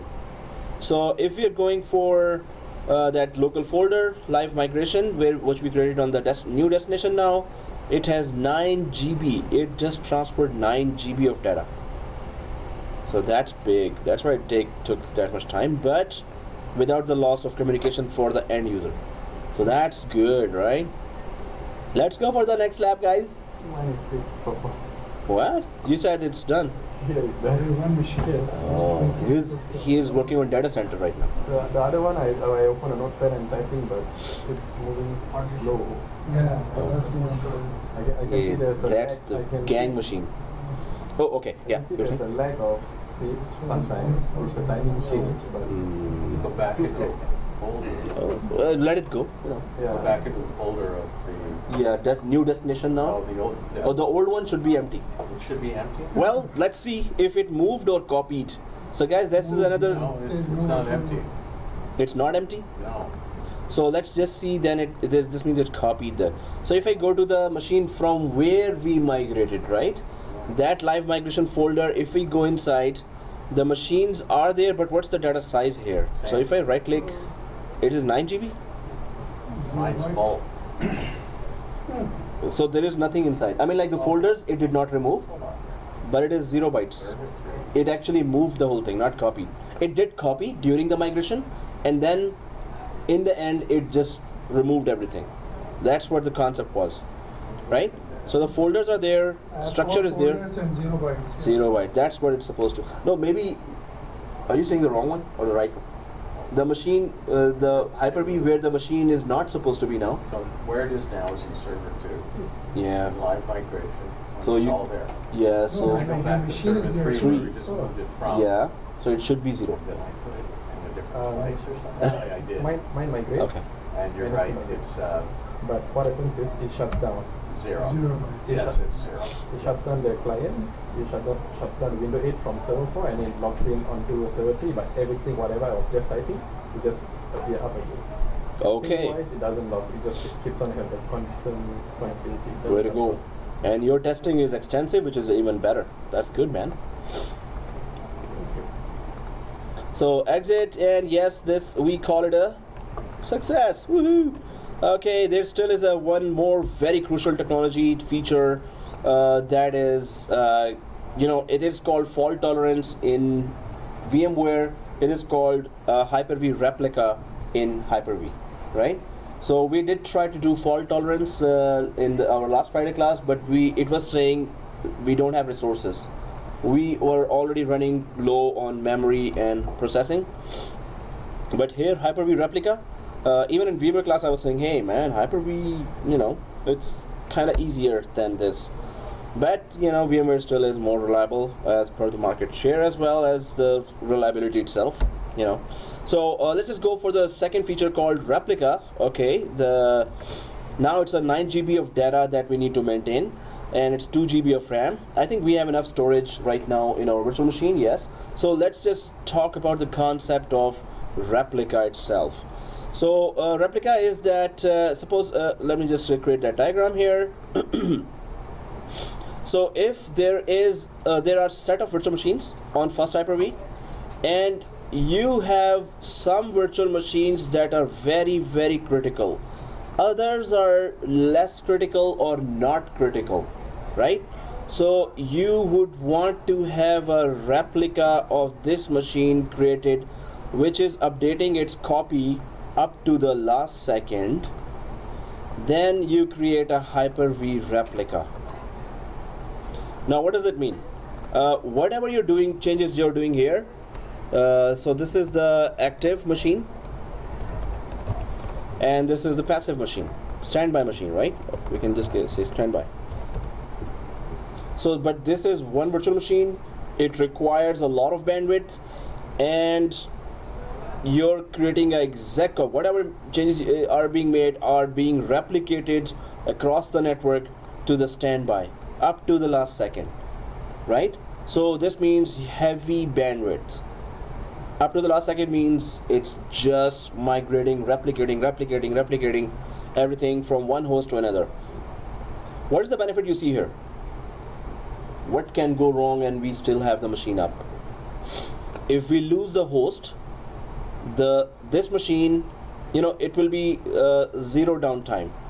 If we lose the host, it's zero downtime. Okay, time. So but the main thing here is it's going to consume a bandwidth, and it has to be replicating the whole thing. So if we are now going to start Replica here, it's going to create its clone, or it's a standby machine which is already 9 GB on one host. It's going to create that exact replica 9 GB on the other host. It's going to take time, but it's very realistic now, right? My question on the previous one. Mm-hmm. When you're doing the live migration, Mm-hmm. once the migration complete, then it deleted from the source machine, right? Yes. Because what if you lose the network Exactly. during the migration, so you lose both? So Exactly. once it's, you were saying, I think in the previous class, it verifies too that the machine is there, or then it deleted? Oh yeah. The whole verification works, goes into action, and then only disconnect and delete everything. Oh, That is the last thing, exact last thing after every verification. Okay, so here we understand the concept. There's a standby machine, and it has to replicate everything. If we lose the host in any case, so this machine will become active, and we can anytime fail over as well. If we are working on this machine, we can fail over from one machine to another as well, right? That this host may be having more virtual machines, and the memory and processing is being divided on all virtual machines. So this host is really performance is very degraded. You can fail over from this active to this standby as well. But it is called Hyper-V replica, right? So this is another feature that we need to enable, and that feature is on the host level. We're going to be enabling replication. And so on host level, enable replication and give folder paths on host level, and then enable this on client level as well. So host level replication is enabled and then enable on client level as well. So replica has to be enabled on both levels. So let's just do that now. Enable replication. So let's start this. It's not that complicated. The main thing is it better work, right? This means our virtual switch setting, our network card setting is perfect, and that's why, and that's how it will work. Okay, let's go to our machine back. It is live, it is started, and Mohammed is going. So let's just do our most important lab now. Oh, okay. So on Hyper-V 1, this setting has to be done equally in exactly the same way on both Hyper-Vs. So regardless of where the machine is. But of course, when we start the replication, then we're gonna know. So I'm minimizing this Windows 8 Hyper-V virtual machine and magnifier. Am I recording that? Yeah. Okay, let's go to our first hypervisor or Hyper-V hypervisor, and then go to Hyper-V settings on first Hyper-V. Now, do we see here replication configuration? Yes. Okay, and let's enable that, right? So enable this computer as a replica server. Still, if you enable this Hyper-V as a replica server, you have to enable the replication on the machine basis, machine level as well. But at right now, the server supports it. Even if you choose not to enable replication on the virtual machine level, the server for now supports it. But we're going to. And yeah, one more thing about that replica, you cannot just enable replication on every virtual machine on that server. You know why? I mean, like, it's not a very good idea. Like, there are 10 machines. You enable fault tolerance in VMware and Hyper-V replica in this to all 10 virtual machines, suppose. So the bandwidth will not be enough to support those unless you have 10 network cards, 10 virtual switches, and 10 separate networks. Okay. Otherwise, one network, one machine data is already replicating up to the last second. Then second, that's a huge bandwidth and processing and memory per machine you're consuming. So everything becomes higher. The memory consumption of Hyper-V and E6i server in both cases, processing consumption and bandwidth consumption goes way high as soon as you enable replication. Here and fault tolerance there. It's exactly the same features, right? I got a question on the Yep. previous slide. Previously, remember we were doing live migration, right? I encountered two scenarios. One is from my server 4. What happens is my machine shuts down and it opens up in server 3. The second scenario is server 4. In earlier we were using, it just changed its name from 4 to 3. Okay. It's still in server 4. Zooming now, this is the setting for the first Hyper-V, which is enable this computer as a replica server, right? So you can use Kerberos here, you can use certificate-based authentication if you want it to be secure as well. We're kind of, specify the, so authentication and ports, specify the authentication types to allow for incoming replication traffic. Ensure that the ports you specify are open in the firewall. Right now, you can just put it if the firewall is on, but you can use Kerberos here. We're gonna not use both of these for now. And we're just going to go for a plain replication without extra security for the machines. Okay, yeah? Why is that? Why are we not doing No, we can do that. It's just extra in the background. It's going to just Takes secure it. longer? Okay. Yeah, it takes longer, first of all. Second thing, data sent over the network will not be encrypted actually. Then it's going to use Kerberos. We can just enable that. We don't see anything going on other than that. But like in production environment, it's always secure, right? Yeah, it has to be secure, and sometimes just to save something bandwidth, they actually uncheck it as well, because production environment is already secure with extra security from other software as well, right? So it depends on the administrator. So let's just click that, right? If we wanted to use certificate services, then we would use this, but we're not using that. This is the most common. No. Oh no, HTTPS. Yeah, so Kerberos. So this is right now. No security. Yeah, right now there is no security, but it's going to use Active Directory authentication method too. So let's just click that and remember this setting. If there is an error that's saying, hey, you know with Kerberos, so do those 10 million steps as well. So if that's the case, then we're going to come back and uncheck that, but let's check it right now. And that's a very good thing. You're trying to simulate the production environment. Okay. Changes to application configuration. What happened? When I click apply, it says No, don't apply now. don't apply. Don't apply for immigration. Oh, okay. So yeah, so first of all, these two settings. Then do you see down here authorization and storage?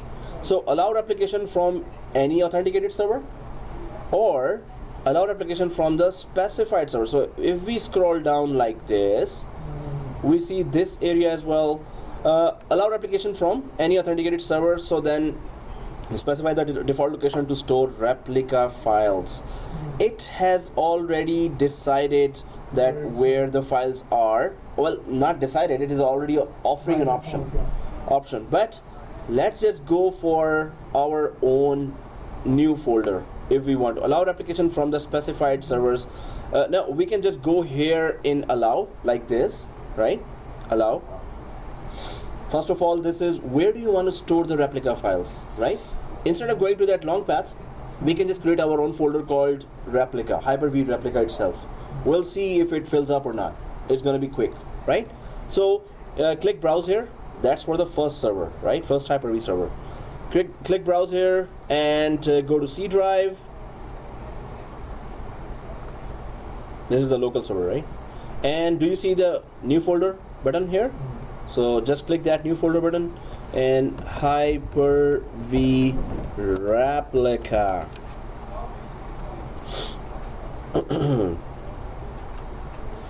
So Hyper-V replica here, just select, click that and select it. That's all.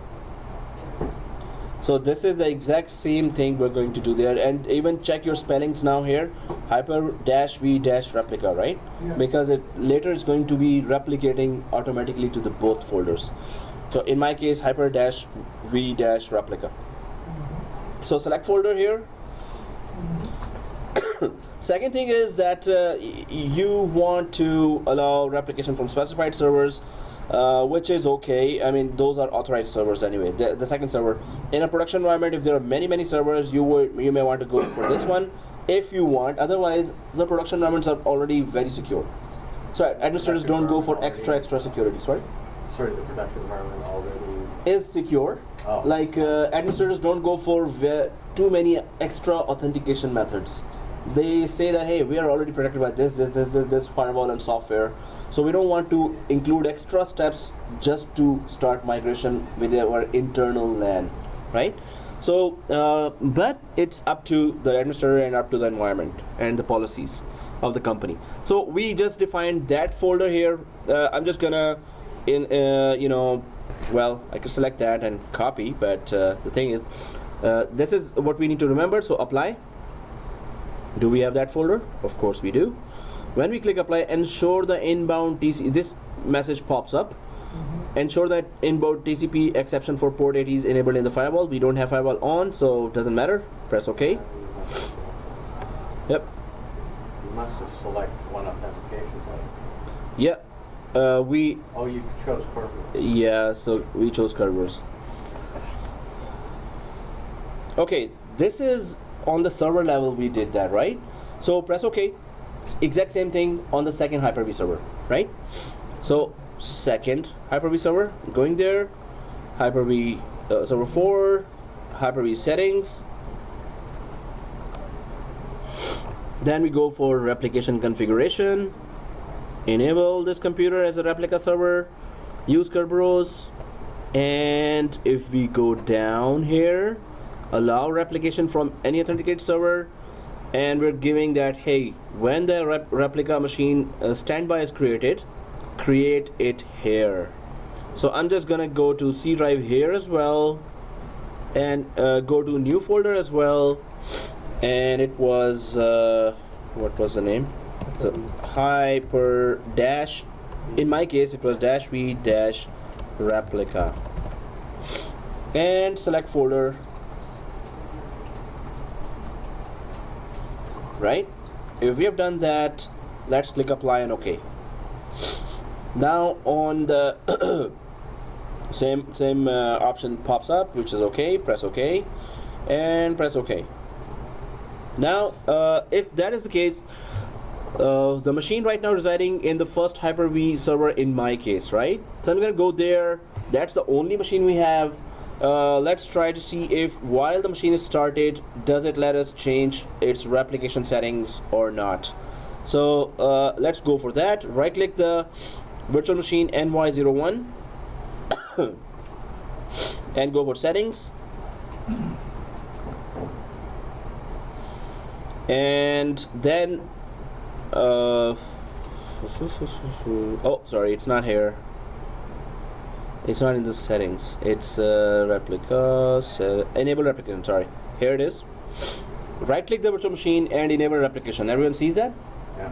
Okay. Yes? Show? So the machine down. Yeah, the actual virtual machine Okay. here, and enable replication way down. So let's click that. Now see the long wizard here. Okay, let's go next with the first page. And who is the replica server? In my case, I'm on server 3 as a source server. My destination server is server 4. In your case, maybe it's 3. So server 4 is in my case, so I'm just gonna put server 4 and make sure our connectivity is good. Well, we're gonna know now. So server 4 and next.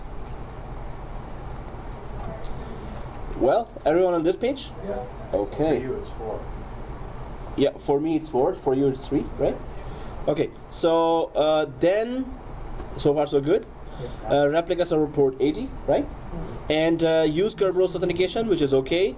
Compress the data that is transmitted over the network. Okay, it's going to compress the data when it is transmitting. So you know what happens when it is compressing the data? Processing and memory is used. So, and it's going to be using a lot of, as soon as you make a change, suppose there are 100 users connected to the server. Changes. Everything has to be compressed and updated to the last second and thrown to the standby server as well. So that's a lot of memory, processing, bandwidth. All three things you're putting per virtual machine.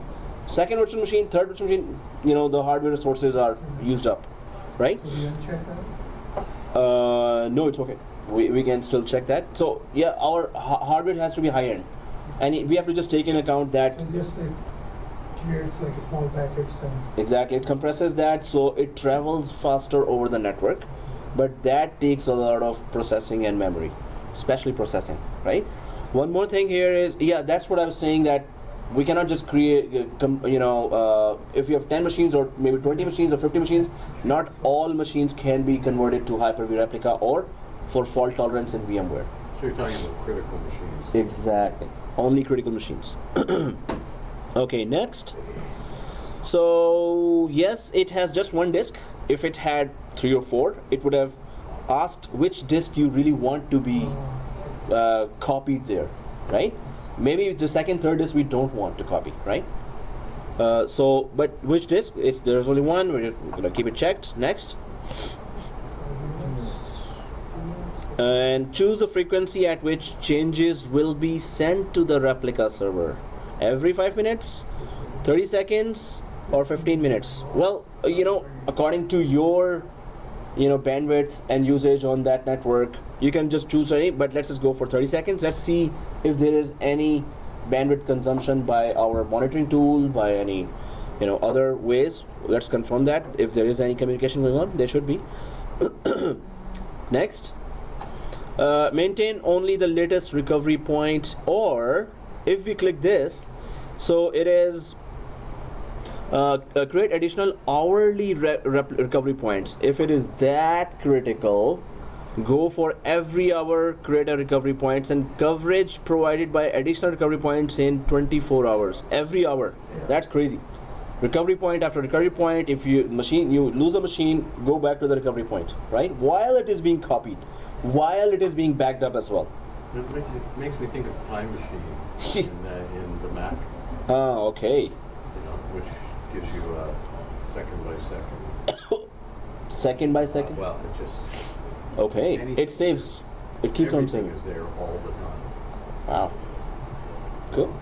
But you have to enable that, right? It's by default not enabled. You have to set it up. Okay. Cool. Well, so here also volume shadow copy. This option requires the latest integration components be installed in the guest.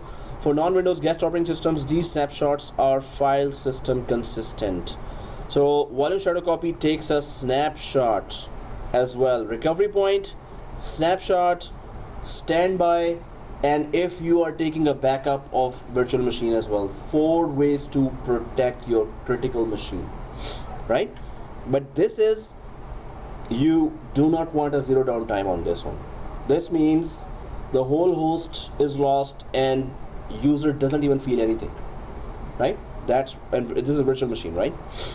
So We can just go for maintain only the latest recovery point, just not to put our poor environment into pressure.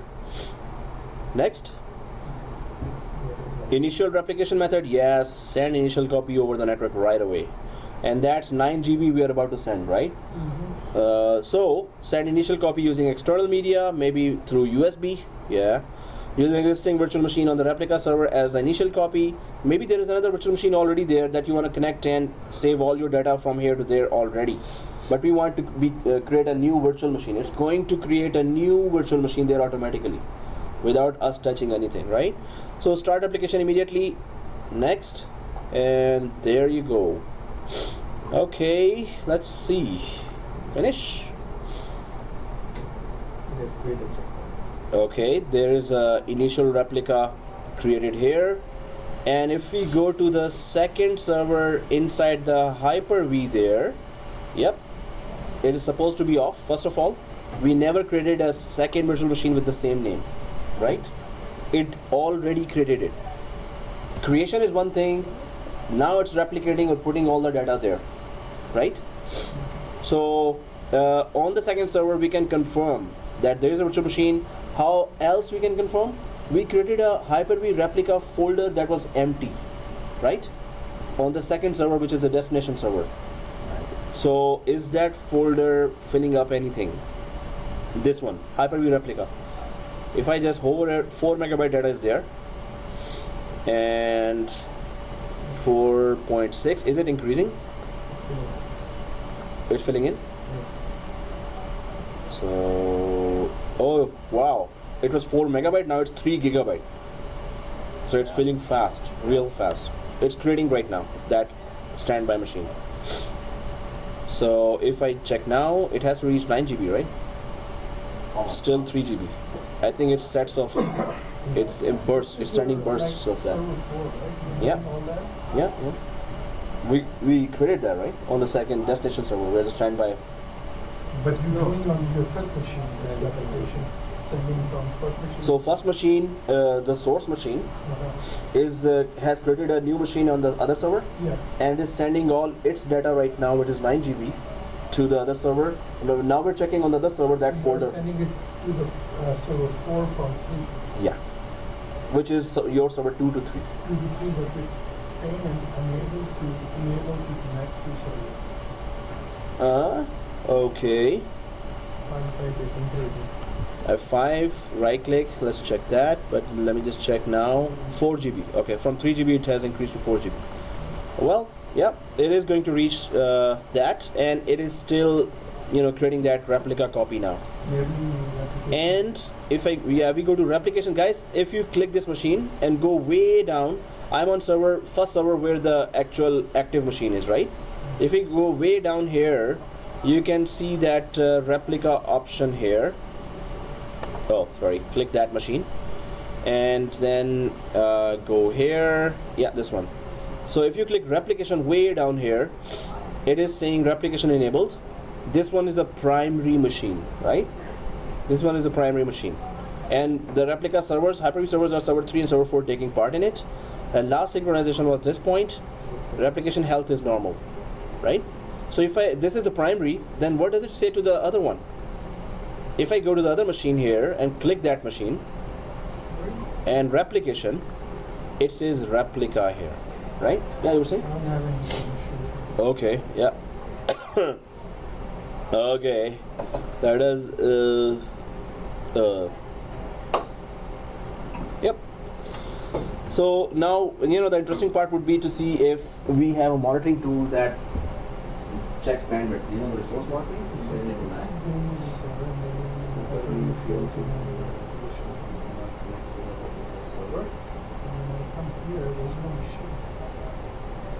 So check your connectivity.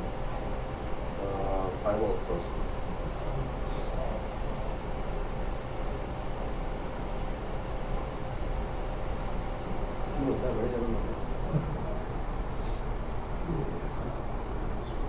Control कर लेंगे, right click, yeah, right. No, hey, somebody not practicing at home. Okay. System and security.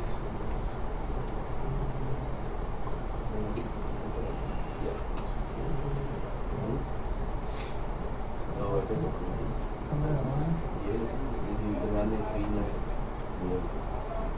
That's a lot.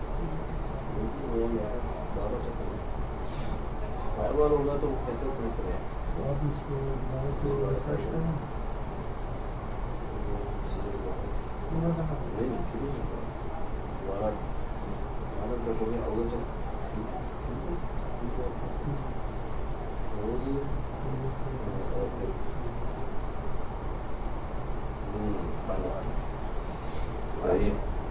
Now we can go there to the second one. Okay, so what's the stats, Mr. Shahu? One side is already done. The other Already one done? is still in the process. It's still. But how much data? So I'm just still checking that data. It should be by 8 GB now, yeah, right? It was 3 GB, 4 GB, now 8 GB. Yeah, 8 GB is the final. So you create the folder there, right? On server 3, Ibrahim? So that folder should be filling up fast now. What could possibly affect their replication health level? If there is no bandwidth available, and there's too much traffic going on from other virtual machines in the same Hyper-V as well, so replication will be affected. Either it will be slowing down, Okay. or if the network connectivity is not there. Okay, I will do that. Yep. Slow. So Replica. So guys, this is Replica, but let's just check the Replica as well. Some new features. So I'm on the server 3, which is your server 2, which is the initial, which has the active copy right now. Oops, no, it is off. It should be started, right?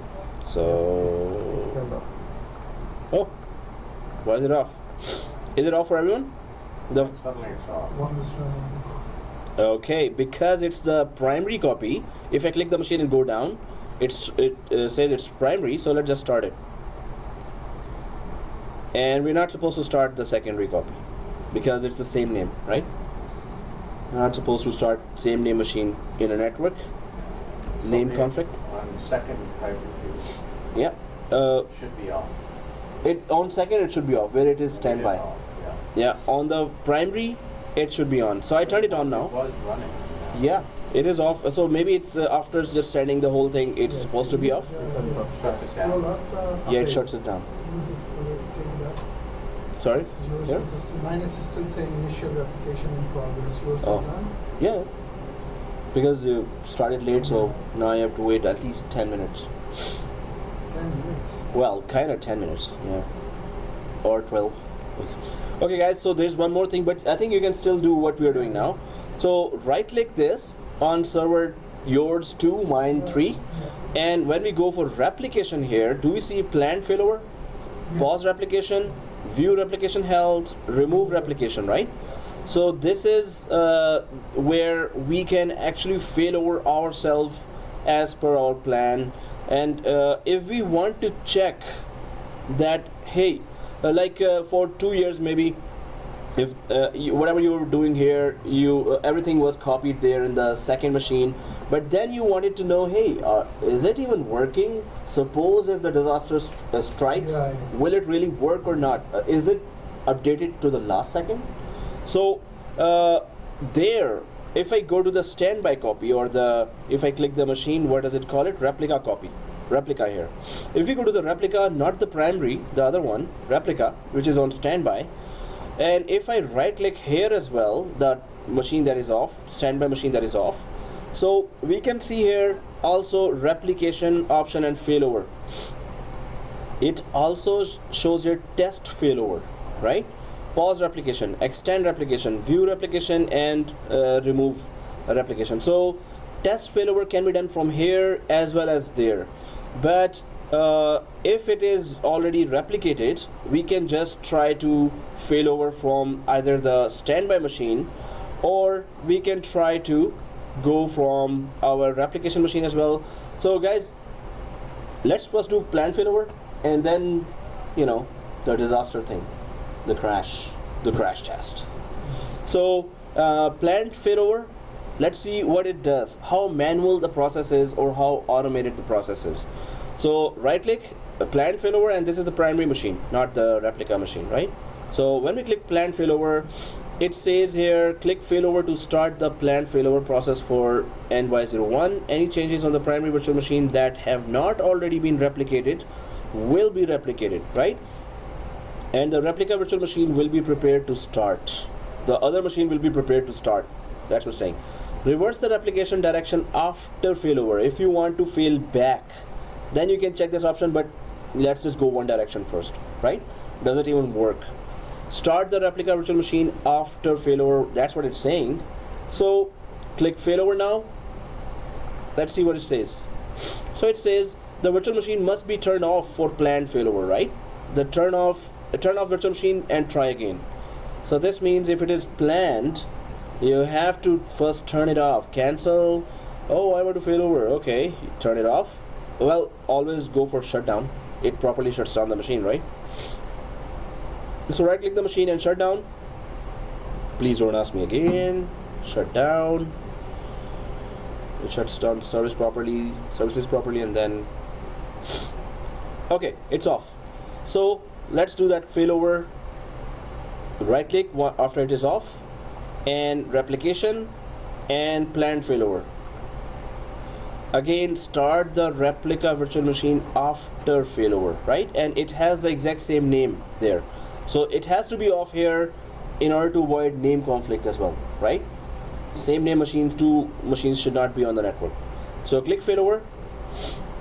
Okay, so far so green. Okay. Well, let's see on the other side if it is starting, or yep, it is started now. So it did failover. This machine is up, which was replica. Now if we click and go down, it still says replica here. Refresh if we can. Oh, we can't refresh, we can only reset. Well, refresh the server, and it still says it's replica. See? Okay, so right now it is what it should say. primary. Well, failover concept is that, the other machine should be taking all the, connecting data. So if I go for replication, now it says reverse application, remove recovery points, cancel failover. It is still failover, but we can cancel failover. View replication health. It's not like, that failover clustering we did. It's live. We can connect, failover there, failover here, failover there, and it's all live, and while the users are connected. So here you have to turn it off. It's a manual process to failover here inside the virtual machine for a Hyper-V replica itself, right? So if the server goes down, that means this machine is already off, right? So we can come here and just turn this on, which is a manual process, but let's see if it is. So for now, if this machine is up, let's just reverse replication, but I think it should say, no, you have to turn this off and then do the reverse replication. Reverse replication is that, replication should be reverse, coming from there to here instead of here to there, right? Or cancel failover. So let's go for cancel failover actually. Reverse replication doesn't say anything. Oh, it doesn't say anything? Let's just click that. It gives a full wizard, right? Yeah. Reverse replication, I click that.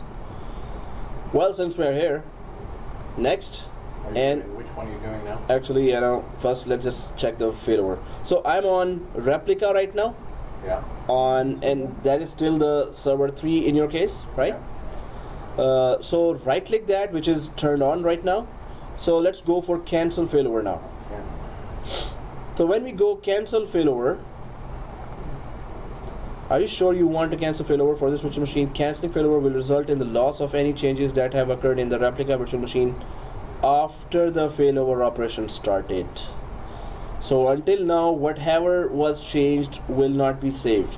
So the failover purpose here would be that, suppose for 2 years you've been, the users have been putting data, and you want to know if the copy actually works, if in case the disaster does happen, right? So that's why we failed over, and we could just connect right now. If I cancel out and connect to that machine, does it connect properly? That I'm still on the copy right now, replica. Just checking if it is the same machine, Windows 8, or did it change into Windows 10? No, I'm just kidding. Earlier you asked to change, like, the moment when it goes to server 4, you want it to become the primary, right? The moment when you click on reverse, it changes back to primary. So reverse replication changes back to primary. Yeah. Hey, we got experimentation going on. That's very good. Thank you for confirming that. So right now, what's the purpose of this? We turn on the, we failed over. We can just check the copy if the copy is updated to the last second, right? Once we confirm yes, it is updated to the last second, I checked it. We should do it in the weekends or having request a downtime and then do that, right? So once we say that okay, it's all done, yeah, the replica copy is updated to the last second, we confirm that, we can cancel failover now, right? So we should also only failover just to check if that copy for 2 years is actually really saving everything as it is supposed to, right? So cancel failover is there, press yes, it is stopping. When we cancel failover, it automatically stopped, but did the other machine start it? So if we go to the other machine, it is still off. Refresh, yes, it is off. So failover and cancel failover, it's not like the failover clustering. This is a process where you want to, so I'm starting now manually because it not start automatically, but failover process, oh, failed to start, seriously. Hyper-V prevented starting virtual machine because it is prepared for failover. Replication operation for virtual machine failed. Okay. If I right click this, cancel, okay, we have to write cancel planned failover here as well. Seriously. No, same one. When we go to the actual primary machine, actual primary. I don't get that. Oh, it is started? You do. Did you? Oh, yeah. Oh, you do, right? So cancel planned failover, do we see that? Without that, it's not going to let us start. So it is still in the failover mode right now. So there we remove that, and here we are removing now. Are you sure you want to cancel preparing the virtual machine for failover? Yes. And then do we start that? Yes. Now it starts. So yes, failover, the purpose is different than the clustering failover. It's not that failover. It's just you want to check that. Okay, go ahead and check, and then come back and cancel that failover just to check the health of that machine. If the copies. Now the other thing that Shahul was discovering, and he really insisted that we should do that. Okay, just kidding. So which is good, which is very good. So if we go to server 4 here, oh sorry, in your case server 3, It wouldn't appear now because it only appear while you are doing it. the failover only it will appear, right? So test failover, what is test failover? If we click, so first we did the failover only, and that is also from the primary machine, right? Yeah. Now we're again here on the on this machine, replica machine. So click test failover, and it is creating a recovery point. The purpose here is you don't want to fail over. If you fail over, it's you have to turn it off, right? You don't want to turn off the primary machine. You don't want to turn it off, but you still want to check if the copy is good. Then click test failover, and when you test failover now, click that, you see a second machine got created here. It changed the name as well, test. Now if we start that, there will be no naming conflict, right? Okay, we start that, connect and okay, start and connect, or connect and starts, whatever. So it is a copy of that exact replica that is right now, when we create that copy, till that time whatever was replicated, it is here, and without disturbing the whole replication process, we can test the copy if it is really up to the last second, right? So that's a very cool feature, that it creates a new machine, and yeah, it will not be connected, this machine will not be connected to the network as well. No network. This is just a standard machine it created, and just to tell us that, hey, this is what I copied and this is what I'm copying till now, right? So this is that other thing that I want to show. And stop the virtual machine, close it, and we can delete it, right? We don't need that. So if you don't want to disturb the process, then this is the way, right? And then the replica, if you want to change the replica from 1 to another. If you want to change the primary from one another, if primary was on the first machine, you want to go for this to be primary, the server 3 machine, which is replica, to be primary. That's where the failover and then the reverse replication occurs, right? So we can just quickly do that too for the record of the video. Planned failover again. We can turn off the machine first. Turn off the machine. The purpose now is the primary should be running from the other server. Maybe that server is the new one, right? So then we go for shutdown of this on the primary. This is the primary right now on server 2. So we are shutting down. It is shut down. Second step, we right click and go for replication. Which server are you on now? So it is still on server 2. For us, yes. Yeah, for you server 2. You shut down. Yeah. Plan. And then right click and planned parenthood. Oh, sorry, planned failover. So planned failover. And then this option, Reverse replication. send data that has not been replicated to replica server, failover to replica server, reverse the replication direction, start the replica virtual machine. What will that do? If we select this option, it should do that, Make the primary on. make the primary on other one primary, right? So that's why we didn't see it the first time. Yes, we unchecked it, so that's good that we unchecked it to see what happens. And then, so if we click that, let's just still check if it's going to create the other one as primary, start and make the other one primary, right? So the two processes are there. Let's see that failover. Okay, first one completed, second one is in progress and successful. Woohoo! Close. So when we go, so this is now, oh yeah, this house is replica, right? So other one should be started. Yes, it is started, and it is also primary. So the whole process failover, if you select both options, it will just turn the whole thing to the other server. Now that's a failover. It is started and it is replicating the other way now, right? And that's it. Yahoo! Oh, okay. I mean, no, we still need to study. Okay, yeah, you're saying? Okay, guys. Okay, you understand now. So,